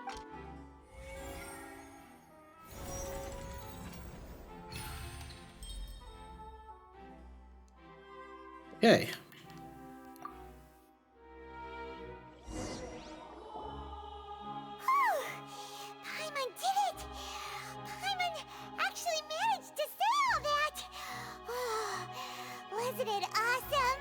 other words, you believe that he knew nothing of the incident? That's right! Moreover, I believe my opposition's reasoning is flawed. My reasoning? The onstage equipment was clearly tampered with in a premeditated fashion. However, you say that Colwell bumped into Renee by chance. If that's the case, then if Cowell hadn't entered the tunnel, who was the entire setup meant to kill? Assuming that what you say is true, Linny only needed to kidnap the young girl to cause a new disappearance case. What would the point of killing someone on stage be? Oh, they have a point. That's right, you tell him! And that's why they're partners of mine.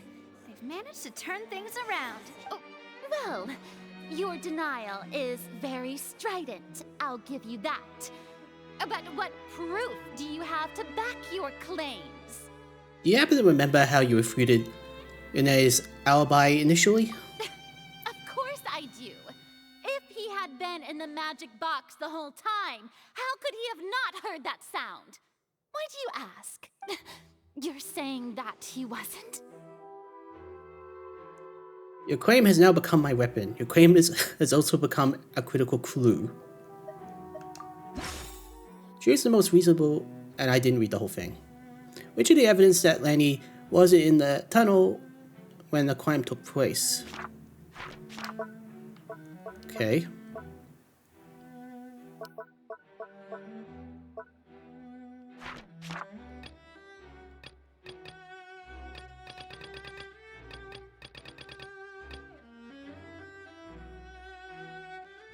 He isn't known to have been entangled in clothes.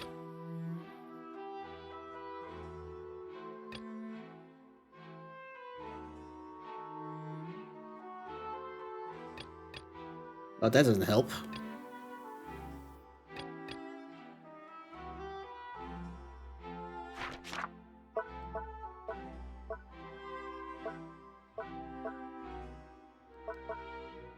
Which is the evidence that Lena wasn't in the tunnel when the crime took place? Well, he would be out of the box for starters.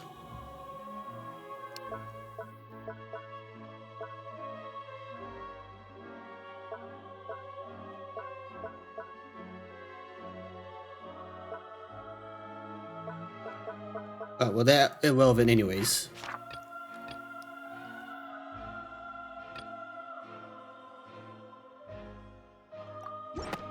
That's right! Linny wasn't in the box or in the tunnel. That's why he didn't hear anything strange during the performance. This means that when the crime happened, Linny had already entered the basement via the vent. The same clue you used to disprove his alibi has now become the best proof! How do you like that? Well played. To think you'd use such logic.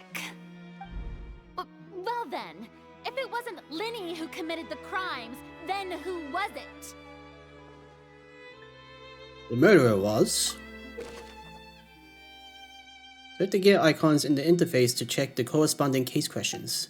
Select answers and fill all the empty gears to verify the correctness of your deduction. If you have made mistakes, you must make another selection from the remaining options. Once you have answered all the questions correctly, you can complete this logic chain. Guard's investigation report indicates that the fireworks released near the end of the show ignited and burned through the rope suspending the water tank. Okay.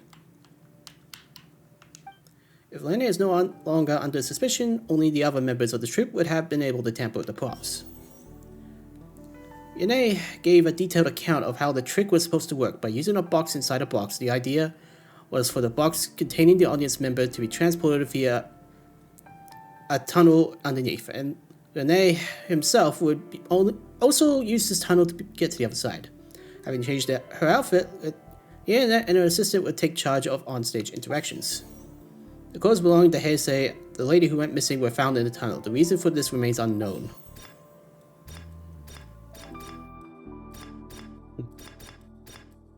Halsey is the missing person and an ordinary audience member. Or did she have her own scheme all along? Could there have been a third person involved? Is that really a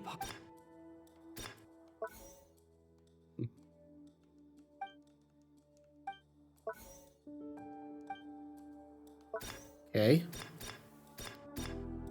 The deceased's name is Cowell, Linny's assistant. He would have been able to tamper with the equipment. Who's the only person who could possibly commit a crime? Yeah, that's true, but why would he kill himself? Halsey is the missing person.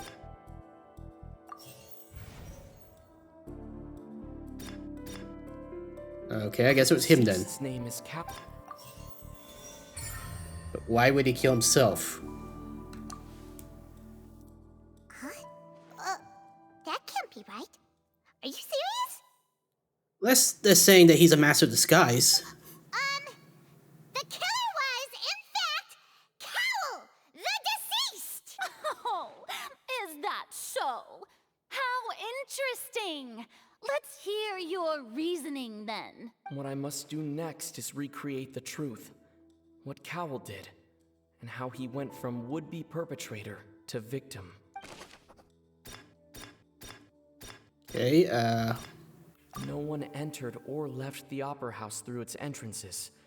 So where would the criminal have wanted to take Halsey? The deceased's name is Cowell, Linny's assistant.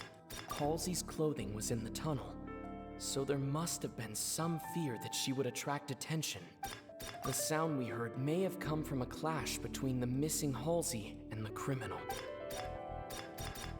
Linny was not in the tunnel at that moment, which gave our criminal ample time. It would have been tough for both people to fit into that vent. They would likely have bumped into Linny as well. How could we envisage Lena as having been unable to interfere with the crime?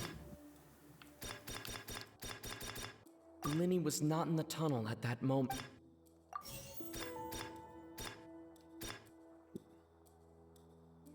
How can I prove there was an altercation in the tunnel?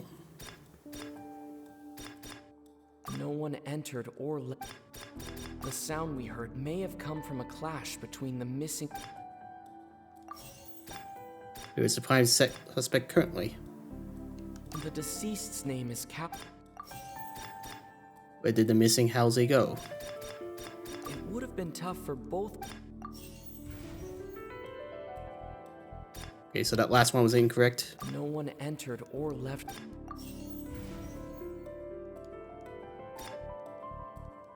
Halsey's clothing was in the... Okay, whatever.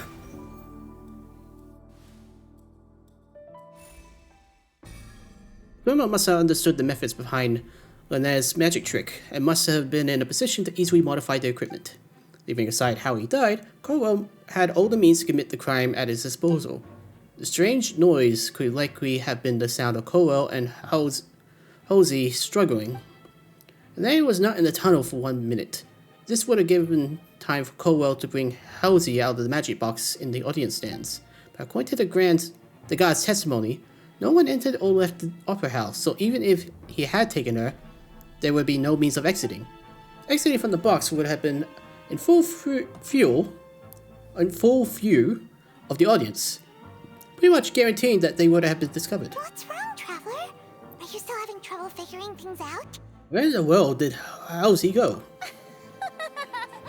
I see how it is. So this was all just a bluff. And here I thought you had something to show for it. But it seems you're still far from the truth. Shut up. Look, since we're at a dead end, why not consider a different track? Just like the trick as it transpired, the end result must have been utterly different from the magician's initial design. If only we knew how Halsey disappeared.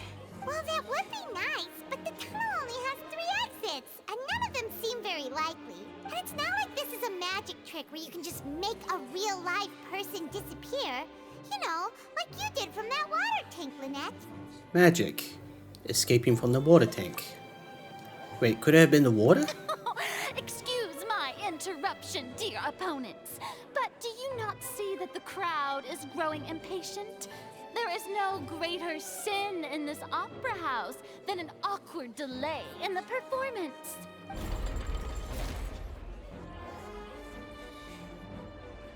If the defense is unable to make further effective arguments, we will move on to the next stage of the trial.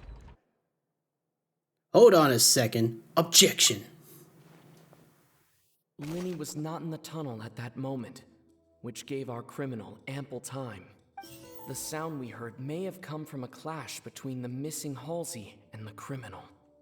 The deceased's name is Cowell, Linny's assistant. He would have been able to tamper with the equipment. And the face. The vase was not broken by chance. It was used to cover important evidence. The water.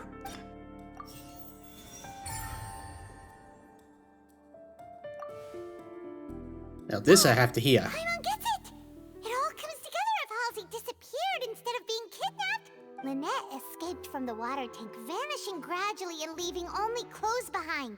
If there's a similar method where a person could be transformed into water... Oh, just a moment, please. I do hope you know how preposterous you sound at the moment. How could a person ever be transformed into water?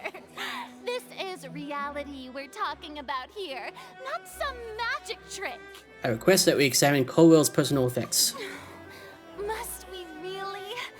I should think that of anyone. Your friend Linny already knows this truth very well. Magic tricks are ultimately just illusions and misdirection. But Halsey's disappearance is very real. We're talking about two completely different things. Even so, I trust the Traveler's judgment. The truth must be out there somewhere. Perhaps some new line of reasoning may open if we try to gather all the focal points that don't make sense. Since Cal was the deceased, we haven't placed much attention on him. But given that we aren't making much progress with the case, it wouldn't hurt to have a look at his belongings, would it? People really do come up with all sorts of harebrained schemes when at the end of their rope. The way I see it, your suggestion that we broaden the scope of our investigation is nothing but a tactic for stalling the trial. Nevertheless, I believe that this is a reasonable request on the part of an attorney. Since the trial does indeed appear to be at an impasse, I believe that additional evidence may help us make more progress. Guards, please step into the lounge and examine the personal effects of the deceased Cowell. At the same time, a guard returns with news. We are still examining the items, but we have already made critical progress that we feel must be shared with everyone post-haste. We discovered several test tubes of fluid within Cowell's baggage, each labeled separately. The notebook in his backpack claims that these fluids are... water from the Primordial Sea. The Primordial Sea? The note's contents also indicate that Cowell belonged to an organization that sells illegal drugs and that he had an accomplice. Uh-oh. The notebook has many entries concerning safe usage of these fluids, in which the keyword dissolve appears many times. One of these tubes was labeled Opera Epiclese, along with yesterday's date. It is empty. The notes also state that these dissolution properties work exclusively on people from Fontaine. It's likely that Halsey was chosen as some sort of test subject. As such, we believe that the defense's hypothesis is, in fact, supported by sufficient evidence. Wait, so he turned her into water? You gotta be kidding! People dissolving into water? Could something so ridiculous actually be true? Well, that's one hell of a murder method. Wait a moment. This reminds me of a certain prophecy, but it's just a coincidence, isn't it? Huh. If people can become water, does that mean that the water tank's real use was as a means to hide water stains? And if Cowell was targeting that girl... Wait just a minute. Could that mean... You two, with me, quick! Demoiselle, wait! What about your partners? Let's go. Just trust me. Order! Order! It is undeniable that further examination of the deceased's personal effects has yielded some surprising results. But we cannot yet verify the veracity of these clues. Still, let us assume that these clues are indeed authentic, albeit with the understanding that Ms. Halsey has yet to be found.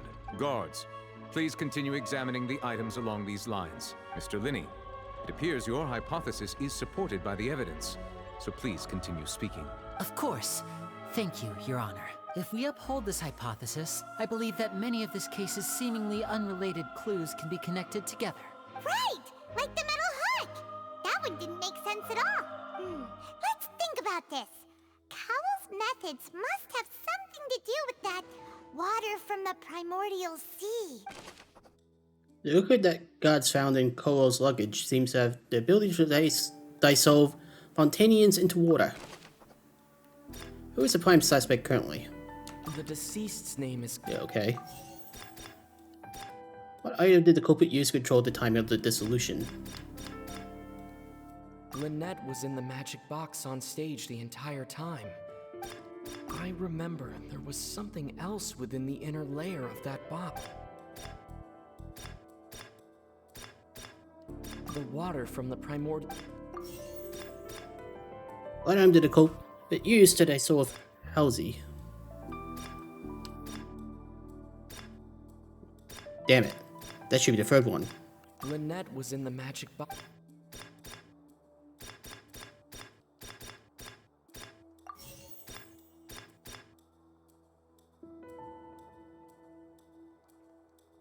Now it seems like the...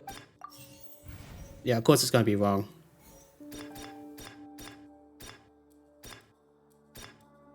The rope that held the water tank. The water from the primordial... Lynette was in the magic... I remember there was...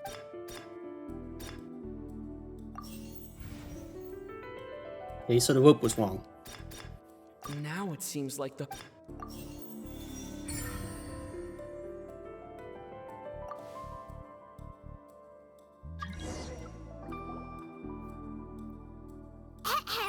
It's Ace Detective Paimon's time to shine again!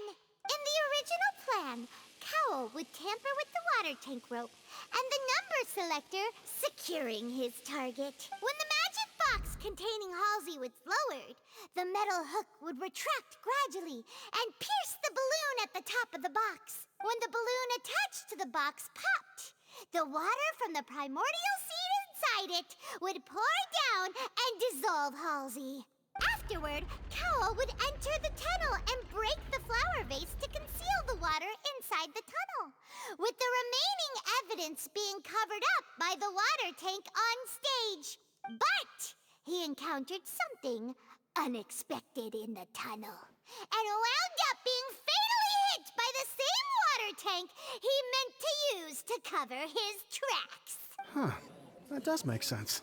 That actually links together a lot of the more confusing pieces of evidence. Oh dear, what do I do? Even I think they sound convincing now. Have I falsely accused an innocent person? What a humiliation.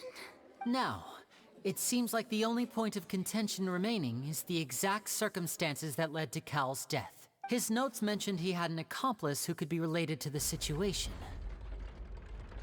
On that note, the guards have just contacted me indicating that they uncovered new evidence. I shall now invite him on stage to share it with us. Thank you, Your Honor. We were just inspecting the luggage of the other people involved in this case, and we found an identical sample of the water from the primordial sea among Linny's personal effects. Framed. What? That can't be. Oh, I see. Well, how wonderfully comedic to have your own counterattack only to come back and wound you. Does this not clear all doubt? My dear citizens, my loyal audience, allow me to present my reasoning and bring this performance to a swift close. Round 2. Linny did not need to take part in the dissolution of the young woman at all. Indeed, he did leave the scene via the vent. Having made modifications to the props beforehand, his accomplice Cowell then caused Halsey to vanish using the water from the primordial sea. But upon his return, in cruel avarice, Linny desired sole credit and prepared to do away with his partner in crime. That seems stupid. Ultimately, he knocked Cowell out, and the tool meant to cover the crime up also became a murder weapon. Now, as much as I regret having come to such a viciously straightforward conclusion, it does seem that the famed Fatui is quite the cold-blooded and ruthless organization. Am I right, Mr. Linny? We've used up all the evidence we collected. There's no way for us to make a rebuttal here. Is this the end of the road? Oh no. Paimon can't think of anything either. It doesn't look like there's any way around this. Well, so much for me trying, at least. Seems using the water as new evidence was too good a move. Oh, why did this have to happen now? I think we've all seen enough now. And we have ample witnesses to my flawless reasoning. I believe this is indeed the finale.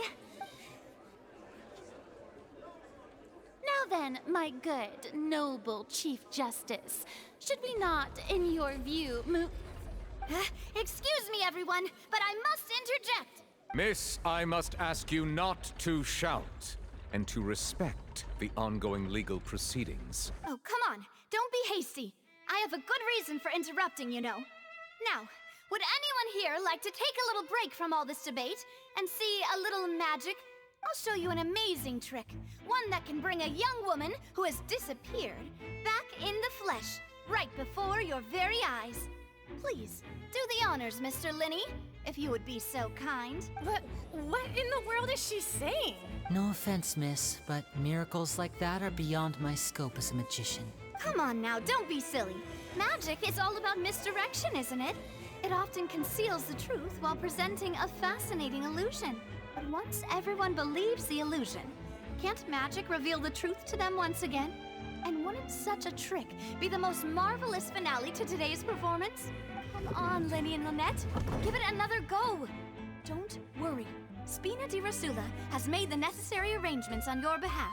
But as the magic makers and stars of the show, I think I should leave the final performance to you. I understand.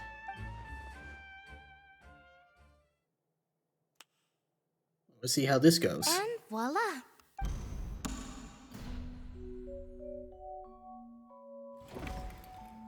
She's alive. Sorry for the interruption. Well, so much for guilty. She's alive, so therefore can't blame us. Wait, isn't that Halsey? So the whole thing about people dissolving wasn't true after all? To be clear, I'm only here because this person told me that if I testified, the merit of doing so would lessen my sentence. I was hiding outside this room listening to the proceedings because I was afraid that I would be the one put on trial. I was just feeling happy that no one had noticed me. And then before I knew it, she caught me. That'll teach you to underestimate us three. Where should I begin? I'm sorry. I'm the one who killed Cowell. I admit it. What? Why? And we're off the hook. Yay. Firstly, my name isn't Halsey. It's Lillian, and I'm originally from Mondstadt. I heard that Linny's show was gonna be a real thriller, but I missed the chance to buy a ticket, so I stole one. That's how I make a living. I steal stuff here and there. And I'd never been caught before. But I was noticed at the harbor a few days ago, and I barely got away. Linny was the one who caught me in the act. Wait, you're the same one? Hey, no wonder you look familiar. So you were the thief. Liddy even mentioned that you were pretty skilled. Well, and I thought that would have been the end of it, but then the number selector chose me. He even mentioned the Fortress of Meripede. That's a prison, isn't it? So you can imagine how shocked I was. I thought he was on to me for sure. So I played along with the show while looking for an opening to flee. But then I got water poured on me for no reason, and then someone jumped into the tunnel to nab me. I wasn't going to take that lying down, so I knocked him out and stuffed him into the box. Ow. There was nowhere to run from there, though, so I had to change my clothes and hide in a box containing performance costumes. Wait, you were in there the whole time? Damn, we suck. I slipped out after the first guard arrived at the scene and continued hiding inside the opera house. Can a person even hide in there? If they're a practiced hand at concealment, probably. A professional thief couldn't make it work. But I swear, I didn't know that the water tank would fall down. Really, I swear it. Had I known that, I wouldn't have put him in the magic box. I may be a thief, but I'm no killer. Well, that makes everything pretty clear now, doesn't it?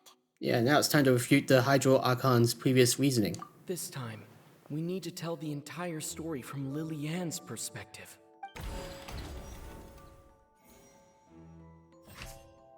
Alright. Halsey dissolved. Crowley planned to use the prepared appearances for the magic trick to dissolve Halsey inside the magic box. And how would Halsey have reacted when the water from the primordial sea started to trickle in?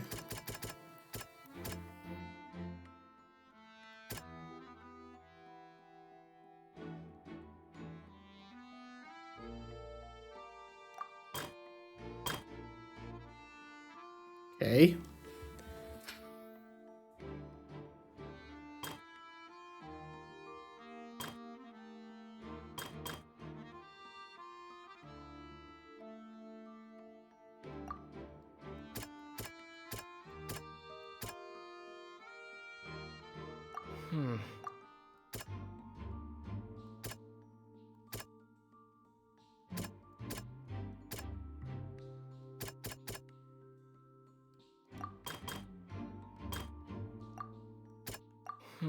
Yeah.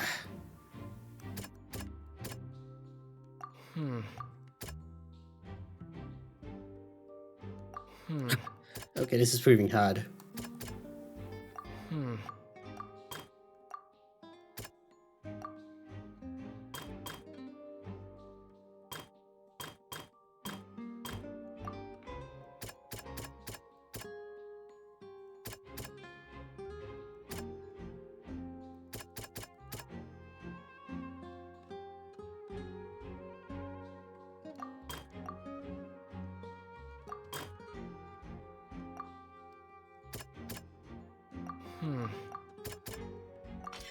Lily-Ann was afraid that she would be recognized if she left, so she changed clothes and hid, biding her time. Just what one might expect of an experienced thief. I don't know if it's me, but this seems to be a little hard to tell what you're supposed to be using.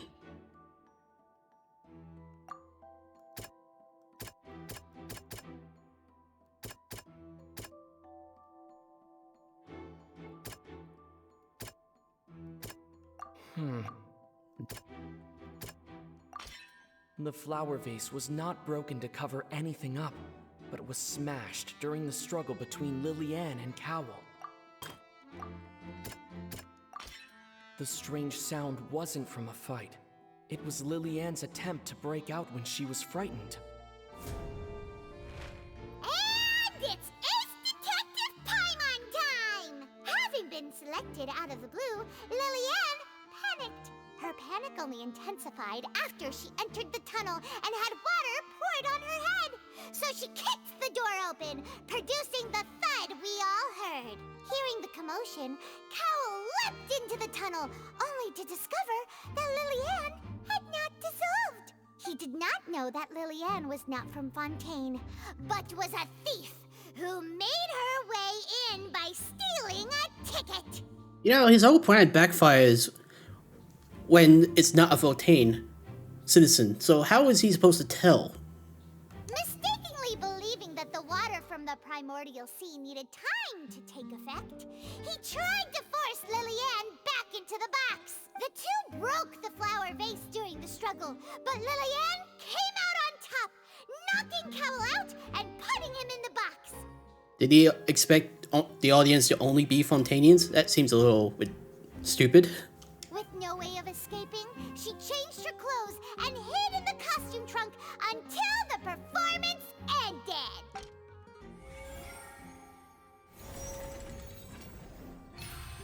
God, I feel terrible. just guessing everything instead of trying to figure it out. But at the same time, every time I figure it out, it's not the right evidence.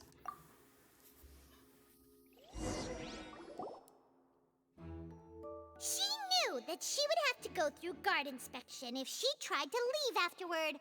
So, she has been trapped in the Opera House these last 2 days. She must have been really hungry. She had already become desperately hungry by the time we were chatting over macarons. So, she swiped 2 of them right under our noses. Talk about a sneaky thief. Ah, so that was her? At this point, all the events that happened in the tunnel have now come to light. Ah, so that's the whole story. Bravo! Bravo! Now then, Lady Farina, do you wish to speak against the defense's statements? You got nothing. Please answer the question, Lady Farina. Also, if I may add, the trial has not yet ended. As such, I request that the prosecution not leave the room before the proceedings have concluded. He's embarrassed. What? Are you reading my mind now? No, I have no further arguments. I admit defeat. But really, could you at least have left me with some dignity? Wow, look at that! She's like a deflated balloon now. If there are no objections, then as the Chief Justice of Fontaine, I shall once again repeat the full sequence of events. The actual perpetrator of the serial disappearances, Cowell, selected his next victim from the audience reservation list. With some modifications to the selector, he could ensure that the pre-selected young woman would be chosen. To cover up any evidence while committing the deed, Cowell thought of allowing the water tank to fall, which would conceal the water left behind after the young woman was dissolved. He also tampered with the rope suspending the water tank, using the fireworks at the end of the performance to cause the tank to drop and hide the watermarks. He poured the water from the primordial sea into a balloon during the preparation of the magic box and stuck it to the box's lid. Finally, he passed the prepared hook on a rope through the gap in the magic box's door when bringing the young woman to said box. When the magic trick officially began, the box containing the woman was lowered into the tunnel, tightening the hook rope and bursting the balloon containing the water. If all had gone to plan, the young woman would be dissolved at this time. However, Lillian was not from Fontaine and thus fled the box with a loud noise. So was he kidnapping women by dissolving them into water, or was he killing them? Realizing that there was trouble, Cowell entered the tunnel and met Lillian. Thinking that the waters had not yet taken effect, he decided to proceed. However, his opponent was more capable than he thought, and he was overcome, knocked unconscious, and placed into the magic box, and thus became his own final victim. And it turns out he might not be the mastermind, but he is someone that's committing these crimes for someone else. Lillian, according to her own statements, then changed clothes and hid until the performance ended, before hiding in other parts of the opera At least that's my theory.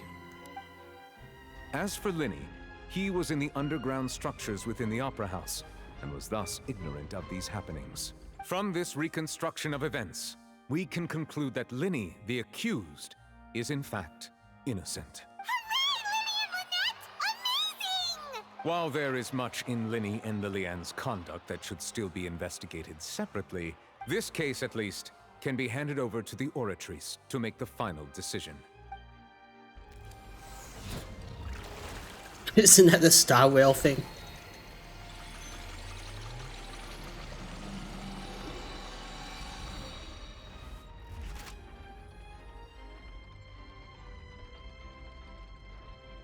As such, Linny and Lynette are officially declared not guilty. You know, that system could rig a lot of trials, just saying.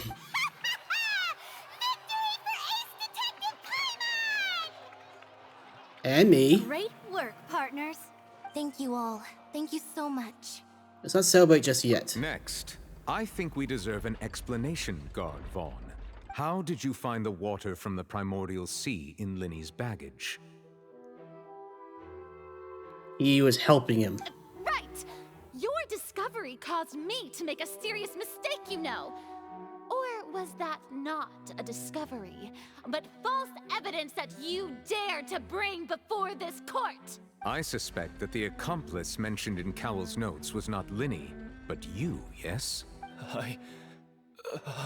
I'm sure you know what you must do to lessen your sentence. Yeah. Surrender. Speak quickly! Unless you want to earn yourself a one-way ticket to Coupon Town. I was just following orders. We were supposed to place blame for the serial disappearances onto Linny, and thus cause suspicion to fall on the Fatui. The higher-ups said this was the best opportunity to do so.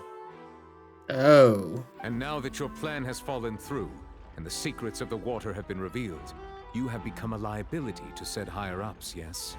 This also means that the serial kidnappings is not related. Therefore, you would be wise to tell everything you know, and seek the protection of the guards. Yes, I'll tell you everything I know. Our boss discovered that the water can cause people to dissolve. It can also be made into a potion, which when extremely diluted, can cause people to experience unforgettable exhilaration. We've been in this business for a while now, and have made decent mora off it. The disappearances were also the boss's idea. I mean, this is the boss we're talking about.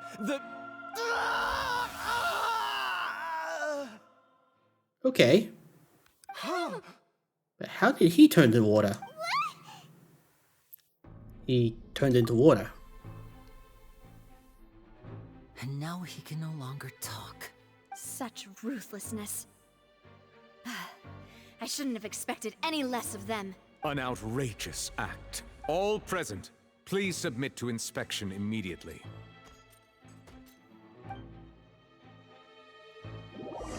However, nothing is found on the scene apart from the liquid left behind after falling dissolved. So, we're just going back now? This has been a crazy day. The problem seems to have been solved for now. We're not needed here anymore. That's true, but... Traveler, Paimon! Please wait. Linny... Guess I'm still angry. I know you may not want to speak to me right now. Maybe you don't even want to look at me. But still, let me thank you again for defending me to the end. Even after you learned that I'm a member of the Fatui. I just didn't wish to see anyone be falsely accused. I guess. But regardless, I'd like the opportunity to set things straight. I didn't approach you with any ulterior motives or ill intent. I've spoken to you as myself, just plain Linny this entire time. As for why I'm a Fatus, it's because the goals of the House of the Hearth align with those of an orphan like me. That's all. That was how Father, who you might know as the Knave, approached recruiting us back then too. The Knave? Knave? The one who controls the House of the Hearth? She's your father? Okay, that's a little weird. That's right. And since we're here, I was wondering, would you mind hearing a story? It's about my past. Back when our parents first died, Lynette and I were left wandering the streets. To survive, I took to surreptitiously observing an older street performer who did magic. It took me several days to figure out how he pulled off his amazing tricks. I took my sister through several streets until we found a crowded corner, and we began to perform magic tricks there. To my surprise, we proved to be pretty popular, and we could at least stop worrying about where our next meal would come from for a time. But I didn't want my sister to remain a street rat together with me forever. Before long, an aristocrat came to me and claimed that he wished to take us in after watching my performances. So you went from orphans to nobility just like that? That was how we felt at first too. As if fate was on our side and we could say goodbye to those painful days. But I gradually discovered that while we were called foster children, he was really after my talent for magic tricks. He would constantly take me to all sorts of banquets to garner attention, which he would then use to expand his social circles. That doesn't seem too bad either. Better than roaming the streets at any rate. It took a while for me to realize just how dark his heart really was. After one particular performance at a banquet, I discovered that Lynette was not on the same return vehicle as me. I waited a long time after we returned home, but she did not come back. I went to that noble's bedroom and asked him about her whereabouts. The answer he gave me was, She caught the eye of the most eminent person at the banquet, so I sent her over as a gift. I mean, you'll be able to perform your magic regardless of who your assistant is, yes? Bastard. Oh no. So he was gonna... But wouldn't Fontaine's laws deal with such people? As far as outsiders are concerned, this is a relationship akin to adoption or foster care, and they have their ways of escaping the eye of the law. I managed to ferret out the location of the mansion of that so-called eminent person and hurried through the night. But by the time I leaped over the walls, avoided the guards, and made my way in, all I saw was the moonlit ground covered in blood, and the knave standing there in the darkness. So, she'd already taken care of that guy. That's right. She had rescued my sister before she could come to any harm, and had even discovered several girls hidden in a basement, all of them orphans. Father, I mean, the knave, might have seen something in me, and so she made me an offer. The House of the Hearth welcomes you, for your interests align with ours. Here, none will ever betray you.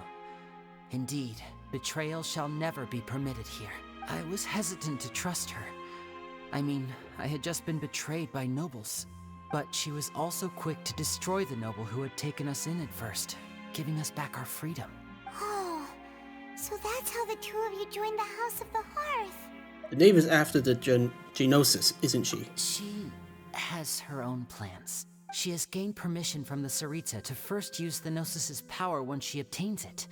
She plans to use it to find a way to break the prophecy and save Fontaine. So, she believes in that prophecy too? That's right. The whole House of the Hearth is currently working to combat that crisis. Today's case has also proven that people from Fontaine can indeed dissolve into some sort of water, thus further supporting the prophecy. All of us house members here, Lady Arlecchino herself included, are from Fontaine. We won't give up on defending our homeland. Arlecchino. Huh.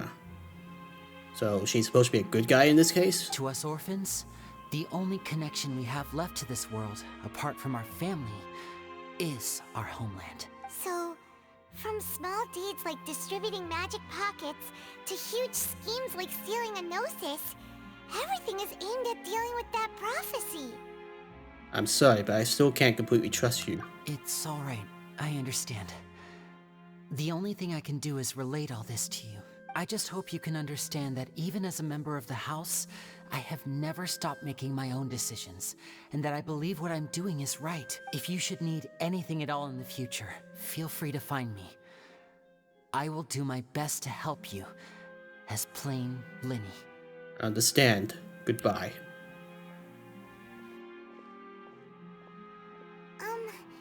Bye, Linny! A tryst of great magic. Guess I better leave the opera house. Or not. Hey there. What was with the disappearing act you pulled right as the trial ended? Were you looking for us, Navia? Well, this whole thing isn't exactly over, is it? I do feel that we're getting closer to solving the serial disappearances case, though. Don't you think so, too? Well, I'm sorry, Navia. Huh? What's wrong, my dear partner? I was really only trying to defend Lynette. I wasn't necessarily looking into the serial disappearances case. Besides, are you sure we're the ones who can crack a case that's been cold for decades now? And given that there's new evidence from the trial, there should be a trail of breadcrumbs for the Hydro Archon's people to follow now, right? Not that she's any good at it. Ah, I see. Well, I won't lie. I'm a little shocked to hear that from you. But I suppose you are just travelers who have only arrived in Fontaine after all. Sorry, I might have been too presumptuous. Don't say that, Navia. Ah, and we were having so much fun investigating with you, too. It was like having new waters flowing into a stagnant mire, causing new hope to spring forth, and the reflection in the murk to become clearer. Well, sorry about that. I'm a bit prone to nostalgia. Don't mind me. Wait, shall we have a farewell meal? You know, to commemorate our time as partners? Huh? Do we really need to get that formal? Well, guess you really did treat us as partners, huh? Well, I'd just like to have a proper ending to every important memory. That way there are no regrets later. Anyway, it would just be a meal, so it shouldn't take up too much of your time. Well, if you say so, let's go have that meal then. You don't have to twist Paimon's arm. If Boss Navia's treating, count Paimon in! Oh, wonderful. In that case, why don't we return to the Court of Fontaine and head to the Hotel de Boer?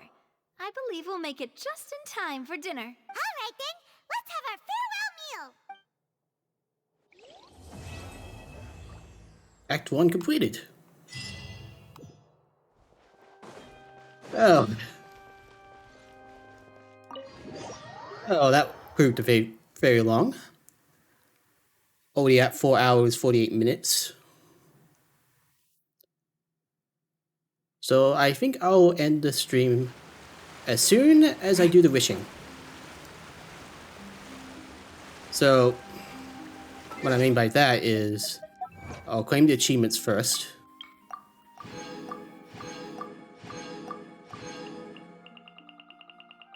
Any others? No. Then I'll go to wish. Now I wanted to get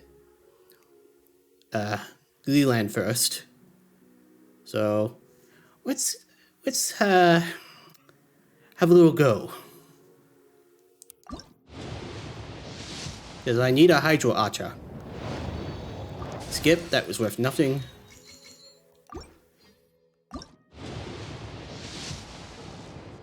Nothing.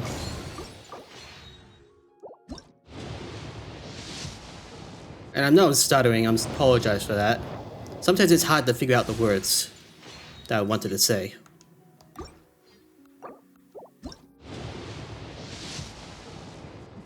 Okay, it's red. Not great, but... Oh great, now I got C6 Bennett. A lot of people told me that's the worst one to have.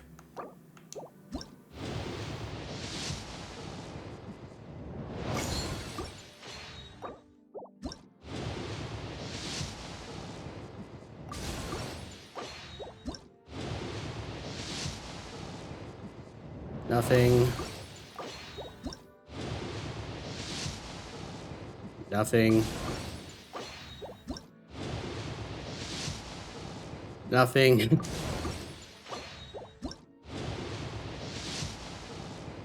Red again.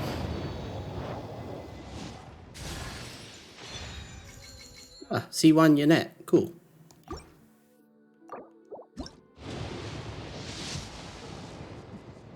Nothing. And nothing.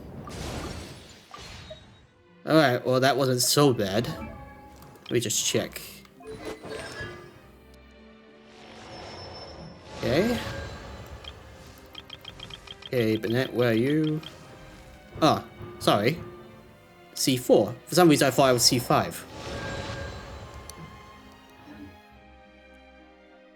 Right. Well, that turned out to be a long trial.